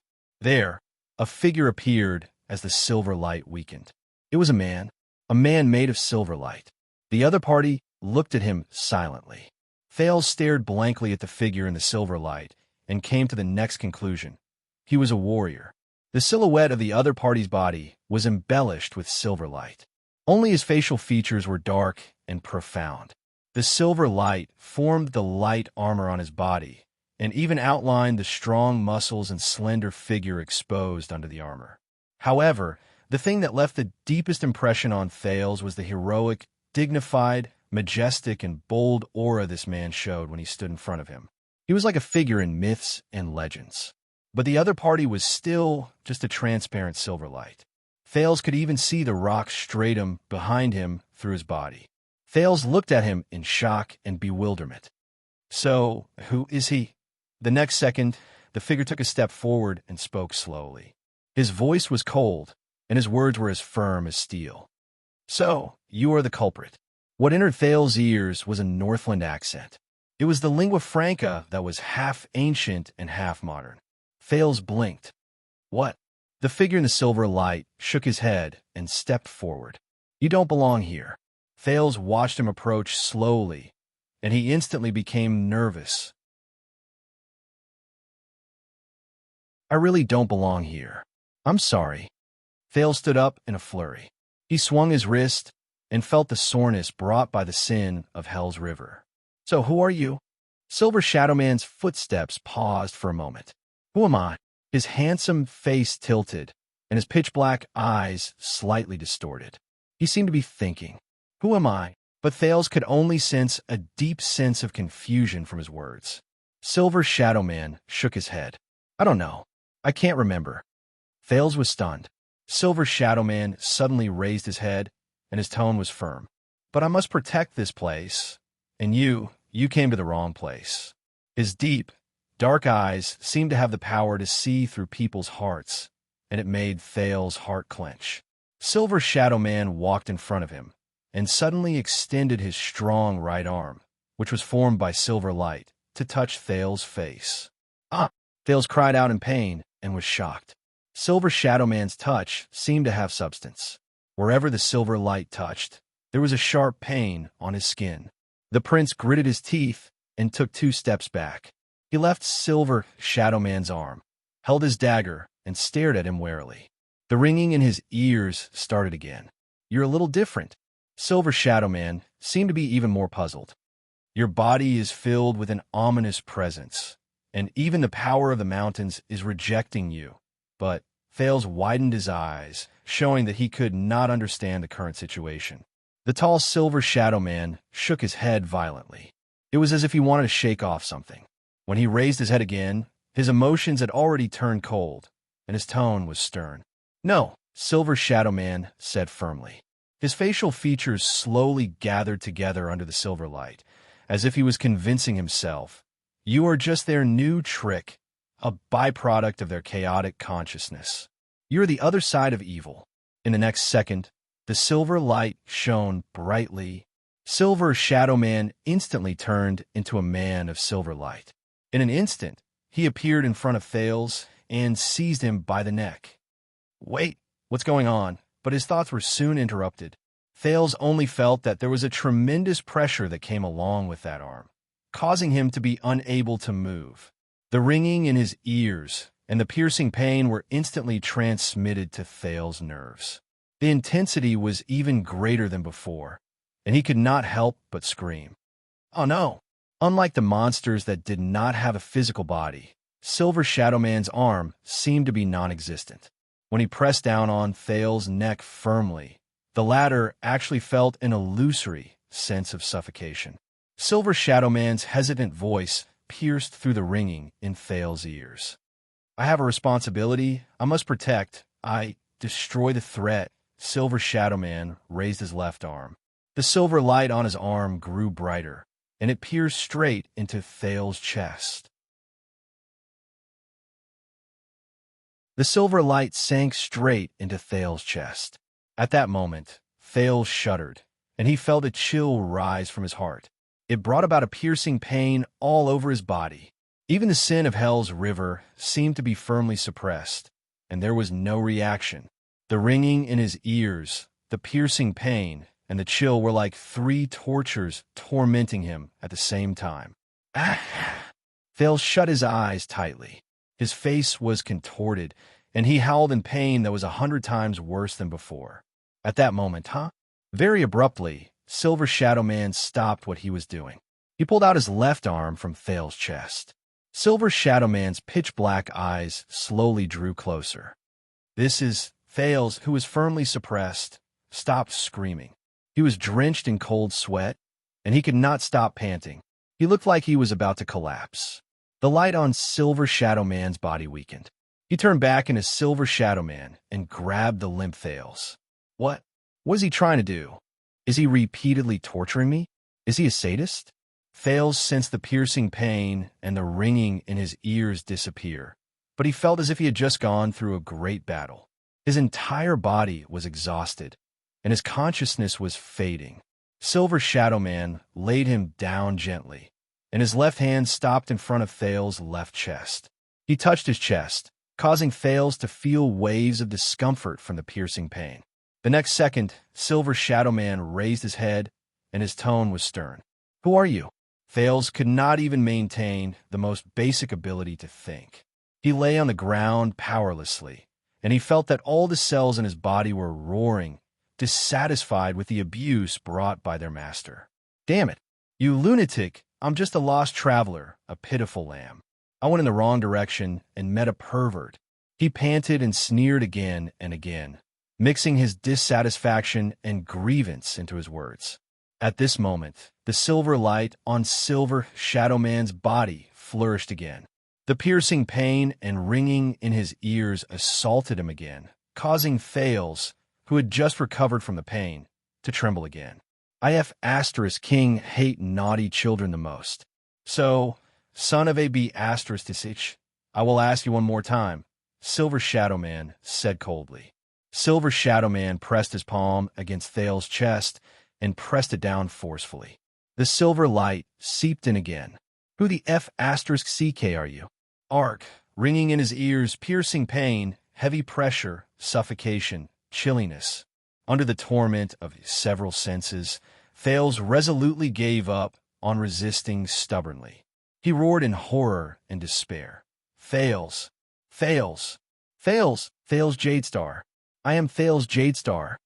With all the grievances and displeasure he had experienced throughout the day, he roared at the sky, "I'm the unlucky prince of some unlucky kingdom." Thales' voice traveled very far, and the echo was deafening. The prince was drenched in cold sweat as he panted. He was surprised to find that the silver sadist's hand had already left his chest. The silver light on the man's body that made him uncomfortable also disappeared. Silver Shadow Man stood up slowly. "Jadestar." He stared at the dying prince and seemed to be mulling over the name. "Jadestar." Silver Shadow Man raised his head. A familiar surname. He turned around and walked away from Thales, leaving Thales with his back. Thales struggled painfully to his feet while his consciousness blurred. It was only then that he noticed that the silver light on the man's armor was decorated in a crude style, and the combination was simple. This style is just like Silver Shadow Man slowly raised his head. For the first time, there was a strange emotion in his frosty tone. Even if the memories of the past have long since faded away like rotten wood, but it can still ring the bell in my consciousness and stir up the ripples in my thoughts. Jadestar, Thales, who had every part of his body that did not hurt, stood up with respect and suspicion. He did not want to have anything to do with the sadist at all. Silver Shadow Man turned around abruptly. His facial features gathered together again, and he looked very stern.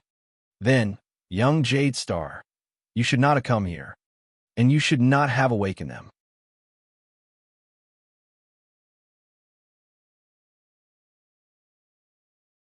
Chapter 352. The Dark Cave welcomed a rare moment. The light from Silver Shadow Man's body illuminated the place. "Awakened them?" Thales leaned against the rock wall and panted. He thought about it again and again in his vigilance, but in the end, he gave up on most of his confrontational actions. This Silver Shadow Man was obviously not an existence he could handle. The teenager asked in puzzlement, "What them?" Silver Shadow Man stared at him with his eyes, which were so black that they seemed to contain nothing. "Them." He was still speaking in the Western Peninsula's common language with a Northland accent. The outline of Silver Shadow Man's face moved subtly under the flickering light. It was almost as if a real person was speaking, and it was a little strange. "You saw them. Those homeless souls of the deceased. Anomalies that hover between life and death." Thales' heart trembled. "What? Hover between life and death?" He muttered. He raised his head anxiously and looked at the dark walls of the cave around him. He imagined the scene of the densely packed ghosts appearing on the walls. Those shriveled and rotting faces. Thales could not help but feel a chill run down his spine. He buried his face in his hands and heaved a painful and labored sigh. So this world really has such things, sigh? He even thought about this for me. This world of holographic, four-dimensional, and dynamic horror movies is too beautiful. The dejected Thales used a whole 5 seconds to free himself from the unpleasant memories of the past. He lifted his head listlessly. But how? He leaned against the rock wall and pressed against the scratches on his body. He asked Silver Shadow Man weakly, "Why are there so many souls of the deceased under Dragon Cloud City? Are they bored and come here to scare people?" Silver Shadow Man's body shone faintly. He seemed to be hesitating. "Arun Castle is above our heads," he answered in the end. The words that came from his silver light were like murmurs in a dream, and they echoed faintly. "It has stood here for thousands of years. The flames of the great dragon, the footprints of the elves, the warriors of Northland, the iron hooves of the Empire, and even the heavy hammers of the orcs have plowed through this place." We heard the unfamiliar name. Thales was instantly stunned. "Yeah, ruined a castle," the prince repeated doubtfully, but his eyes immediately brightened. "Wait a minute. Are you talking about Dragoncloud City?" Arun Castle was its former name. Thales immediately understood something. In a moment of realization, he began to size up Silver Shadow Man with a strange gaze. Using this form of address. "So you're from the ancient times, heir. You're from the Empire era?" But Silver Shadow Man only stared at him quietly and did not answer. "All right." Thales spread his arms, inviting a snub. In his mind, he crossed out the option of finding things to talk to get information out of this person who was neither a human nor a ghost. Then, souls of the dead. When Silver Shadow Man heard this, he slowly raised his head and stared at the cave as if he was filled with emotions. He turned around and moved away from Thales. The footsteps formed by the silver light left brilliant and colorful traces on the rocks that they stepped on. This land has experienced countless wars, bitter cold, disasters, and deaths. Heads have fallen, blood has spilled, corpses have filled the fields, and wails have lingered. Silver Shadow Man walked forward slowly. His words traveled into Thales' ears again, and they contained a certain melancholy that could not be dispelled. For thousands of years, countless living beings have been buried here. The souls of the dead gathered in the past cannot be dispelled. Cannot be dispelled, cannot be dispelled, cannot be dispelled. This time, the echo in his voice was especially clear, and it shocked Thales. It was only then that the prince noticed that Silver Shadow Man's words did not come from his voice, but from his heart. Wait, the words that came from the bottom of my heart. This situation, doesn't it feel a little familiar? But before Thales could figure out what was going on, Silver Shadow Man's tone changed. Originally, they should be sleeping quietly, without any consciousness, have nothing to do with the living, and have nothing to do with the mortal world. They should slowly lose their sense of self and time, until they die and no longer exist. The man turned around abruptly, and the silver light on his body became as dense as a lit oil lamp. His tone became stern and serious. "Until you woke them up." Thales was stunned. "Me? But I didn't do anything."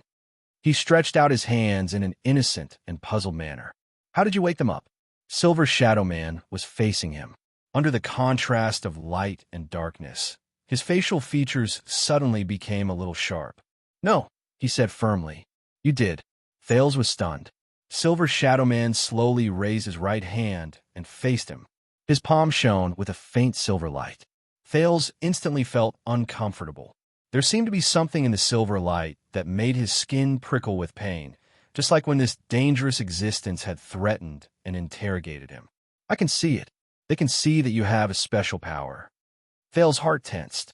Silver Shadow Man said faintly, but it made Thales' breathing inexplicably quicken.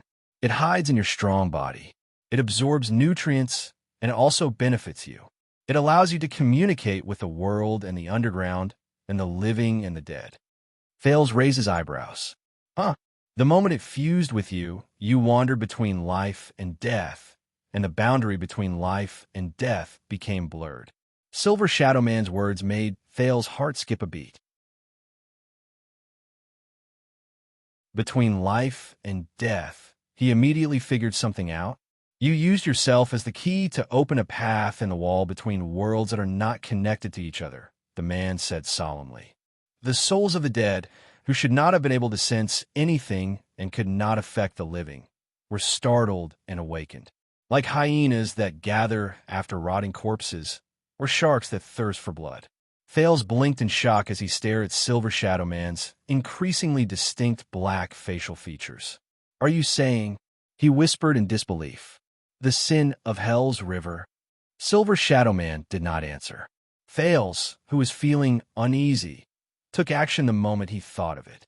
He clenched his fists tightly and took a deep breath. He summoned the sin of Hell's River in his body and activated its most commonly used effect, which was to strengthen his sight and hearing. In a few seconds, the sin of Hell's River followed his consciousness and poured into the blood vessels around his eyes and ears, making his world brighter and clearer. But at the same time, Thales immediately felt that there was something strange around him. In the distance, on the rock wall where the silver light could not shine, countless black shadows emerged. The new and strange faces of ghosts looked in his direction. Ah, it hurts my chest. No, why do you want to kill me? I didn't join the uprising, Sata. Noxata. They can't stay here. The vanguard of the orcs is coming. Even if I have to kidnap them, I have to kidnap all the people in this village. You won't believe me. I locked that ice bastard on a rack, used a pair of red-hot tongs to wring out its intestines, and poured kerosene on it. I will never forget what they did to my Lisa. I want every orc who falls into my hands to die in agony. At that moment, a cold chill, deep whispers, painful howls, and all the nightmares returned to Thales' senses. The prince was greatly shocked. However, the sin of Hell's River, which had sensed the threat, not only did it not stop, it even sped up uncontrollably and continued to strengthen his senses. That feeling was similar to when he watched a horror movie in his previous life. At the climax of a scare, the movie would suddenly change from a 2D perspective to a 3D perspective. I'm just doing it for the reward and food. Why should I risk my life for them? Anyway, they've never treated pawns like us as human beings. I'm so hungry, General. We've eaten all the prisoners and criminals. I'm so hungry. Can we eat the sick and the elderly? They're going to die anyway. If they fill our stomachs, we can also help them protect their families. I don't understand. We're warriors. We have our own honor. Is there any honor in slaughtering civilians? Listen, soldier, your honor is not up to you to decide. Who are civilians and who are enemies are not up to you to decide. It's up to the army, the empire, and my orders. Do you understand? Now, soldier, kill this Northland brat. Because he's an enemy. This is honor. His voice grew louder, and his surroundings grew colder. Thales covered his head in pain, closed his eyes, and started convulsing. *T. How can this be? The souls of the deceased around him became increasingly agitated. Many of them even climbed towards him. At that moment, get lost. Silver Shadow Man's furious roar echoed in Thales' ears. Silver light shone brightly in the cave again, and it was so piercing that Thales curled up. Go back to your lair. As Silver Shadow Man roared, the screams of the souls of the deceased rose again, but they gradually became weaker. They painfully avoided the silver light and retreated back into the darkness. Those terrifying whispers and emotions also retreated from Thales' senses like a tidal wave. Then, the area around him became quiet again. After a long while, Thales, who was sitting paralyzed by the rock wall, put down his hands weakly and sensed the disappearance of the sin of Hell's River. Damn it! He panted and cursed in his heart. Damn it, damn it, damn it! As of now, these souls of the deceased cannot directly harm your body.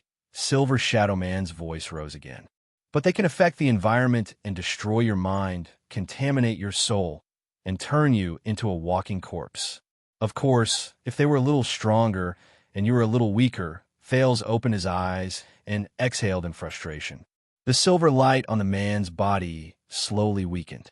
He put down his palm, which was shining with silver light, and stared at the teenager quietly. Very good. The effect of the sin of Hell's River. Thales said dejectedly, I can actually see ghosts with my yin and yang eyes, or release infrasound waves to summon souls. That's really great. He said mockingly. Silver Shadow Man returned to Thales' side and lowered his head to look at him. I recognize this power. I once had a friend who was just like you. Silver Shadow Man's words made Thales perk up. The sin of Hell's River? The man in the silver light shook his head. Under the torture of this power, he was rejected by Hell's River, and the mortal world did not accept him. That was the greatest misfortune in his life. Just like this place, just like this group of pitiful souls of the deceased who were stuck between life and death because of an evil curse. Thales, whose mood was occupied by gloom and irritation at the same time, let out a mocking chuckle. I guess I'm not much better. But he thought of something. An evil curse. The exhausted Thales looked up and asked, You mentioned this more than once. This is not the first time you mentioned it. What do you mean? This time, Silver Shadow Man, who lowered his head to look at the teenager, paused for a long time. The silver light on his body flickered. Finally, Silver Shadow Man spoke again. These tortured souls aren't trapped here out of their own will. His words were full of sorrow and pity. On the contrary, they are bound here because of a vicious curse, unable to continue their journey of death. Because of this curse, they are cut off from the cycle of life. They are trapped in the swamp of eternity, and they suffer endless suffering. Thales was stunned. He stood up laboriously and looked around him.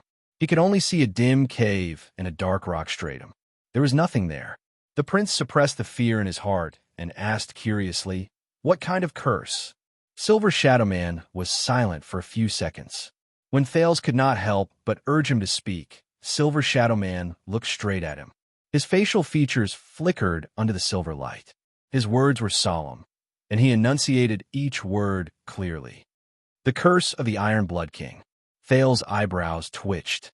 Iron Blood King? I remember this legend. The prince scratched his head. The Iron Blood King. All the Northlanders know him. He seems to have built something. Thales bit his lower lip and thought hard. He felt that he was about to recall it. Silver Shadow Man snorted softly and interrupted his recollection. The Iron Blood King, the first human king to lead the people to fight against the ancient orcs, and the builder of the humans' last line of defense. Yes, Thales, who felt that he was being underestimated, blushed and shrugged. Yes, I know. The Iron Blood King died in battle. The last line of defense was lost. The ancient orcs invaded the south on a large scale, and the ancient chauvinistic countries were destroyed. These marked the end of the uncivilized era of humans and the beginning of the era of kings. I remember now. Thales sighed. I really miss history lessons. But he then frowned strangely. But what does the Iron Blood King have to do with the curse? Silver Shadow Man shook his head, causing the light and shadows of the rocks around him to tremble. This is a tragic thing from ancient times. It is cruel and sorrowful. You do not need to know the details. Thales narrowed his eyes in displeasure. The man's facial features froze slightly. He looked as if he sighed. You only need to know that this is a sin committed by a group of noble people. They embraced hope and love and tried their best to save the world. But in the end, they made a grave mistake, and the consequences will be endless. His next sentence caused Thales to inhale slightly again. Even the wizards avoid mentioning it. It is a taboo. Thales froze slightly. Even his breathing shuddered. Wizards? Thales stared at Silver Shadow Man in front of him in surprise. He began to doubt his identity again. Is this related to them? Silver Shadow Man turned his head around. Ripples of flowing light appeared on his silver armor. Not only are they related, but they're also the main characters in it. His voice became piercingly cold and solemn. The Iron Blood King's curse is a disaster brought about by magic, and it is also the cause of wizards going astray. Thales continued to stare at him in surprise. That's right. If this person is from the era of the Empire before the Battle of Eradication, then he definitely knows about magic and wizards. But before he could ask further questions, Silver Shadow Man spoke again. Silver Shadow Man turned to the dark cave and said in a low voice, "Because of this curse and this mistake, many of the dead, no matter what their names were when they were alive and where they belonged, their souls were locked in this black track before they went to Hell's River. They could not enter the cycle of reincarnation. If life is a long rope, then they live in a dead knot. They neither advance nor retreat, and they are the most pitiful and tragic existences." Thales remembered the colorful male soul of the deceased. He remembered his strange face when he sneered at him, and he could not help but feel his heart tremble. So they did not die? Silver Shadow Man shook his head and denied it. Death is not terrifying. What is truly terrifying is not being able to move forward after you die. What do you mean? Death is the disappearance of both the physical body and the soul. The man in the silver light raised his palm gently. The silver light formed a human figure on his hand, indicating to Thales the separation of the soul and the physical body. And these souls of the deceased, they lost their physical bodies. They do not have a shell, and they do not have a carrier to carry their senses and memories. But because of the curse, they left behind souls that should not have been able to survive alone. Silver Shadow Man's words became more solemn, and the echoes in his voice grew louder. This means that over a long period of time, these souls of the deceased, who should have disappeared but have mysteriously remained, are unable to create new memories. They also continue to forget their memories of the past. It is difficult for them to distinguish themselves from others and the past from the present. To them, the past has become an illusion, and the future is meaningless. They do not know where they came from, and they do not know where they are going. He enunciated each word clearly. They're no longer who they used to be. They have become something else, some other monster. Silver Shadow Man stopped his explanation and stared at Thales, as if he was pointing at him to give a positive response. Thales widened his eyes in disbelief. He tried his best to digest this mysterious knowledge. But please, this is not scientific. It doesn't seem to be good. Thales braced himself and resisted the urge to ask for more details and ridicule Silver Shadow Man's imagination. So, this curse, these souls of the deceased, are going to continue like this forever. They won't run out of battery or something. Silver Shadow Man interrupted him with a light snort. This is the worst part, the man said calmly but seriously. These souls of the deceased are stuck between life and death. One side of them is connected to the living, while the other is connected to the deceased. They are affected by both sides at the same time, and they can also affect both sides in turn. Thales recalled the haunted incident on their way here just now, and his eyebrows furrowed even more tightly. For example, not long ago, there were countless deaths on the surface.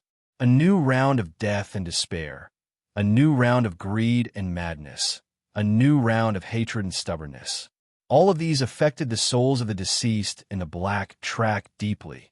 Silver Shadow Man said quietly as he retracted his palm. Thales was puzzled at first. Then he raised his eyebrows. What? Countless deaths?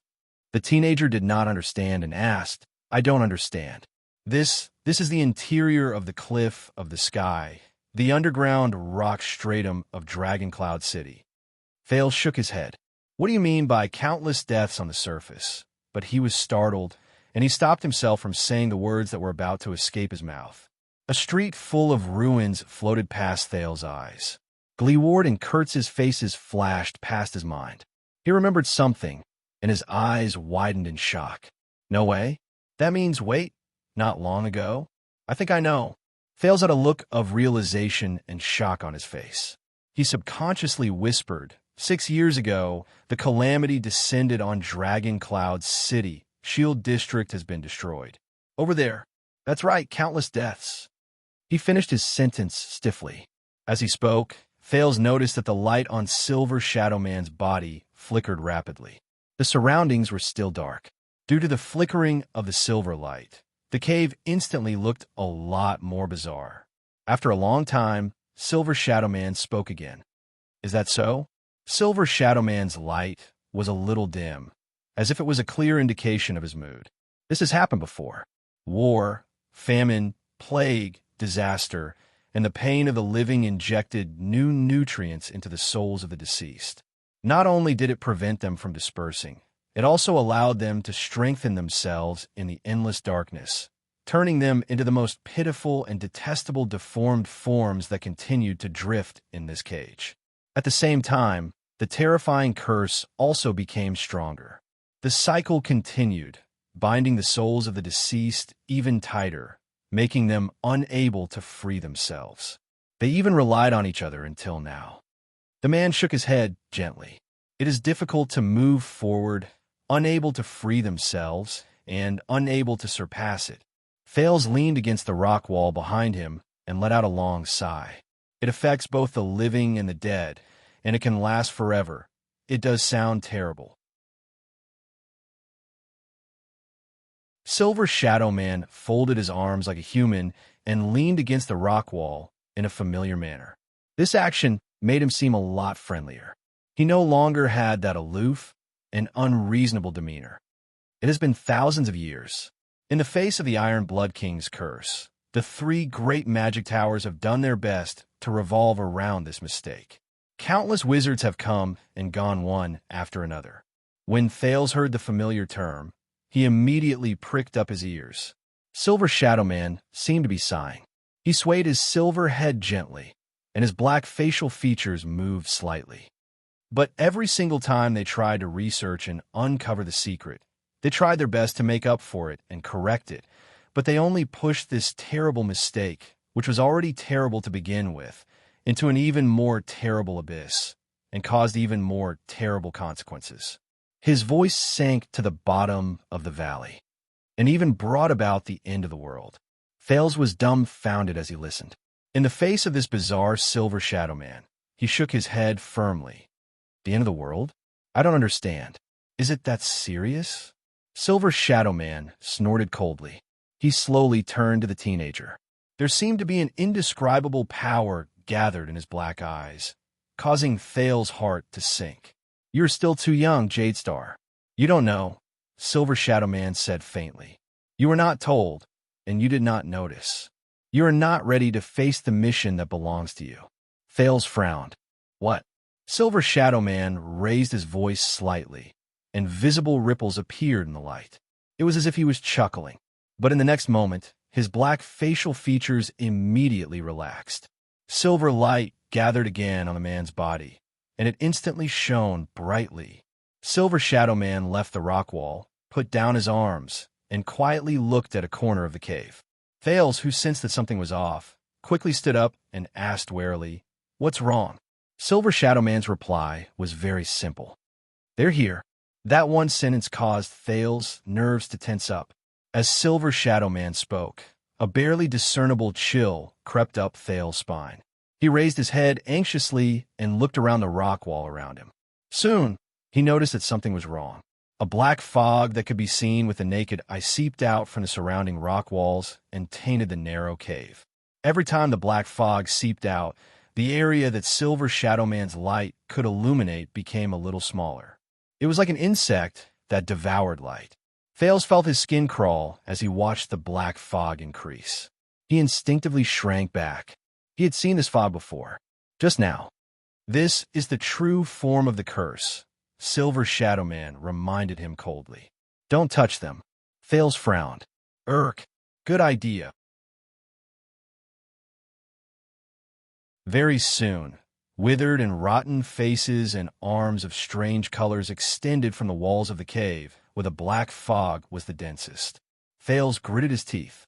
As the light became weaker, he could not see the souls of the deceased in the distance clearly. However, the teenager no longer dared to activate the sin of Hell's River, afraid that he would attract another disaster. But didn't you chase them away just now? He wisely moved closer to Silver Shadow Man, even though the latter had almost killed him just now.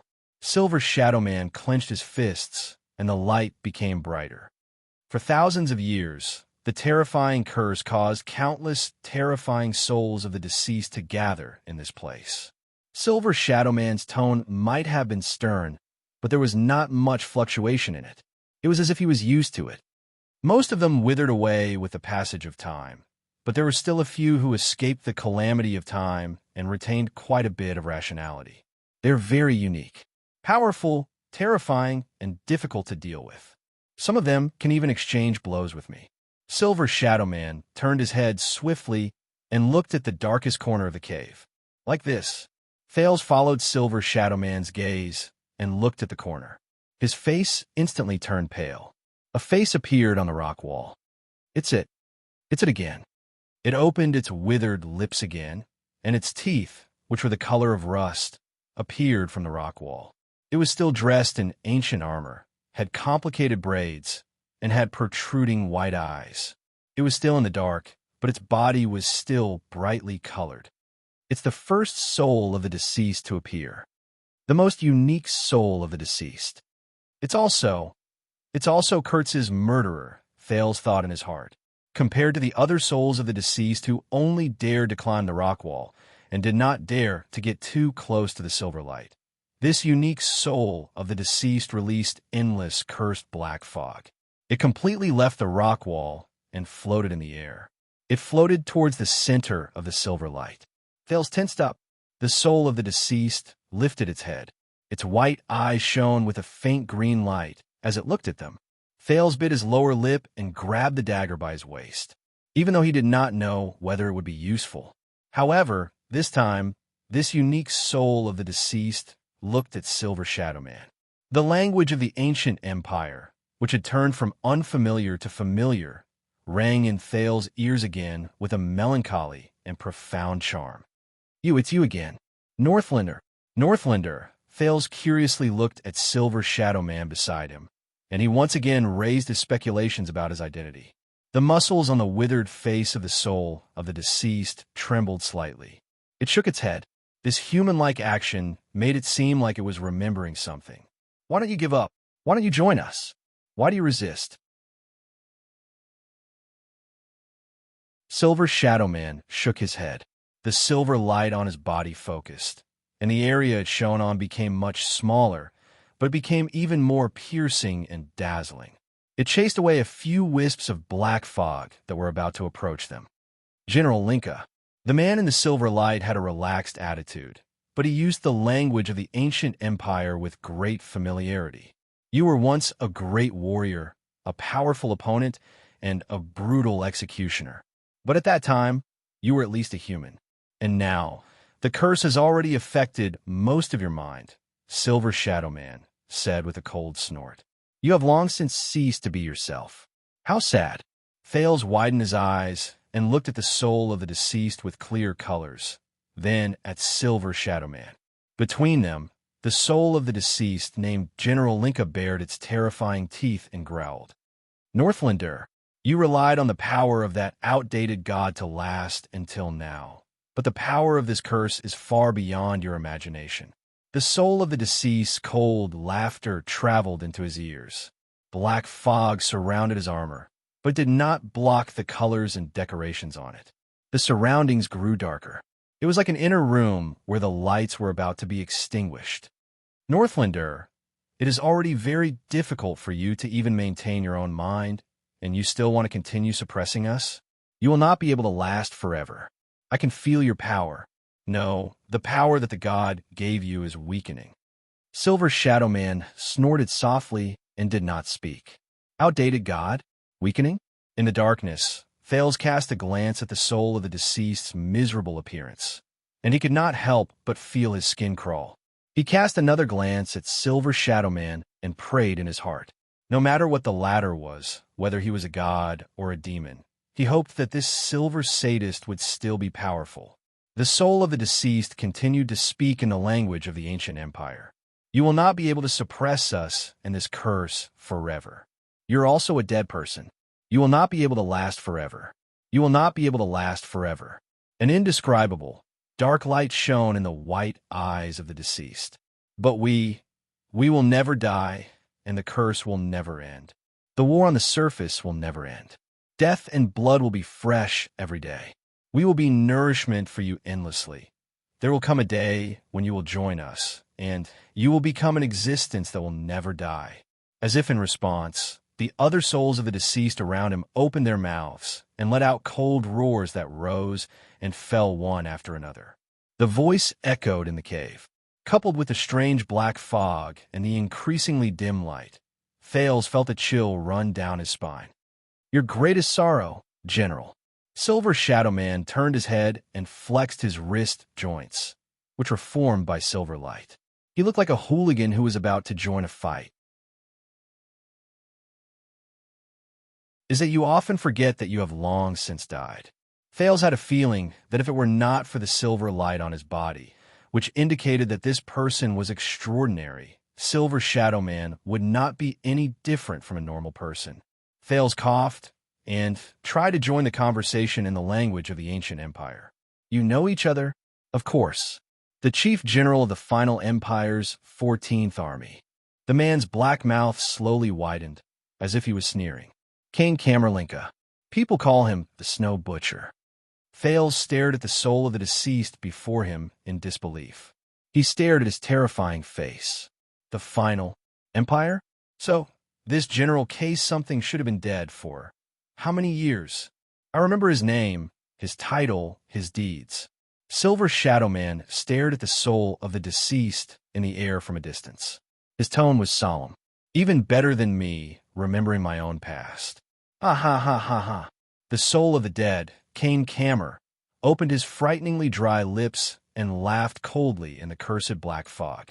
"Likewise, one day, we will return to this world and rebuild the glorious past of the Empire. And you, Northlander who overestimates yourself, you will eventually fail." Silver Shadow Man stared at him coldly. He did not move, and neither did he say a word. "You will ultimately fail?" At the same time, with endless hatred and resentment, the countless souls on the rock wall opened their mouths and let out deafening, cold howls. Thales tensed up and instinctively covered his ears. Silver Shadow Man stood his ground without fear. He even took a step forward and blocked Thales' way. The black fog surrounding Kane Camer suddenly increased in size, blocking out the countless silver lights and covering the entire cave. "You will ultimately fail." In the next second, with endless black fog around him, the withered and rotten face of the Empire's general, Kane Camer, who had passed away many years ago, instantly appeared in front of them. Thales was shocked. His vision suddenly darkened. The roaring general of the deceased pounced on Silver Shadow Man in an aggressive manner. The teenager's vision immediately darkened until he could no longer see his surroundings clearly. In the dark cave, the shrill cries of the souls of the deceased rang in his ears. Thales could not help but feel terrified. Among them, the Empire's general repeatedly growled in a low voice. It was chilling. "You will ultimately fail." In the next moment, the black fog completely enveloped Silver Shadow Man. Not a single inch was spared. Not a single inch was spared. The last ray of light finally disappeared from Thales' vision. Only darkness was left, and the general's whispers. "X, you will ultimately..."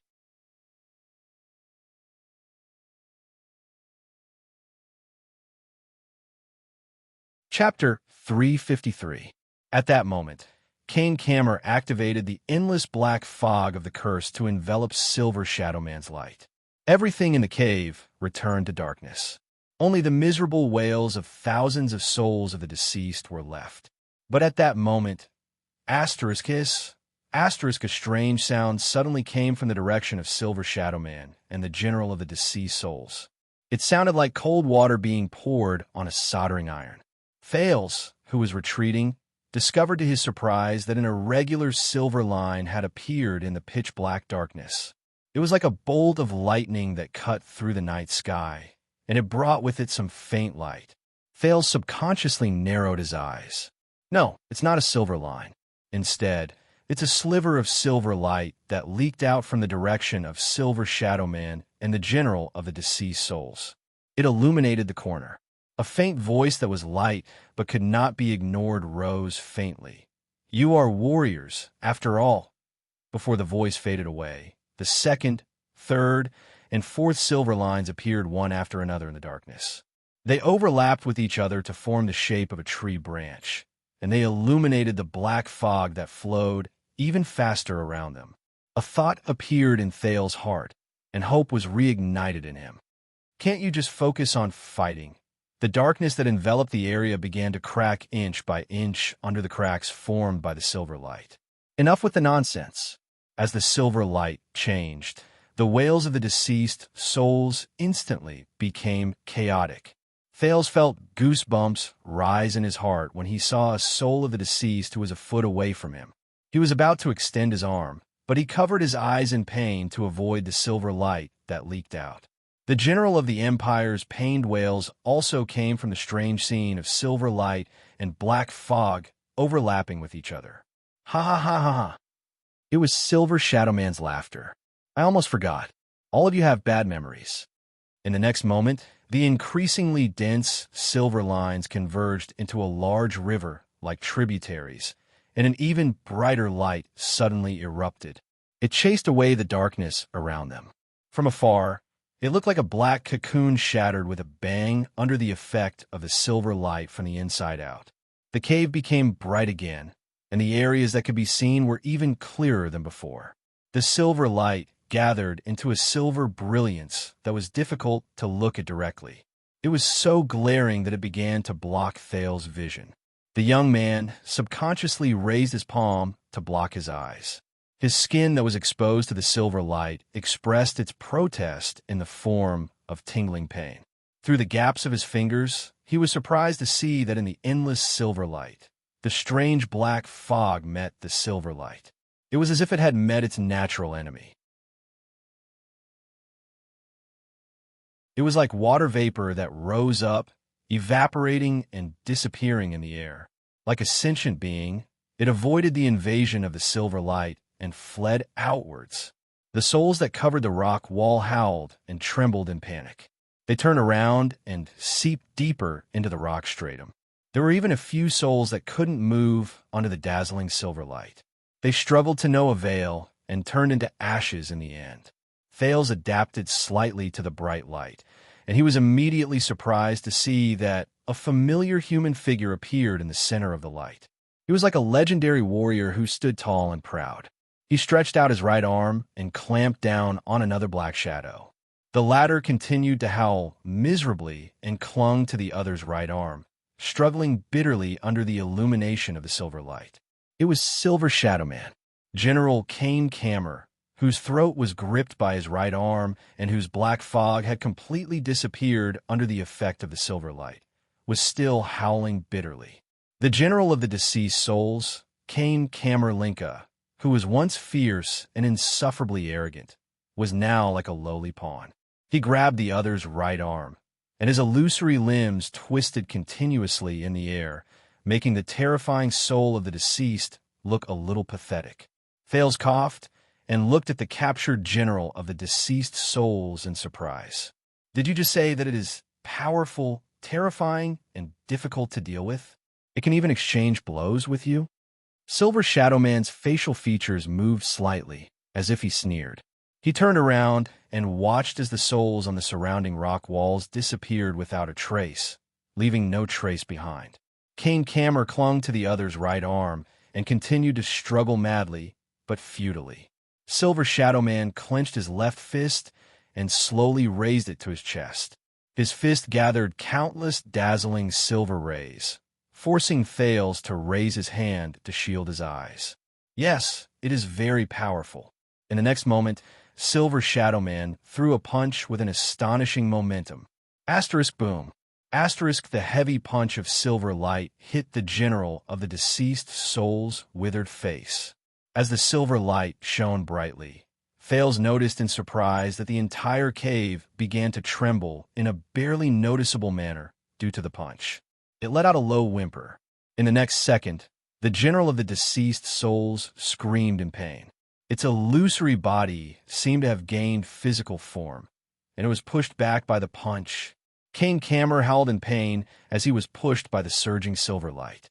His limbs moved wildly, but he could not control himself and quickly sank into the rock wall, disappearing without a trace. His final curse was left in the cave. But that is only, Silver Shadow Man blew on his fist in a very human-like manner.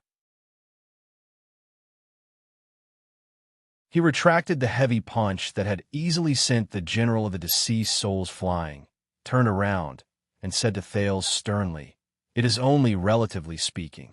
Thales stared at the empty rock wall in a daze. He could not say anything for a long time. The light on Silver Shadow Man's body slowly weakened until Thales could see him clearly. Thales then frowned.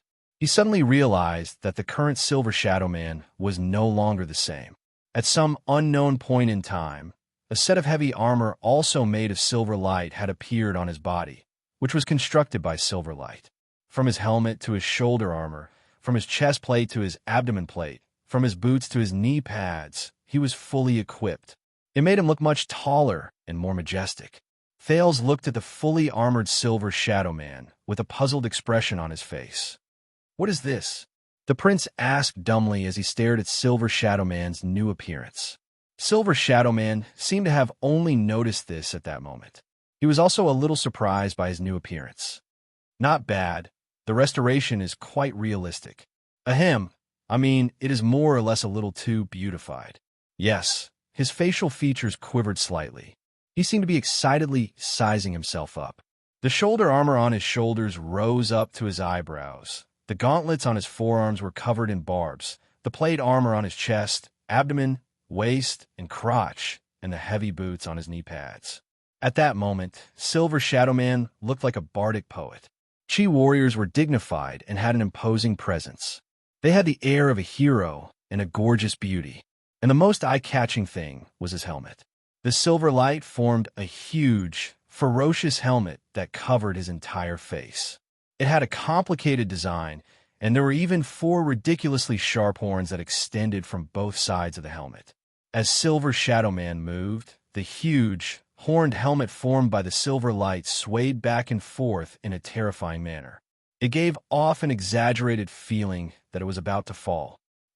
Forget about the helmet. Silver Shadow Man tapped the ferocious, horned silver helmet, and it shone with sparks of light. His facial features behind the visor were scrunched up, and he seemed a little awkward. "This is only used to boost morale. I've never worn it in a real battle.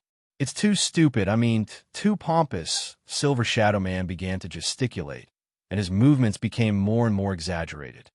"And it has 4 horns. Even my wife only has 2. She might not say it, but she doesn't really like it." Thales blinked in a daze. He sensed the excitement in Silver Shadow Man's words, as if he had bought a new set of clothes. He found it a little hard to accept. Silver Shadow Man, who was solemn and stern just a moment ago, has turned into a chatterbox because of a strange armor that appeared out of nowhere.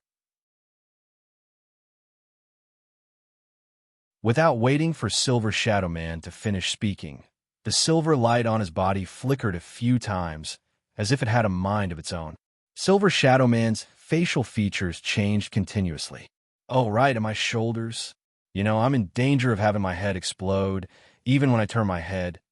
Immediately, the silver light that repelled the souls of the deceased started flowing. Silver Shadow Man's terrifyingly huge horned helmet turned into specks of silver light and disappeared into the air. The ridiculously tall shoulder plates on both sides were also flattened a little. "Ah, much better. Thank you." Silver Shadow Man, whose head had become much more relaxed, sized himself up again before he nodded in satisfaction. If only there was a mirror. The silver light started flowing again. Silver Shadow Man seemed to be shocked. He quickly raised his hand. "Oh wait, I was just saying. I didn't really want it." "You can't waste divine power like this." The silver light that was about to transform into a mirror flashed a few more times in the air before it dissipated again. Thales was a little puzzled. Who's he talking to? The silver light flashed back and forth in the air. It flickered between brightness and darkness. Silver Shadow Man shook his head in slight panic. His facial features changed rapidly. "What? Then why do I need armor?" "Ahem, of course, it's because it's more handsome. I can fight better." "Yes, you heard me wrong just now. It can fight. I've always pursued practicality." "Don't laugh. What's so funny about it?" The silver light circled around Silver Shadow Man and shone on him, as if it was talking to him. Silver Shadow Man paused for a moment before he pointed at the silver light in front of him in slight annoyance. You're still young. You don't understand. A good mental state is an important foundation for strength. For example, if I want to bring out the full power of this punch, I must fulfill one condition. I must be handsome. The silver light flashed 3 times and gathered into a palm in midair. It gave Silver Shadow Man a thumbs up and fell down. Silver Shadow Man was instantly exasperated. I was just making an example. Why do you have so much to say? You're so long-winded. What's going on? Baffled, Thales watched Silver Shadow Man quarrel with the silver light on his body. He was dumbfounded and felt that the world was really strange. Finally, the silver light armor on Silver Shadow Man's body turned into stars and disappeared into the air. Thales averted his gaze from the human-like silver light and looked at Silver Shadow Man. He said quietly, "Extet." When he heard this name, Silver Shadow Man paused for a moment. The relaxed expression he had just now disappeared. That soul of the deceased called you Extet. Thales stared at Silver Shadow Man in front of him and asked tentatively, Is this your name? Silver Shadow Man was silent for a few seconds. This is not important, he said faintly. Thales took a deep breath.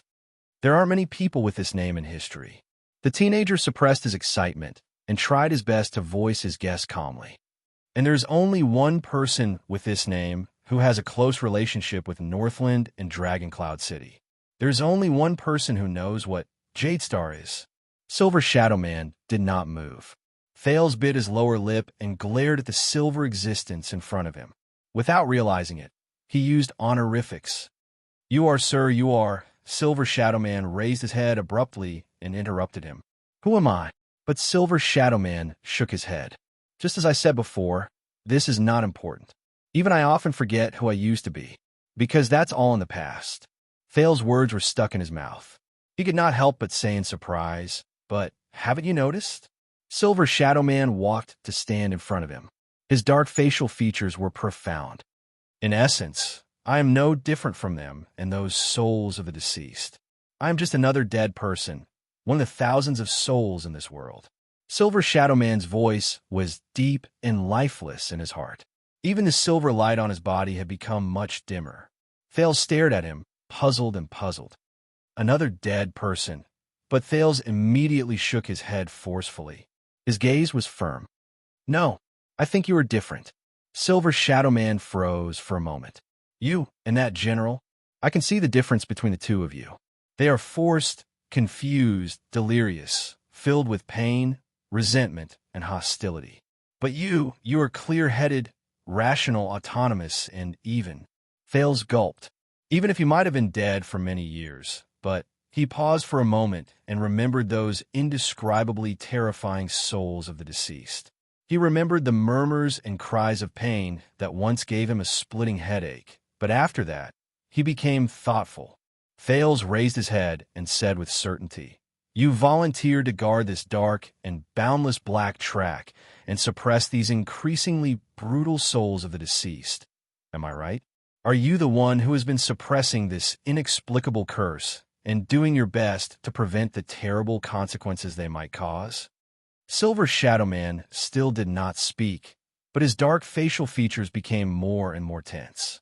For so many years, you relied on yourself to stay in this dark underground. Thales enunciated each word clearly with disbelief, reverence, and excitement, to protect Dragon Cloud City, regardless of the past or the future. Thales bit his lower lip and spat out that title. Extet, Silver Shadow Man suddenly raised his head. You are wrong. His tone became cold and rebuked again. Thales was stunned. The only difference between me and them is that I was quite lucky after I died. I received a blessing and gift from a certain great existence, Silver Shadow Man said with a cold snort. It allowed me to maintain my former self even after I lost my physical body. I retained a few important memories and escaped the misfortune of losing my mind. I was able to retain new memories as long as I could, such as meeting you. Silver Shadow Man walked forward slowly and pressed his palm, which was formed by silver light, on Thale's left shoulder. But I am still forgetting, still losing. In a few days, you will disappear from my memories, and I will no longer remember your arrival. Thale stared into the dark, round holes where the eyes should have been. When he remembered the man's extraordinary identity and his current situation, he was instantly stunned. Silver Shadow Man shook his head slightly. In the end, I am no longer in this world. In the end, I am different from you. In the end, I will also disappear. That is all. There is nothing more. At this moment, the silver light on Silver Shadow Man's body brightened again. He let go of Thales and looked to the other side with a solemn expression. While he was immersed in the complicated emotions of knowing the man's identity, Thales snapped out of his daze. His surroundings turned dark again. What's going on? He noticed that the ominous black fog had once again appeared in the cave. Countless ghostly faces reappeared on the rock walls. The souls of the deceased had arrived again. Thales widened his eyes. What? Didn't Silver Shadow Man just... Soon, at the spot where the black fog was the densest, the Empire's general, who was as ferocious and terrifying as ever, Cain Camerlinka, who had died many years ago, appeared before them for the second time. With trembling limbs and an increasingly terrifying presence, he climbed out of the rock wall stiffly. His expression was deathly still, and his eyes were dark. The language of the ancient empire, which had a strange and ghastly feel to it, rose again. Thales subconsciously gulped. He stroked the hair on his back with his hands behind his back and took a step behind Silver Shadow Man. He said anxiously, "Didn't you say that their strength is only relative? That they shouldn't be able to defeat you?" Silver Shadow Man's facial features scrunched up. He patted his head, and the silver light above his head trembled. "That's right, but you have to know, that's just..." Silver Shadow Man shrugged. With his back facing the souls of the deceased who had climbed out of the rock wall, he said to Thales sternly, "The first round." Thales frowned. "The first round?" At that moment, the silver light on Silver Shadow Man's body suddenly jumped. The silver light seemed to be sentient creatures. It gathered into a line above his head and formed a sentence in the common language at a spot where Silver Shadow Man could not see. It was as if it was explaining Silver Shadow Man's words. Thales stared at the silver words above his head, dumbfounded. What?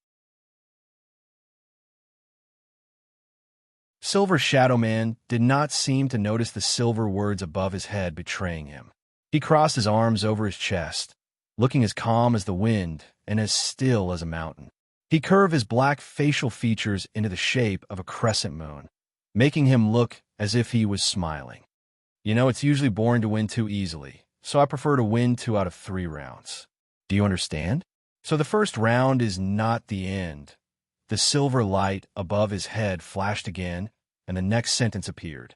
Thales stared at the words above Silver Shadow Man's head, then at Silver Shadow Man's expression, which said, "Don't worry, everything is under my control." He felt the corners of his mouth twitch a little. The prince exhaled and smiled awkwardly. He tried his best not to look at the words above Silver Shadow Man's head. "All right, then let's have the second round. Just like just now, you give it that one more hit." Best 2 out of 3 rounds. Silver Shadow Man lowered his arm. About this, Silver Shadow Man said rather seriously, "Since it's best 2 out of 3 rounds, I think it's fine for us to give in to the other party a little." Thales narrowed his eyes and looked at the silver words above his head. Thales lowered his head, and his face was full of doubt. "Are you saying that you can't deal with them like before?" Silver Shadow Man shuddered slightly, but he immediately waved his hand. "Not at all." The silver words continued to appear. Silver Shadow Man looked at the souls of the deceased that were gradually crawling towards them. His expression was still cold, but his tone had become much gentler. "But speaking of which, I did not hold back in that attack just now, so I used up quite a lot of energy. But to save you, I couldn't care less." The silver words flicked a few times in a rather agitated manner. This time, there were even beautiful punctuation marks. Thales widened his eyes. He raised his head, then lowered his head. He compared Silver Shadow Man's words to the message in the silver words, and he felt a little awkward. What's going on? Silver Shadow Man seemed to have noticed that something was off. He raised his head swiftly, but the silver light had already disappeared without a trace. Silver Shadow Man, who did not notice anything, scratched his head in bafflement. So, for the time being, I need to rest and reorganize. The silver words appeared above his head again. This time, they were simple and clear. What? Thales understood something from the two messages, and he stared at Silver Shadow Man in disbelief. This guy could be a trap? The cave became even darker. Kane Cameron's soft whispers traveled into his ears again. The souls of the deceased on the walls around them began to roar again and crawl towards them. Thales tensed up. What should we do now? Silver Shadow Man turned to the general of the deceased souls, and his tone became solemn again. They should be arriving soon. Thales frowned. What? As they got closer, the general of the deceased souls' whispers turned into roars.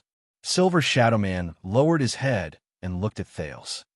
Now, activate that supernatural power of yours and point them in the direction. Thales shook his head, not understanding what he meant. Super what? Of course it's... This time, Silver Shadow Man did not try to be mysterious. He grabbed Thales' shoulder, and the silver light seeped into the latter's body. He said in a low voice, Sin of Hell's River. Thales was shocked. Before he could react, he felt an indescribable pain and chill erupt from his body wherever the silver light went. Aya! He could not help but groan. When he felt threatened, his unique power of eradication was automatically activated, and it surged towards the shoulders Silver Shadow Man grabbed. Thales thought, this is bad. As expected, the moment the Sin of Hell's River was activated, the souls of the deceased around him went mad. They either howled shrilly or moved faster.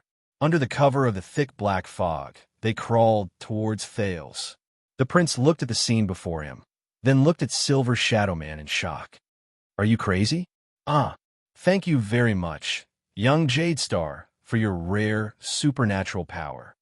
The great man who had died many years ago had his pitch-black facial features flickering faintly in the silver light. There was actually a hint of coldness and savagery in his voice. A good bait. I can't let it go to waste. At the same time, the silver light in Silver Shadow Man's body appeared again and gathered into new words above his head. At that moment, when Thales heard Silver Shadow Man's cold attitude and saw the words formed by the silver light, his heart instantly turned cold, even though he had let down his guard because of Silver Shadow Man's identity. *T. No way. At that moment, he suddenly remembered what the general of the deceased souls had said to Silver Shadow Man. Thales stared at Silver Shadow Man's savage facial features in disbelief. He watched as the corners of his mouth curled up in a nonchalant manner. Then he's already... Before he could finish thinking, the decaying foreign creatures, led by the general of the deceased souls, had already moved their limbs in a frenzy. They howled shrilly and ignored the damage caused by the silver light. They pounced on Thales, who was immersed in the sin of Hell's River. They were like a pack of bloodthirsty wolves who had their eyes fixed on their prey.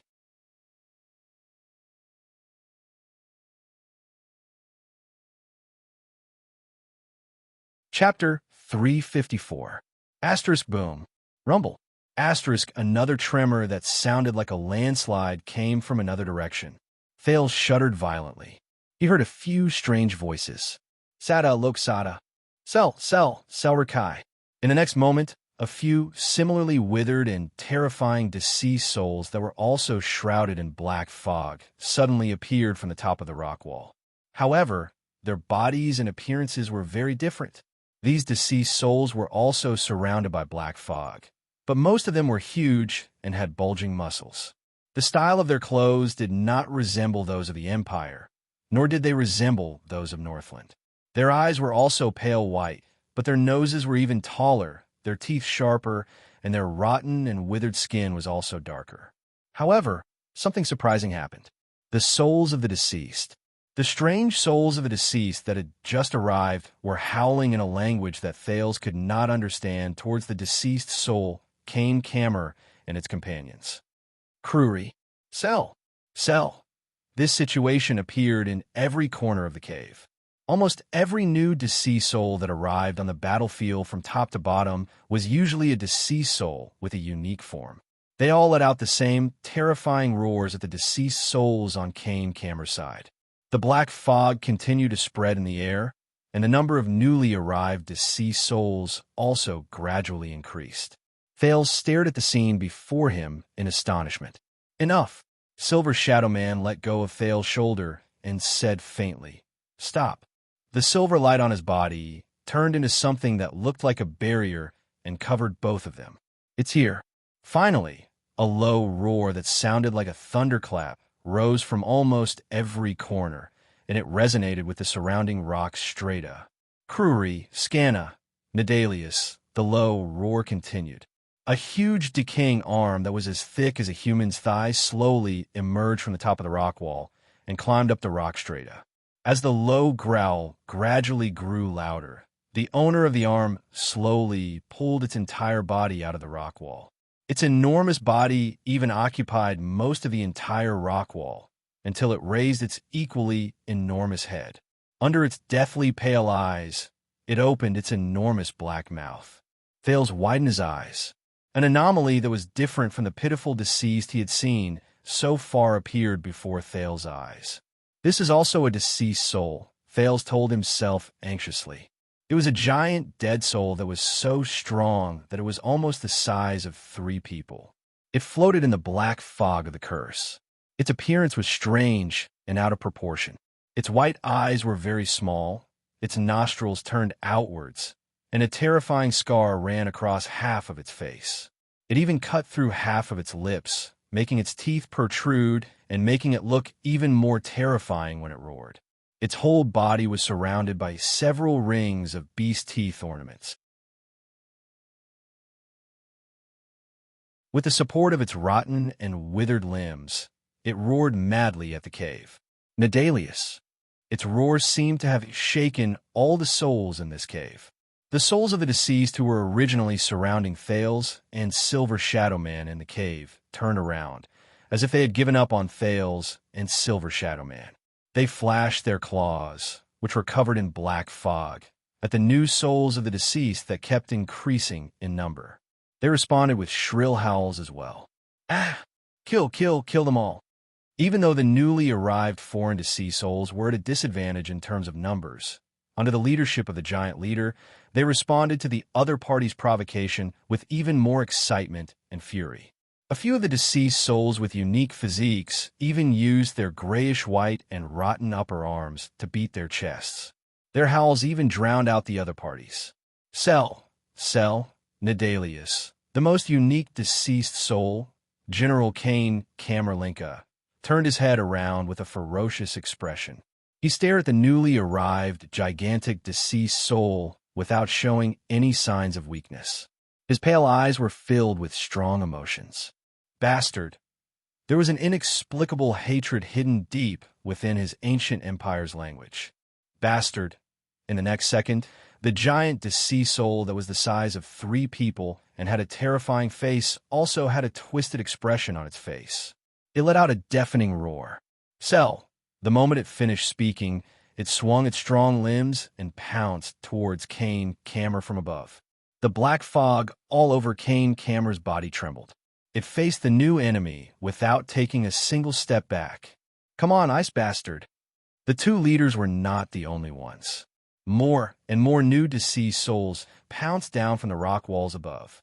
They invaded the narrow space and pounced towards Kane Camer's old deceased souls in midair. A new battle had begun. Thales watched as a gigantic new deceased soul descended from above. It screamed fiercely and pounced on a deceased soul in the form of an old man. In a fit of madness, it bit down on the deceased soul's neck. The old deceased soul screamed in pain and uttered words whose meaning could not be understood. "Ah!" A ball of black fog instantly spread out from its wound. However, this victim immediately started fighting with the other party. He pierced his bare hands into the deceased soul's chest. It used all means, including its teeth and limbs, to diminish the other party's existence. The new deceased souls seemed to have been infected with madness. They did not hold back at all. The deceased souls on Kane Cameron's side also pounced forward without hesitation and retaliated fiercely. The entire cave was instantly in chaos. Thales watched the scene of the deceased souls killing each other with a pale face. He suddenly realized that the word "cell" from a new deceased souls sounded very familiar. A second later, he recalled the relevant content.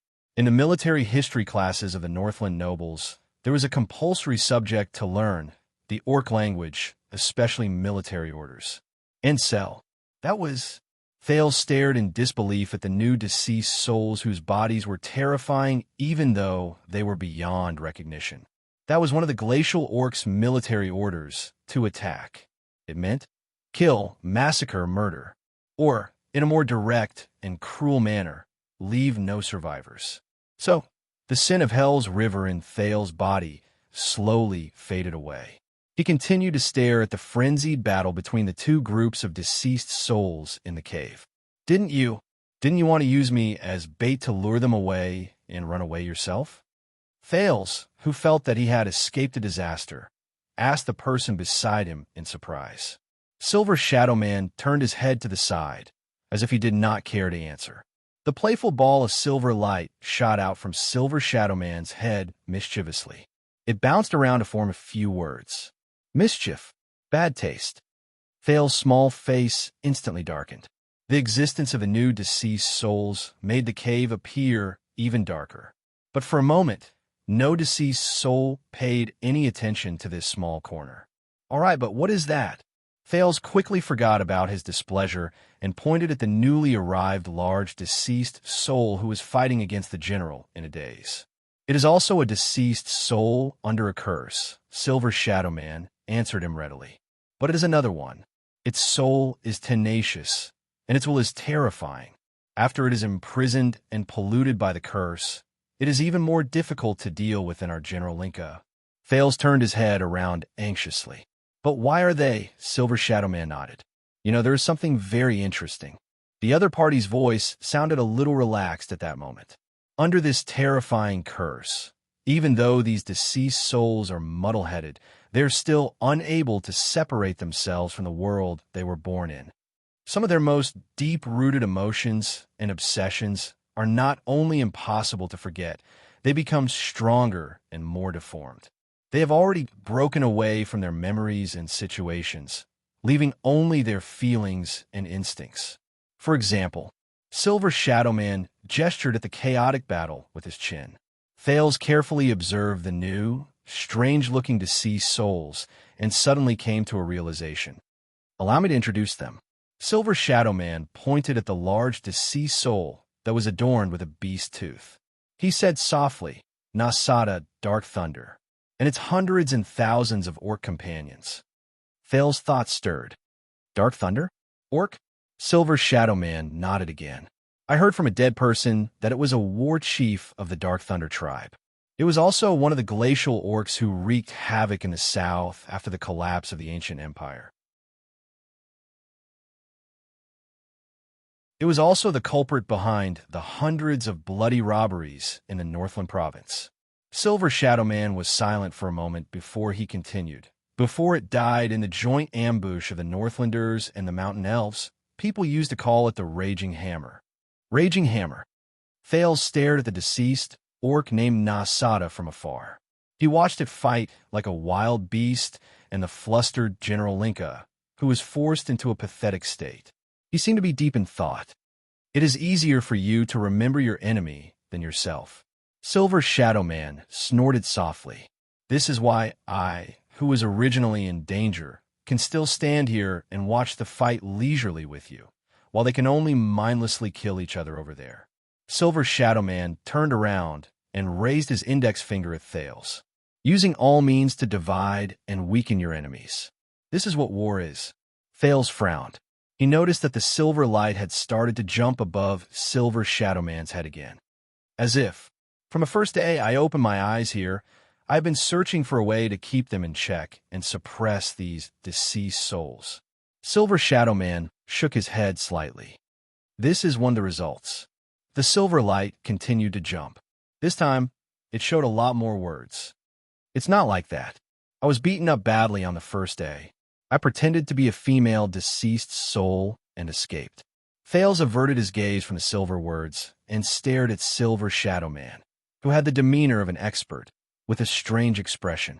Is that so? Pretended to be a him. Thales tried his best to put away his boring thoughts and shifted his attention to the scene in front of him. Two deceased souls, who were wrestling with each other, flew a meter away from them. As they screamed in pain, they turned into black fog and dissipated. How ironic. This is clearly the world after death. He looked at the increasingly intense fight in front of him and sighed. But struggles and conflicts have not disappeared. Thales watched a fierce human deceased soul bite off half of an orc deceased soul's face. He shook his head. Between deceased souls, they are still as incompatible as fire and water. They are still as incompatible as fire and water. They repeat the hatred and pain from when they were alive. They just turn the mortal war into a war of deceased souls. This time, Silver Shadow Man did not speak. He focused on the field as if it was the most exciting show. We should leave before the mountain elves come to join the battle, he said faintly a few seconds later. Thales was startled. Elves? There are elven deceased souls here? Yes. Silver Shadow Man crossed his arms and snorted coldly. Compared to humans and orcs, the souls of those long-eared elves are more unique and troublesome. I'm not very good at dealing with them. Silver light automatically appeared above his head and formed a sentence, because he pretended to be their female leader. And he was recognized. Thales once again cast a strange glance at the great figure who had died a long time ago beside him. This made Silver Shadow Man, who had long since felt that something was wrong, feel rather uneasy. What's wrong? Nothing. Thales averted his gaze from the top of his head and shook his head in denial, as if nothing had happened. Even elves are not spared. Yes, this curse is quite fair. Silver Shadow Man paused for a moment before he nodded slightly, as if he was sighing. At least it is never racist. And we really should go. In the next second, Silver Shadow Man suddenly grabbed Thales' left arm and pulled him backwards. Thales was shocked. Caught off guard, he fell backwards. Bemoaning his bad luck, he was prepared to have the back of his head crash into the rock wall. But he only heard a faint rumble behind him. He felt that he was being dragged all the way, and the souls of the deceased who were fighting endlessly in front of him became smaller and smaller in his field of vision. About 10 seconds later, Thales finally let go of his arm. He was let go. Thales crawled up from the ground in a disheveled manner and realized that he had stepped on a new place. Even though he was under Silver Shadow Man's illumination, the so-called new place was just another piece of rock under his feet. When Thales raised his head, he was shocked to see that the two rock walls in front of him were slowly closing up, and the battlefield of the deceased who were fighting against each other disappeared from his sight. He blinked a few times. Just now, Silver Shadow Man brought me through the rock walls? What kind of power is this? Everything he had seen in the past few hours, the deceased souls, Silver Shadow Man, the curse, every single one of them far exceeded his imagination. Amidst the faint rumbling sounds, the rock walls closed up seamlessly, as if there had never been a crack in the middle. Go, Silver Shadow Man said slowly. You should go. Go back to the world you truly belong to. Thales, who had been watching in a daze, snapped out of his daze. The prince swallowed a mouthful of saliva. Ah, yes. Yes. I should go. There are still many people waiting for me. Thales took a few deep breaths. When he thought of the road ahead of him, his heart became gloomy. If I am still here, can I leave? He looked at Silver Shadow Man hesitantly. As long as you want to. Silver Shadow Man nodded calmly. The rock formation began to tremble again. And after today, I will block all possible entrances and exits from this place. As the rock formation trembled, Silver Shadow Man shook his head slowly. There was a gloomy and sorrowful tone in his voice. The black track will be cut off. No one else will be able to enter this place safely anymore. No one else will be able to enter the dark path by mistake. No one else will be able to witness such sorrow. You will be the last person. The light on Silver Shadow Man's body was slightly brighter. He stared at the dark cave in front of him and did not say a word. Thales felt stifled. But when he looked at Silver Shadow Man's face and at his features, which were as dark as before, he could not say anything. And you, Jadestar, you must keep this secret in your heart, or just forget everything about this place. Thales was stunned. What? To avoid attracting even greater trouble. Silver Shadow Man shook his head. You must know that not all those who come for the curse are here to get rid of it and get rid of it. Thales spent 3 seconds to understand even greater trouble. He raised his head in puzzlement. Then, this so-called curse of the Iron Blood King, these souls of the deceased, will they continue to be buried deep in the black track under Dragon Cloud City? Silver Shadow Man asked in return. What do you mean? Thales recalled the ghost faces that appeared in layers, and he immediately felt nauseous. Sealing the black track might be a good way to stop the people above from coming down, but the general said, he said worriedly, one day they will. Thales glanced at Silver Shadow Man and said in a low voice, return to Silver Shadow Man did not answer. Don't forget about your Arun Castle, Dragon Cloud City. Thales stared at him and said hesitantly, there are thousands of people living above our heads, and even the entire world of the living. Silver Shadow Man slowly raised his head and stared back at him. Even someone as powerful as you seems to be wary of this curse. Thales asked with a worried expression. And if the curse continues to grow stronger, these souls of the deceased will one day. That you're tuning in to the Romance Rendezvous YouTube channel. We're so grateful for your support, and don't forget to subscribe to join us on this incredible journey through captivating stories. Your generosity through donations truly makes a world of difference, as it's the primary source of revenue that allows me to expand and enhance this channel for you. Thank you from the bottom of my heart for being a part of this adventure.